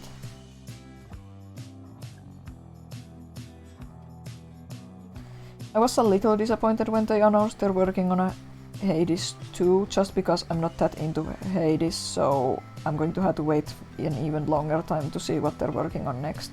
But I'm of course going to check out Hades 2, someone's stream of it.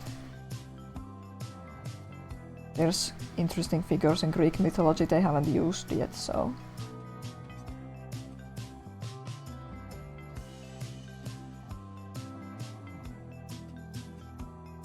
These hands are so small, his hands are supposed to be big, but oh well.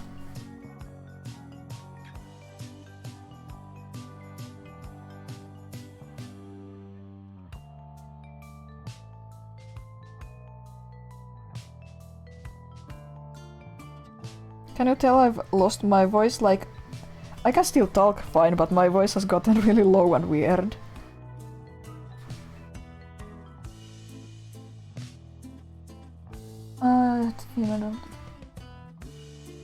Oh yeah, Scoots, the Spotify keeps recommending Darren Corbett to you. Yeah, he's a good composer, even though I actually didn't like the Hades soundtrack very much. It has great songs as usual, but the actual gameplay tracks aren't that good in my opinion. I also like Jodie Whittaker. I think she was a really good doctor in the role. I think it's just the episode writing and people's internalized misogyny that makes people hate her.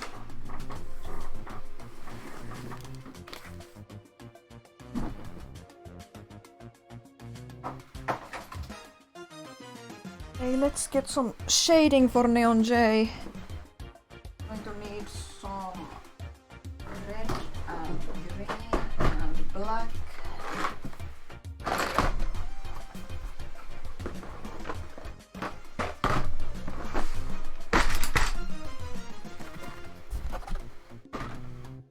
Does anyone know what game this song is from?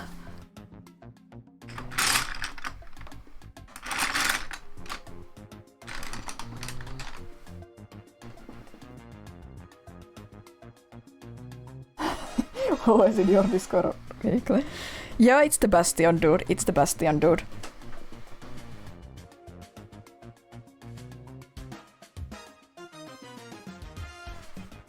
I never look at my Spotify Discord weekly since I don't listen to my Spotify so often.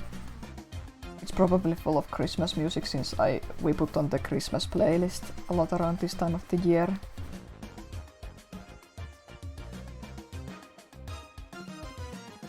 But this song is from The Murder of Sonic the Hedgehog. I've been trying to replay that game. It's so cute.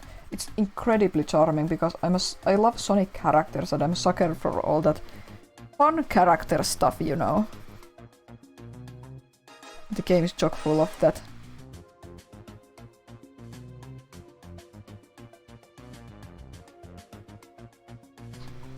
I think Ian Flynn even went on record to say he has no idea how Sega allowed them to do some of that stuff with the characters in The Murder of Sonic the Hedgehog, and he deduced that the team didn't ask for permission but rather asked for forgiveness afterwards, so I hope I'm not misremembering and misquoting him.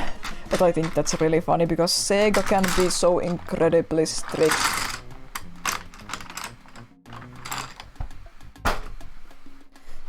Then some grey and black.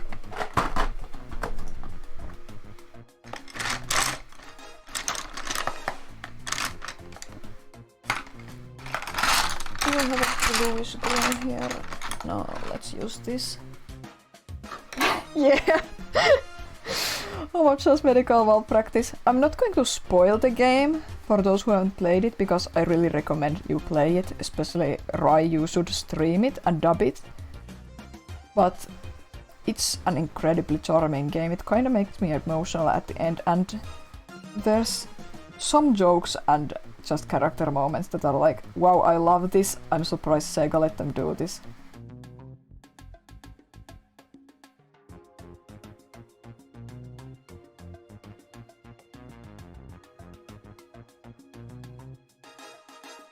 I also have a very specific headcanon about Honey the Cat from old Sonic lore because of that game, but again, I'm not going to spoil it.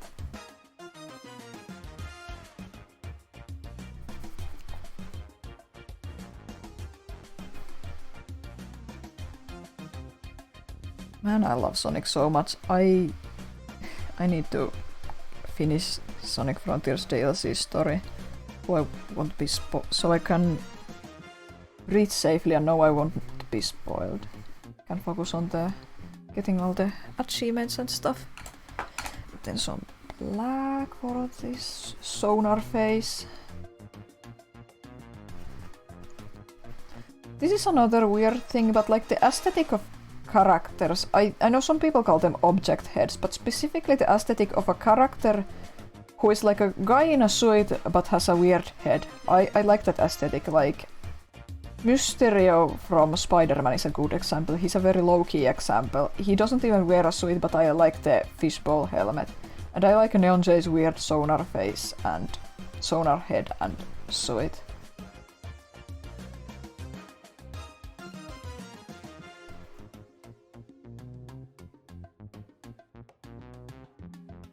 A bit more dark blue.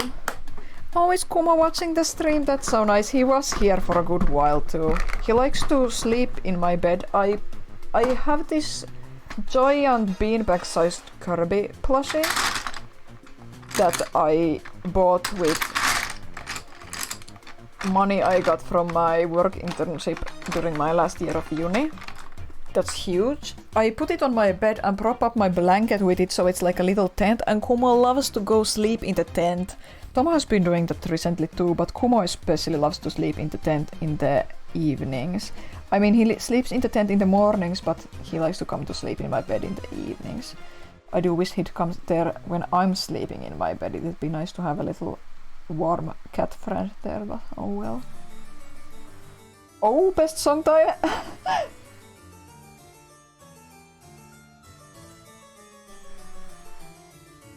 I have Fire Emblem 9 to thank for so much. That game taught me to draw humans when I was growing up. And that game taught me the value of learning to draw, let's say, unattractive humans as well, because I was freaking obsessed with Oliver from Fire Emblem 9 as a kid. He was one of those first ugly, creepy villains that I got really intrigued by as a kid. And also the whole group of old scummy dudes that runs the Begnian Empire in the game. I practiced drawing them a lot and I'm really thankful for that. Of course I like to draw pretty characters the most, but I learned early that... I kinda learned early how to draw older characters and uglier characters, if that makes sense. And I'm really grateful for that. Overall, Fire Emblem 9 has pretty decent character body type and face diversity in terms of anime games. The sequel even has like a big plus-size curvy girl, which is super rare in Japanese games even now. Sure, the racial diversity isn't great, but when is it in Fire Emblem games? But still, the age and face and body shape diversity is surprisingly good. Now just a bit of red and a bit of some brownish color.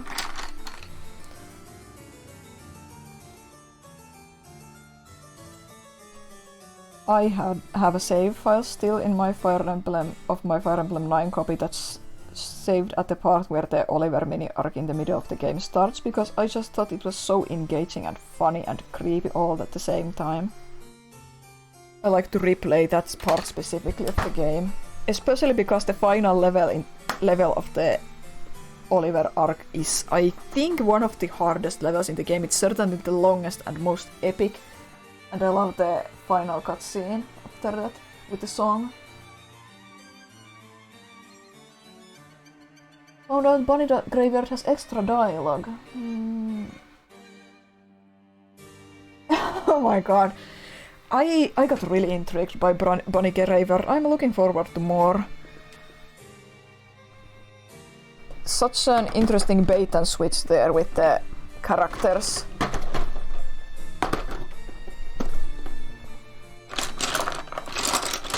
Yeah, I was already theorizing to Rai about the game a bit too, but I'm really looking forward to more. Always love seeing up-and-coming new small indie teams work on a passion project like that.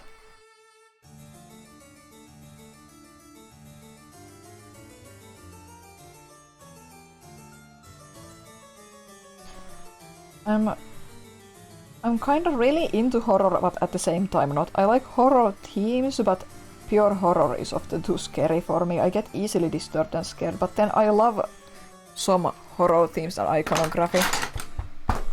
Okay, that's a good neon J, if I do say so myself. We can spin the wheel for the final character for this stream before I quit for the night. I have like 45 minutes until my self-imposed deadline too. The wheel. And spin the wheel.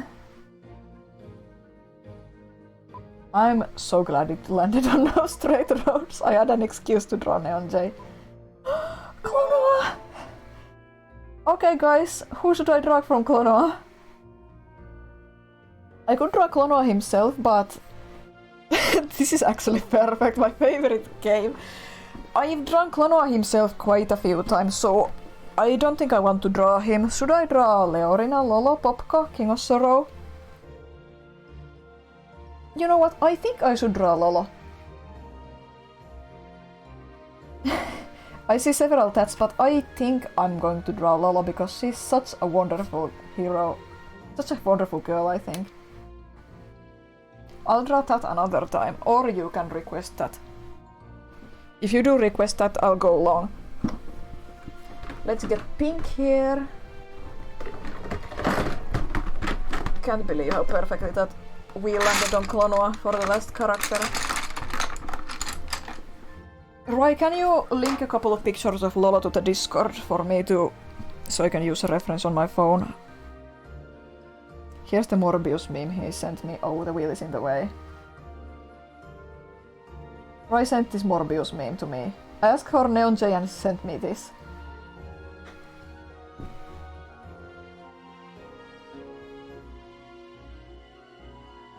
Thank you. There's a good Lola. There's some empty space here, but yeah. I'll fill it up in my own time. Let's draw a cute Lola.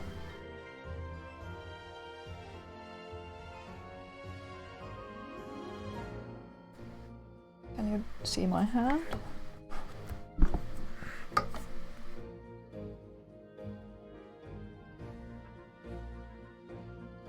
What should I watch before bed tonight? I always watch some YouTube videos to wind down at the end of the day, or some shows sometimes, but usually YouTube videos.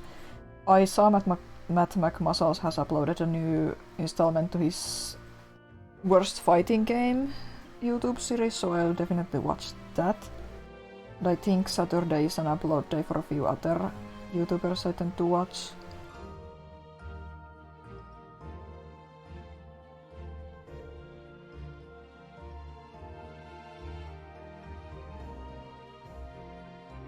I don't even like fighting games, but I love listening to Matt McMuscles talk about fighting games.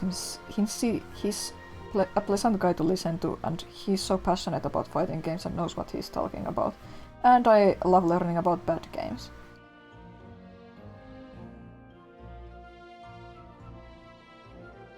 Do you guys think Lolo is a monkey? As a kid I thought she's a monkey.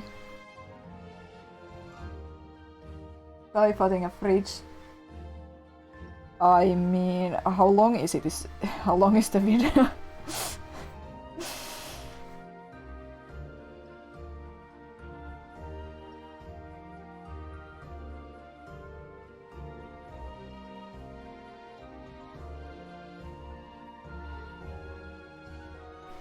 Seven seconds, that's like if it was 17 minutes, yeah, then maybe.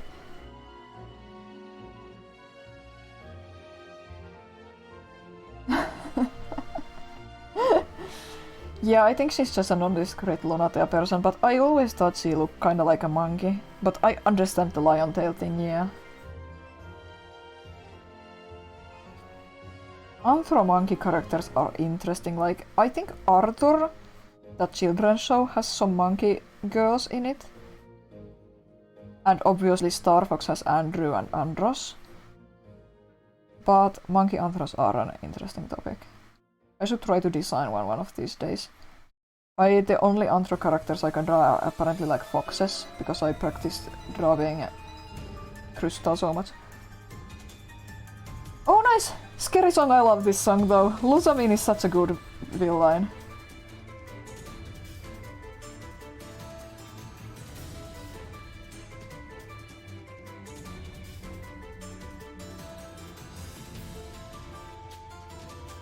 Top tier Pokemon villain, even though Getsis is forever my favorite.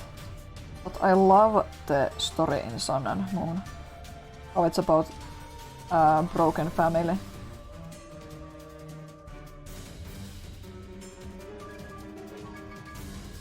Oh yeah, the piano goes crazy in this track, I just love it.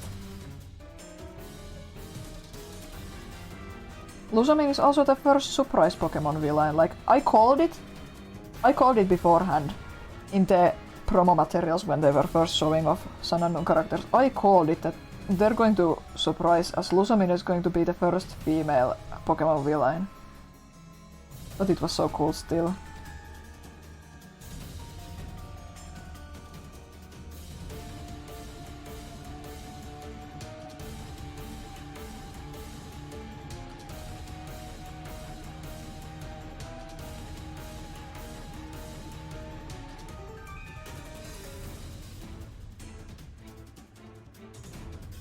Oh, Lola is so cute.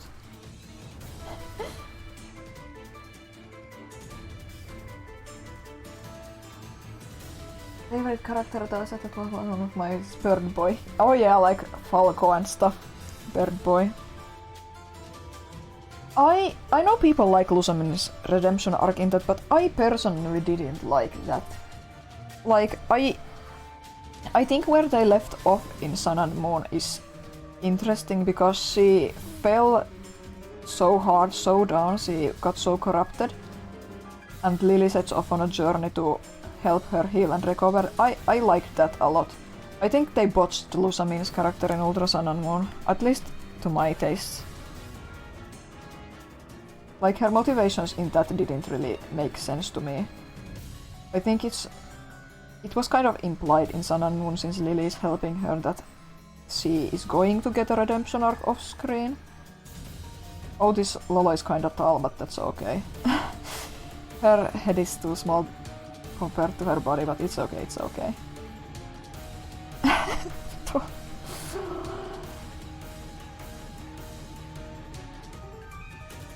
Other favorite character tropes.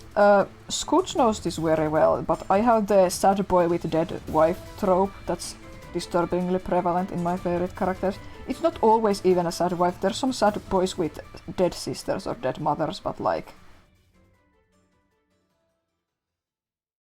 You know. Also Monster Boy music, nice.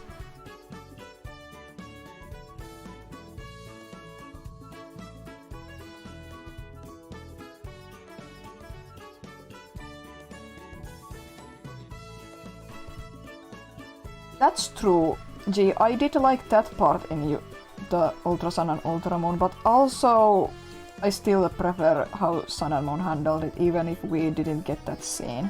But I think there's just like the implication that Lily is going on an adventure and helping her heal. There's so much room for imagination there. Villain team being a bunch of misguided kids thinking they're hot shit. Yeah, I love that. Team Yell is just discount Team Skull. Team Skull is so funny. Guzma is such an interesting Pokemon character too. They really did well with him.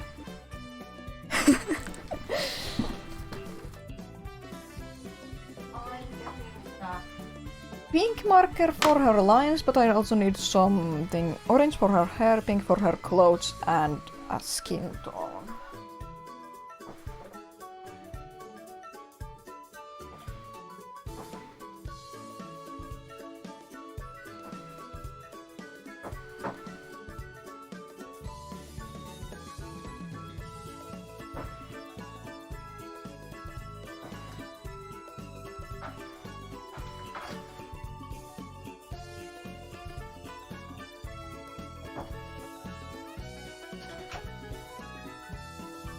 Okay, these are good colors.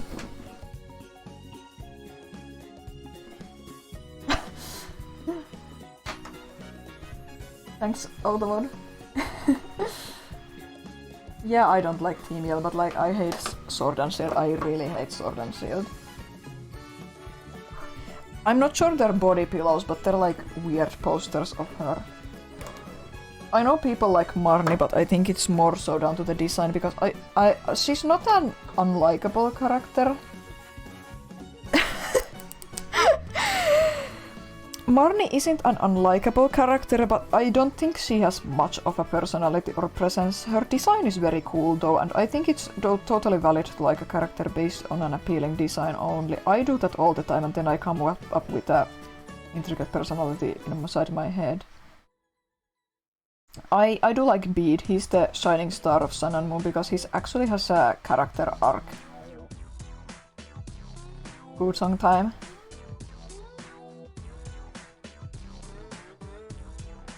Opal is also fun in Sun and Moon, and her interactions with Bede. I don't mind Marnie, but she just doesn't have that much going on, in my opinion.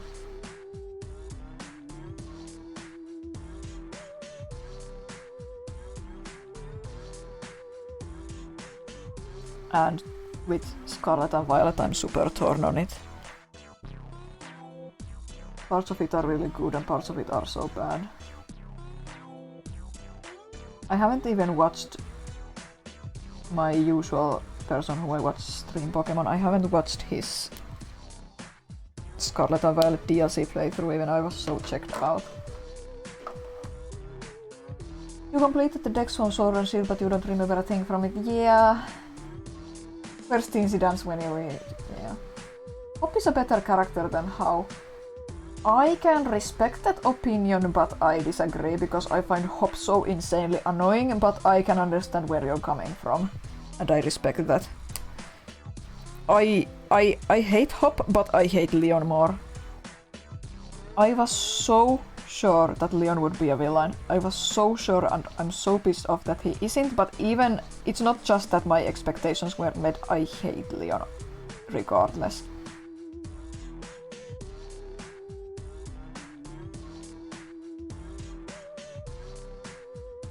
How did we end up on a Pokemon rant again? I care so much about Pokemon.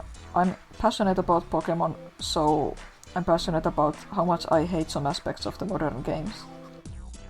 Not to say that the old games were all that good. I don't really like Gen 2. And Gen 4 has a lot of... I do like a lot of stuff about it, but I also don't like a lot of stuff about it. And especially after Legends Arceus, I don't like them or nearly as much as I used to.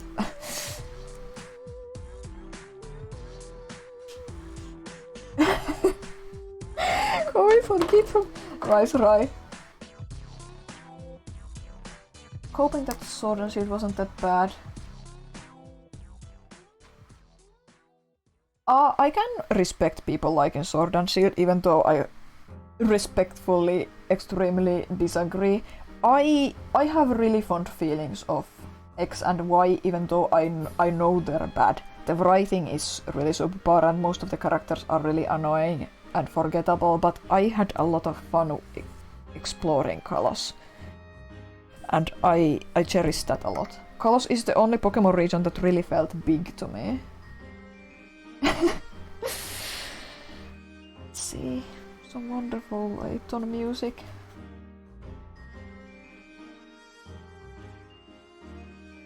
Sometimes when I shuffle music, it tends to just play music from a couple of games, but there's been a pretty good variety here tonight.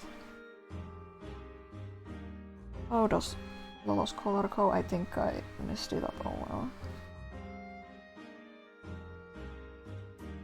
Scarlet and Violet is decent, but I really don't think I would enjoy playing it myself.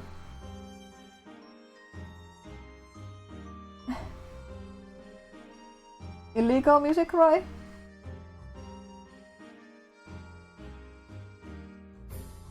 You're going to have to refresh my... Oh, yeah, Layton! So, that's a really weird inside joke. So, Layton... It's really easy to corrupt his name into Layton when you're Finnish. Or just say Layton in a Finnish accent for funny. And Layton means illegal or lawless. So that's what Rai is talking about. He's saying this is illegal music. Because it's Layton music and it's funny to say Layton as in lawless in a Finnish accent. It's not funny when you explain it, but it's funny when you're Finnish.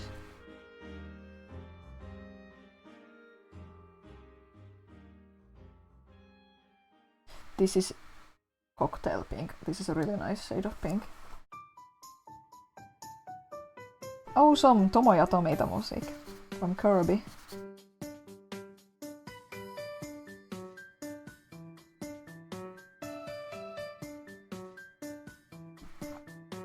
Yeah, I watched a playthrough of Scarlet and Violet. I don't think I would enjoy playing it myself. I did have a bit of FOMO, but I'm glad I didn't go for the game. I don't think I would have enjoyed it. Like, I'm not huge on open world games. I love open level design and I do like open worlds, but like huge open worlds that are empty with nothing to do, that's not for me. I much prefer smaller open levels or areas.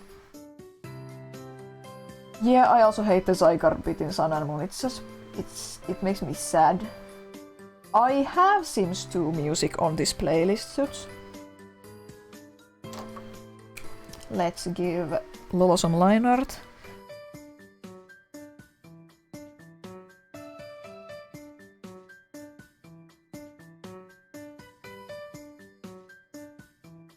When I was watching a Scarlet and Violet playthrough, I was freaking out so bad about Nemona. Like, she made me so uncomfortable and scared.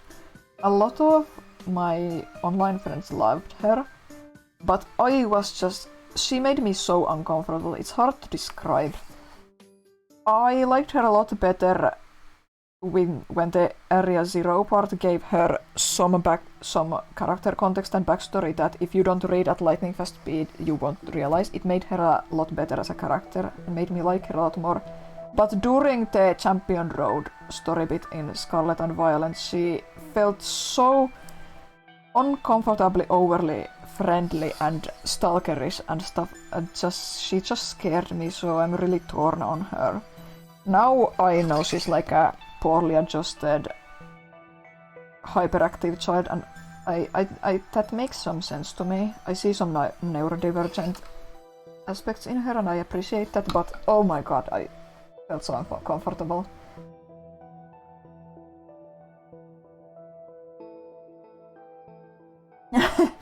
You were right, Stokecape. Also about Scarlet and Violet, Penny is super popular. I don't like Penny. I appreciate that she's a shy girl, but she's also a jerk. Because not all shy people are nice. Being shy and nice is not the same thing. A lot of shy people are jerks, and Penny is a shy jerk. I really don't like her, but I appreciate that about her.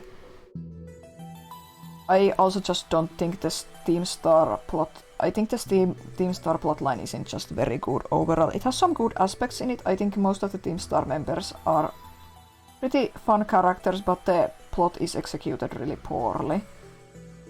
And I just don't like Penny, and I don't quite get her. But Arven though, Arven's my boy. Arven's my boy. Everyone is really mean to him in the game, but he's my boy. I'm talking about Pokemon Scarlet and Violet characters. I can talk about Stardew Valley, though I always marry Elliot because he's the best character. I want Elliot's life.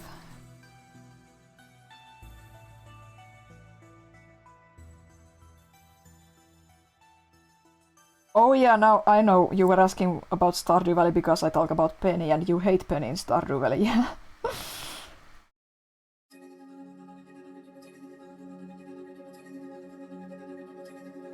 Oh, Beyond Good and Evil music. I've been really into Beyond Good and Evil again recently. I want to play it so bad, but there's those rumblings, leaks, indicating that a re-release of some sort might be coming out.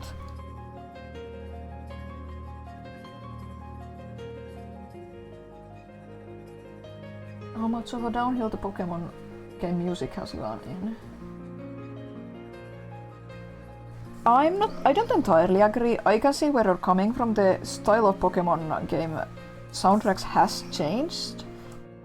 And I have complicated feelings about Toby Fox, mostly related to his fans and not the person himself.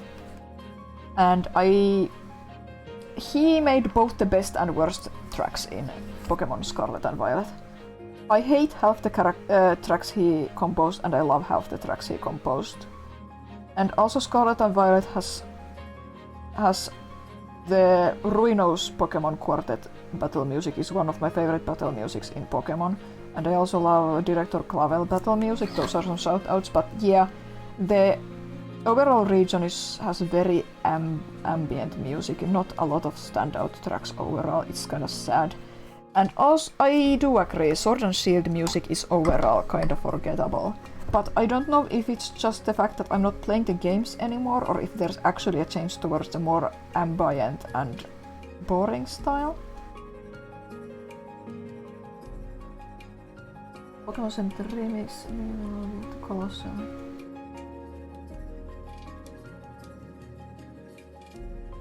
I'm reading chat. Megalovania as a boss battle music. I think some people would laugh, but I think that would be going too far. But I don't dislike the fact that he's composing for Pokemon, since he made some really good tunes for it. But I also really hate some of the tracks he made. And it's just overwhelming to me when people are really into a single person and worship the ground they walk on, regardless of the person. Like, I'm sure Toby Fox is a perfectly normal, decent guy. I respect how well he takes care of his privacy and how much he thinks of his fans. And it's amazing what he's achieved, and I really appreciate that, but god, since I'm not really into Undertale and all that stuff. The fans kind of scare me. I get really overwhelmed by super excited fans a lot of the time. Even if it's a thing I like. More Sonic 06 music!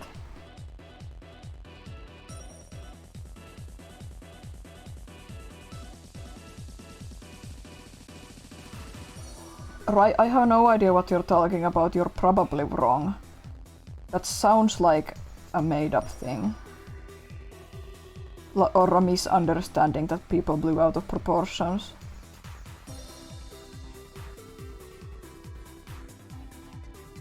This song is too hyped to be drawing Lolo, but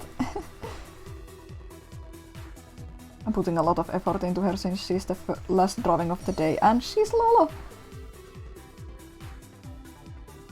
Yeah, Ryan, I'm sure that what you're talking about is fake news.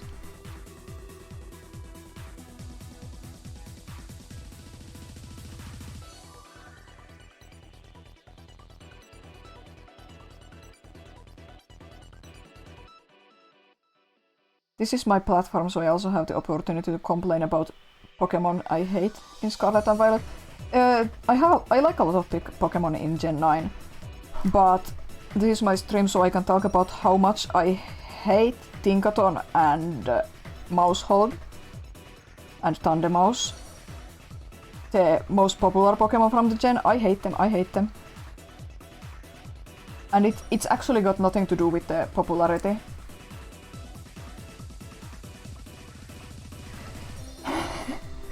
It has nothing to do with the Pokemon's popularity, it's actually that they both embody the trope of look at this sweet, innocent little cute girl. Isn't she sweet and innocent and cute? Actually she's a murderer, actually she's a gremlin, and she goes scree! I really hate that. The mice, yeah, they're kind of weird conceptually to me, like I get it, but as a Pokemon concept they're a bit weird to me to wrap my head around.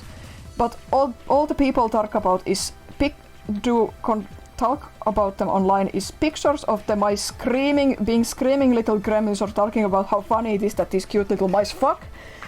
And Tinkaton, oh look at this cute little fairy, well actually it murders crows all the time, haha, isn't that funny and cool? Isn't that quirky? I hate it. I do like quirky characters, I like to call myself quirky, my friends call me quirky affectionately. I like the word a lot,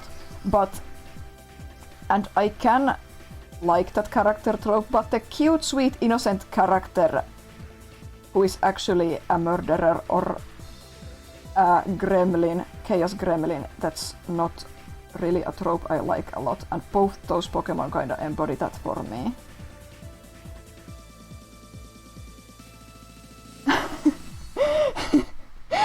I'm taking a breath. I also have a major gripe with Dudunsparce. I like Gen 9's designs mostly, but Dudunsparce, I have a beef with Dudunsparce. And it's not the fact that I'm angry at that Dudunsparce didn't evolve into a cool dragon, it's the fact that Dudunsparce's design is so identical to Dunsparce. Like, it's only bigger. I think it's a missed opportunity. I think they should have actually made the design more interesting, like make it a different color, give it a hard hat of sorts. They really did Dunsparce dirty, I agree. Like, the fact that it's just a bigger, almost identical Dunsparce, it's so lame. They could have at least made it like blue with yellow highlights or something by the very least. I didn't say I'm not going to rant about this Pokemon today. This is my stream, I can rant about what I want. I also don't like Gen 9's pseudo-legendary, the ice dinosaur thing. I think the design is really boring and kinda ugly. The last stage is the best, but the proportions are kinda whack. But overall I think Gen 9 is really good after I disliked most of Gen 8's designs. Though I will say King Ambit. Is that the Bisharp evolution? Disappointed with that. I really like Bisharp. I think the evolution... I don't quite like the evolution. The concept is cool, but something about the execution kinda throws me off. Here we go, some green for Lola.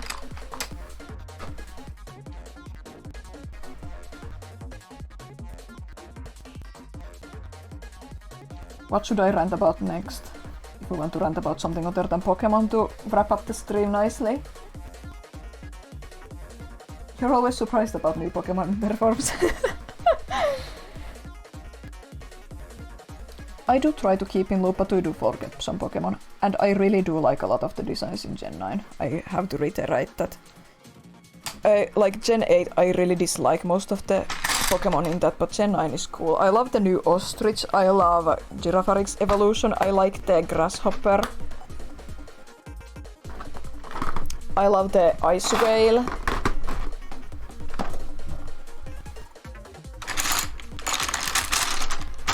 I'm looking for good pinks for Lolo. I'm going... You know what? I'm going to stand up and get some pencils for Lolo. Oh, my headphones are there. Let's see. I can put this box away. Kings, I can put this box away. Here's some black for Lolo stockings.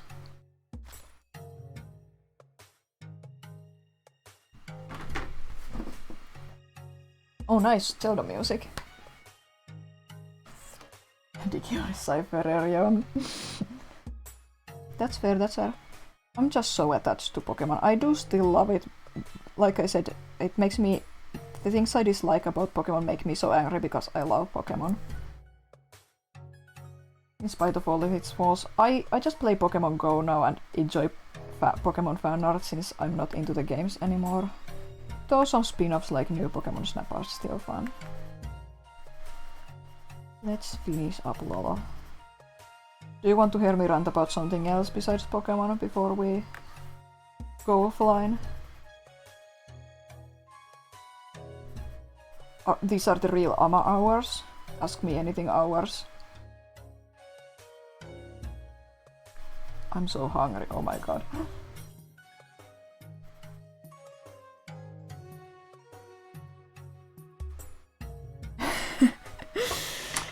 Let's see some grey for her to shade her eyes and white parts here.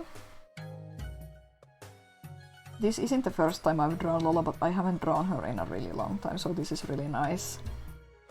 It's so cute.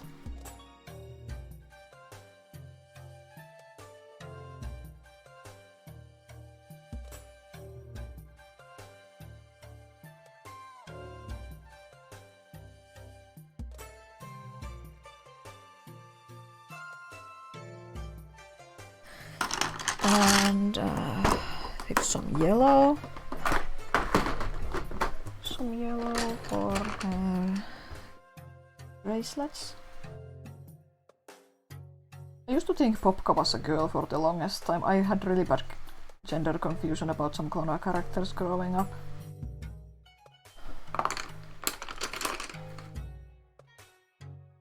Romasteron sucks. Yeah, I thought I should make a Mastodon account. I probably will at some point, but I don't know a lot of people who use it, and it doesn't seem like a very good opportunity for finding work so far, and that's my main reason for being on like finding work. It seems like Twitter and now Blue Sky are the best places for illustration industry work besides LinkedIn.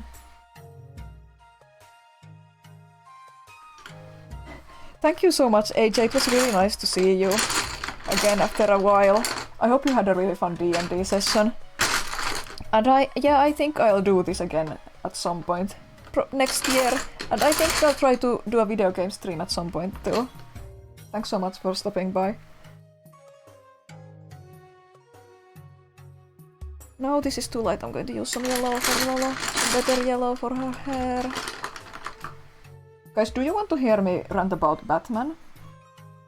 Batman, one of my greatest obsessions. That I don't share online so often because I can't draw the characters. Did you know that I'm obsessed with Riddler? That he's my comfort character since 2015? And they... they released a podcast starring the Riddler, an audio play podcast starring the Riddler a couple of weeks ago, and it fucked me up because I hated the podcast so much.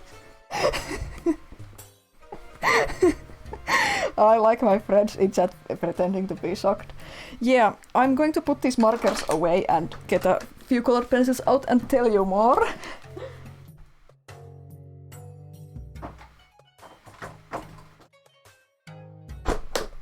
When I put this one up on YouTube, if anyone is going to watch it, they're in for a real treat in the last hour when I just rant about Pokemon and Batman. So, there's this podcast from last year, an audio play podcast called Batman Unburied, and it's absolutely my favorite piece of Batman media ever made. It's a really dark but really heartfelt and interesting story about Batman. It stars a few interesting characters, great voice acting, great writing, super engaging, wonderful version of Batman as a character, and also my favorite version of Riddler as a character. They portray him in a really interesting way that lines up a lot with how I think I would like to write Riddler myself, or how I hope he would be portrayed more. And they did that, they really nailed him. He's voice acted by this, I think, comedian called Hasan Minhaj, and he does a wonderful job as Riddler in Batman Unburied.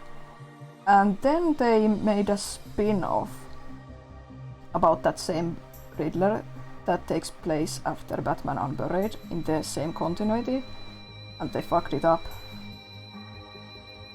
I was on board with the spin-off podcast for the first episodes, but it did fall off really quickly, and the last half of the last episode ruined the whole thing for me really bad. I was so invested in this version of the character, and then the spin-off ruined it all for me. They went in a really different direction that doesn't even feel like a continuation to the original story. I'm so upsetting. I'm still so mad about it. Like, I think the spin-off is setting up a potential season 2 for Batman Unburied, because the spin-off largely feels like it's kind of running in circles, and even though a lot happens, nothing happens. And it feels like it's like a mid-quel syndrome. Like nothing that happens in it matters. But also they changed the direction for Riddler's writing, or I really misinterpreted what they were doing with him in Unburied. But yeah, it's called The Riddler Secrets in the Dark. I hate it. They changed everything, almost everything I like about the character in Unburied that was like near perfect. They made him, instead of funny, he's annoying and grating, and he had this... Riddler is a fantastic foil character for Batman in my opinion, and they have really good dialogue in Batman Unburied. The final scene of Batman Unburied is about Batman and Riddler talking to each other, talking about the very foil aspect. It's a fun, wonderful scene, one of the best Batman scenes ever. And then Unburied Riddler is very self-aware, and he has this whole thing that he's unsure if he's, let's say, insane or not. He doesn't know who he is, and they hint that that's why he likes riddles so much, because he has a big identity crisis. And it's super well done. It doesn't sound good when I just talk about it like that, but it's really well done. And in Unburied, he's just declaring, yeah, I'm off my mind, I'm insane, yeah, all the time, and it just doesn't match up. Because the whole thing was that he doesn't know if he's sane or not, and he's afraid of losing his mind in Unburied. And the whole foil aspect with Batman is also lost there, because Batman has some of that. He's afraid of losing his mind, he's afraid of succumbing to darkness. He doesn't always know if what he's doing is, let's say, sane, but he's doing it anyway. And in Unburied, Riddler has really good moments with the other main character, Barbara Gordon. I love Babs. Babs is the best. Riddler has some really good scenes with her too, where he genuinely talks about her a traumatizing thing from her childhood, and Riddler actually kinda comforts her and understands her, which is a really cool scene since he's such a jerk most of the time. but like in a funny way. Funny to the viewers, annoying to the characters in universe. But in Unburied, he's constantly a jerk to everyone all the time. There's zero soul in that character there, and especially at the end of the Riddler podcast, they kind of insinuate that he's somehow inherently mad, and it's somehow runs in the family, and I really hate that ambiguous bloodline madness. Like, maybe I misinterpreted what they were saying, but I really hate it. The character has such good conflict, and they ditched that and they just made him raving mad. And also, in the Riddler podcast, he suddenly doesn't care about anything or anyone anymore. Like, he's now a total sociopath, and him being annoying to characters in universe is no longer funny because he doesn't care about anything. It's just depressing and annoying. I don't know if I'm making any sense. I have a free platform to rant about this because I'm so passionate about this, since they made the best version of my favorite character and the sequel spin-off fucked it up. There's also this whole thing about Arkham. The Arkham in Batman Unburied is really interesting, and it's totally different in the spin-off. It doesn't feel like the same place. I should go look at the chat. Oh, I'm sorry your nose is bleeding, Scoots. I hope you can sort it out. Let's look at my Lolo reference quickly, so I know which part of the color darker. Okay, the shoes are dark. I'm going to get some pink for the dress. So the whole thing about Arkham. In Batman Unburied, Arkham is being run by Hugo Strange, and he's being an amoral asshole. He's doing experiments on the patients. And Batman has a really good scene with King Tut at Arkham, where he notices that the Tut has been experimented on, and he apologizes to Tut and says that it's his failure that the patients are being mistreated. There's also a scene where Babs talks about how it's not fair that even these mad villains are being mistreated by the police, for example. And Riddler's whole deal in Unburied is that he convinces Barbara to let him out of Arkham to help find Bruce Wayne, who has disappeared in Batman Unburied. And at the end, it turns out he did help. He helped a lot with that, but it was also his plan to kind of find a way to escape Arkham too, because he doesn't want to be there. But in the spin-off, Riddler is suddenly a king of losers in Arkham. Like, he has this whole clique of C-tier Batman villains and Killer Croc. His addition was a good thing, one of the only good things in Unburied, but like, suddenly Riddler is running the whole of Arkham somehow. Like, he's got the whole staff wrapped around his finger, and he can escape it anytime he wants, and that just sucks. It doesn't match at all. It was a big deal that in Unburied, Hugo Strange was secretly running Arkham and abusing the patients. It was a big part of the plot, and Riddler didn't know that. He wasn't aware of a lot of going on at Arkham. Then how come suddenly in the spin-off he's running the whole place and knows everyone and everything? It's so annoying. Like, Riddler is a character whose power is his smarts and knowledge, but I hate this shift in that. And like, he enjoys being at Arkham now. He wanted to escape in Unburied. That was the whole thing. He had a really elaborate plan to escape. But in the spin-off, he can just escape whenever he wants because he's bribed everyone in Arkham. And at the end, he goes back to Arkham, and it sucks. I hate it.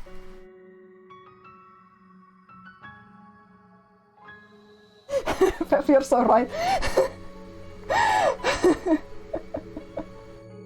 Unleash the Beast. Yeah,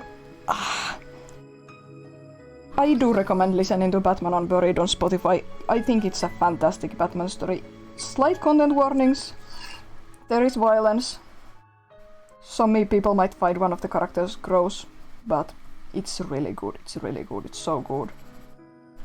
And then the Riddler spin-off is annoying. It's not even as well written either. It's not as funny. It's certainly not as heartfelt.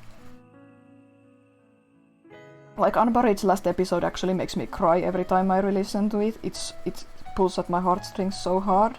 And the emotional scenes are so good.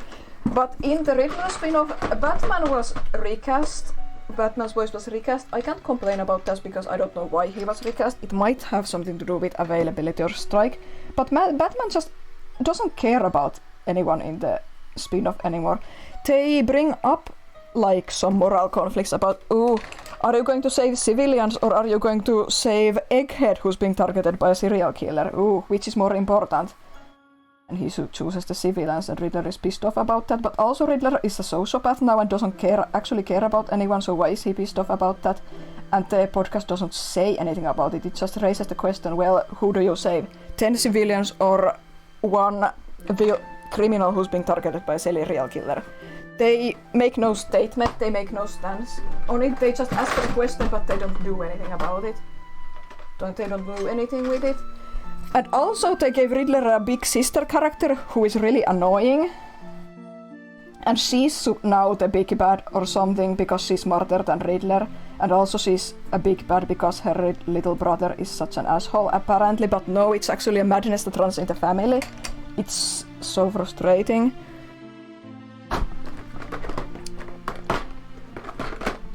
Also Barbara barely shows up in the spin-off. And she's now really lame and depressed, and they also kill off Arnold Flash so unceremoniously, even though he was a big bad, and Barbara's whole arc was about trying to expose Flash for the corrupt cop he is. Now looking at chat again.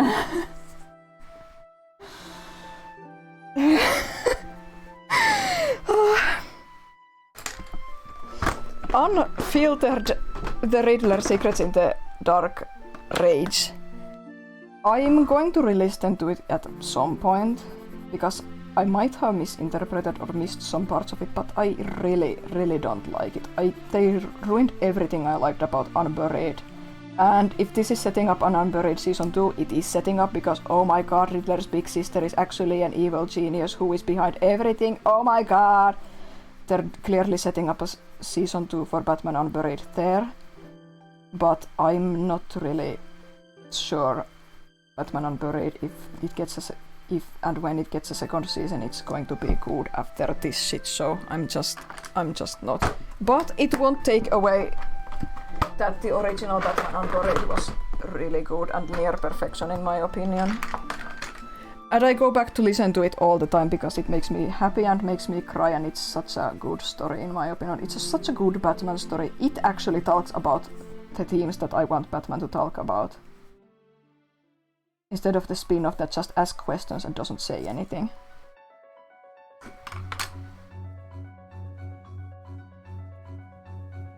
Yeah, the trope of make a big sister who's smarter, it's really annoying. And it really grinds my gears that apparently they have some ambiguous madness that's in their blood, and that's, oh god, that's really grinds my gears.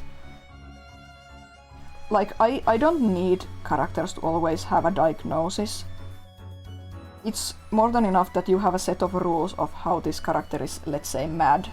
But they really were, maybe I'm misinterpreting it, but they really are going for something. Wow, it's in my blood. And if you try to help me as a psychiatric doctor, you're trying to change me.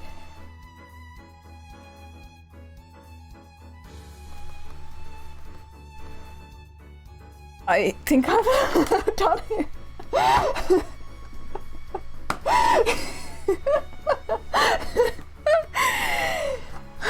Your takeaway from this should be that I really like Riddler, and I have a list of recommended Riddler reading and watching and listening if everyone wants. And here's my Lolo. It's exactly midnight my time. Let's see what I got drawn today.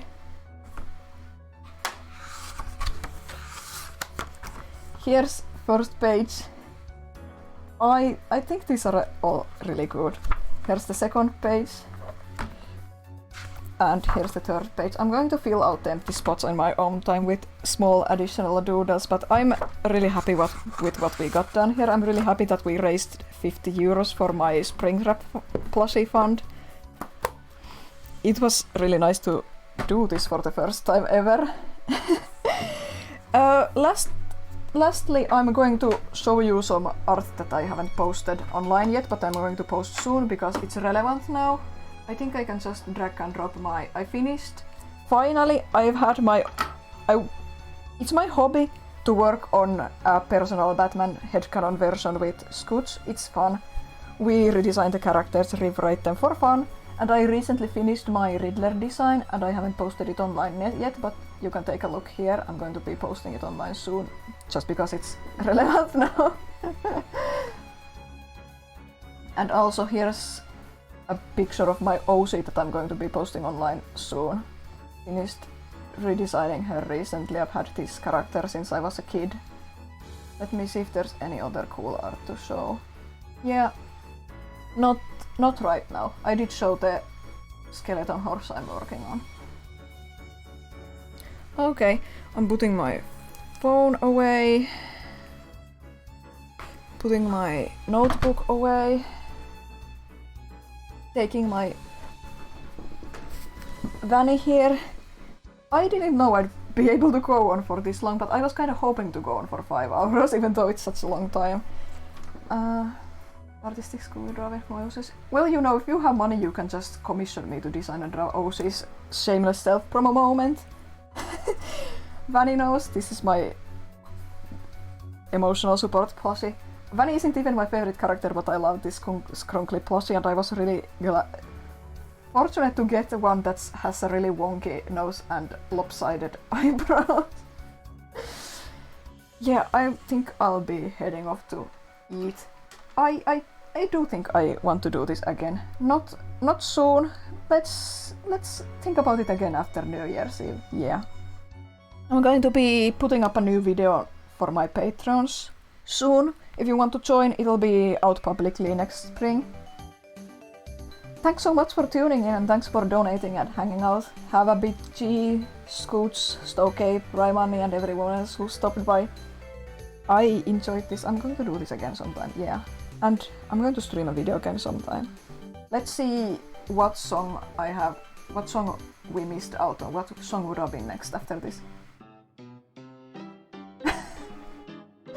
More dropped Sonic the Hedgehog's music. Okay. It's midnight here. I'll be going to eat and watching YouTube and then to bed. Thanks so much for tuning in. Bye!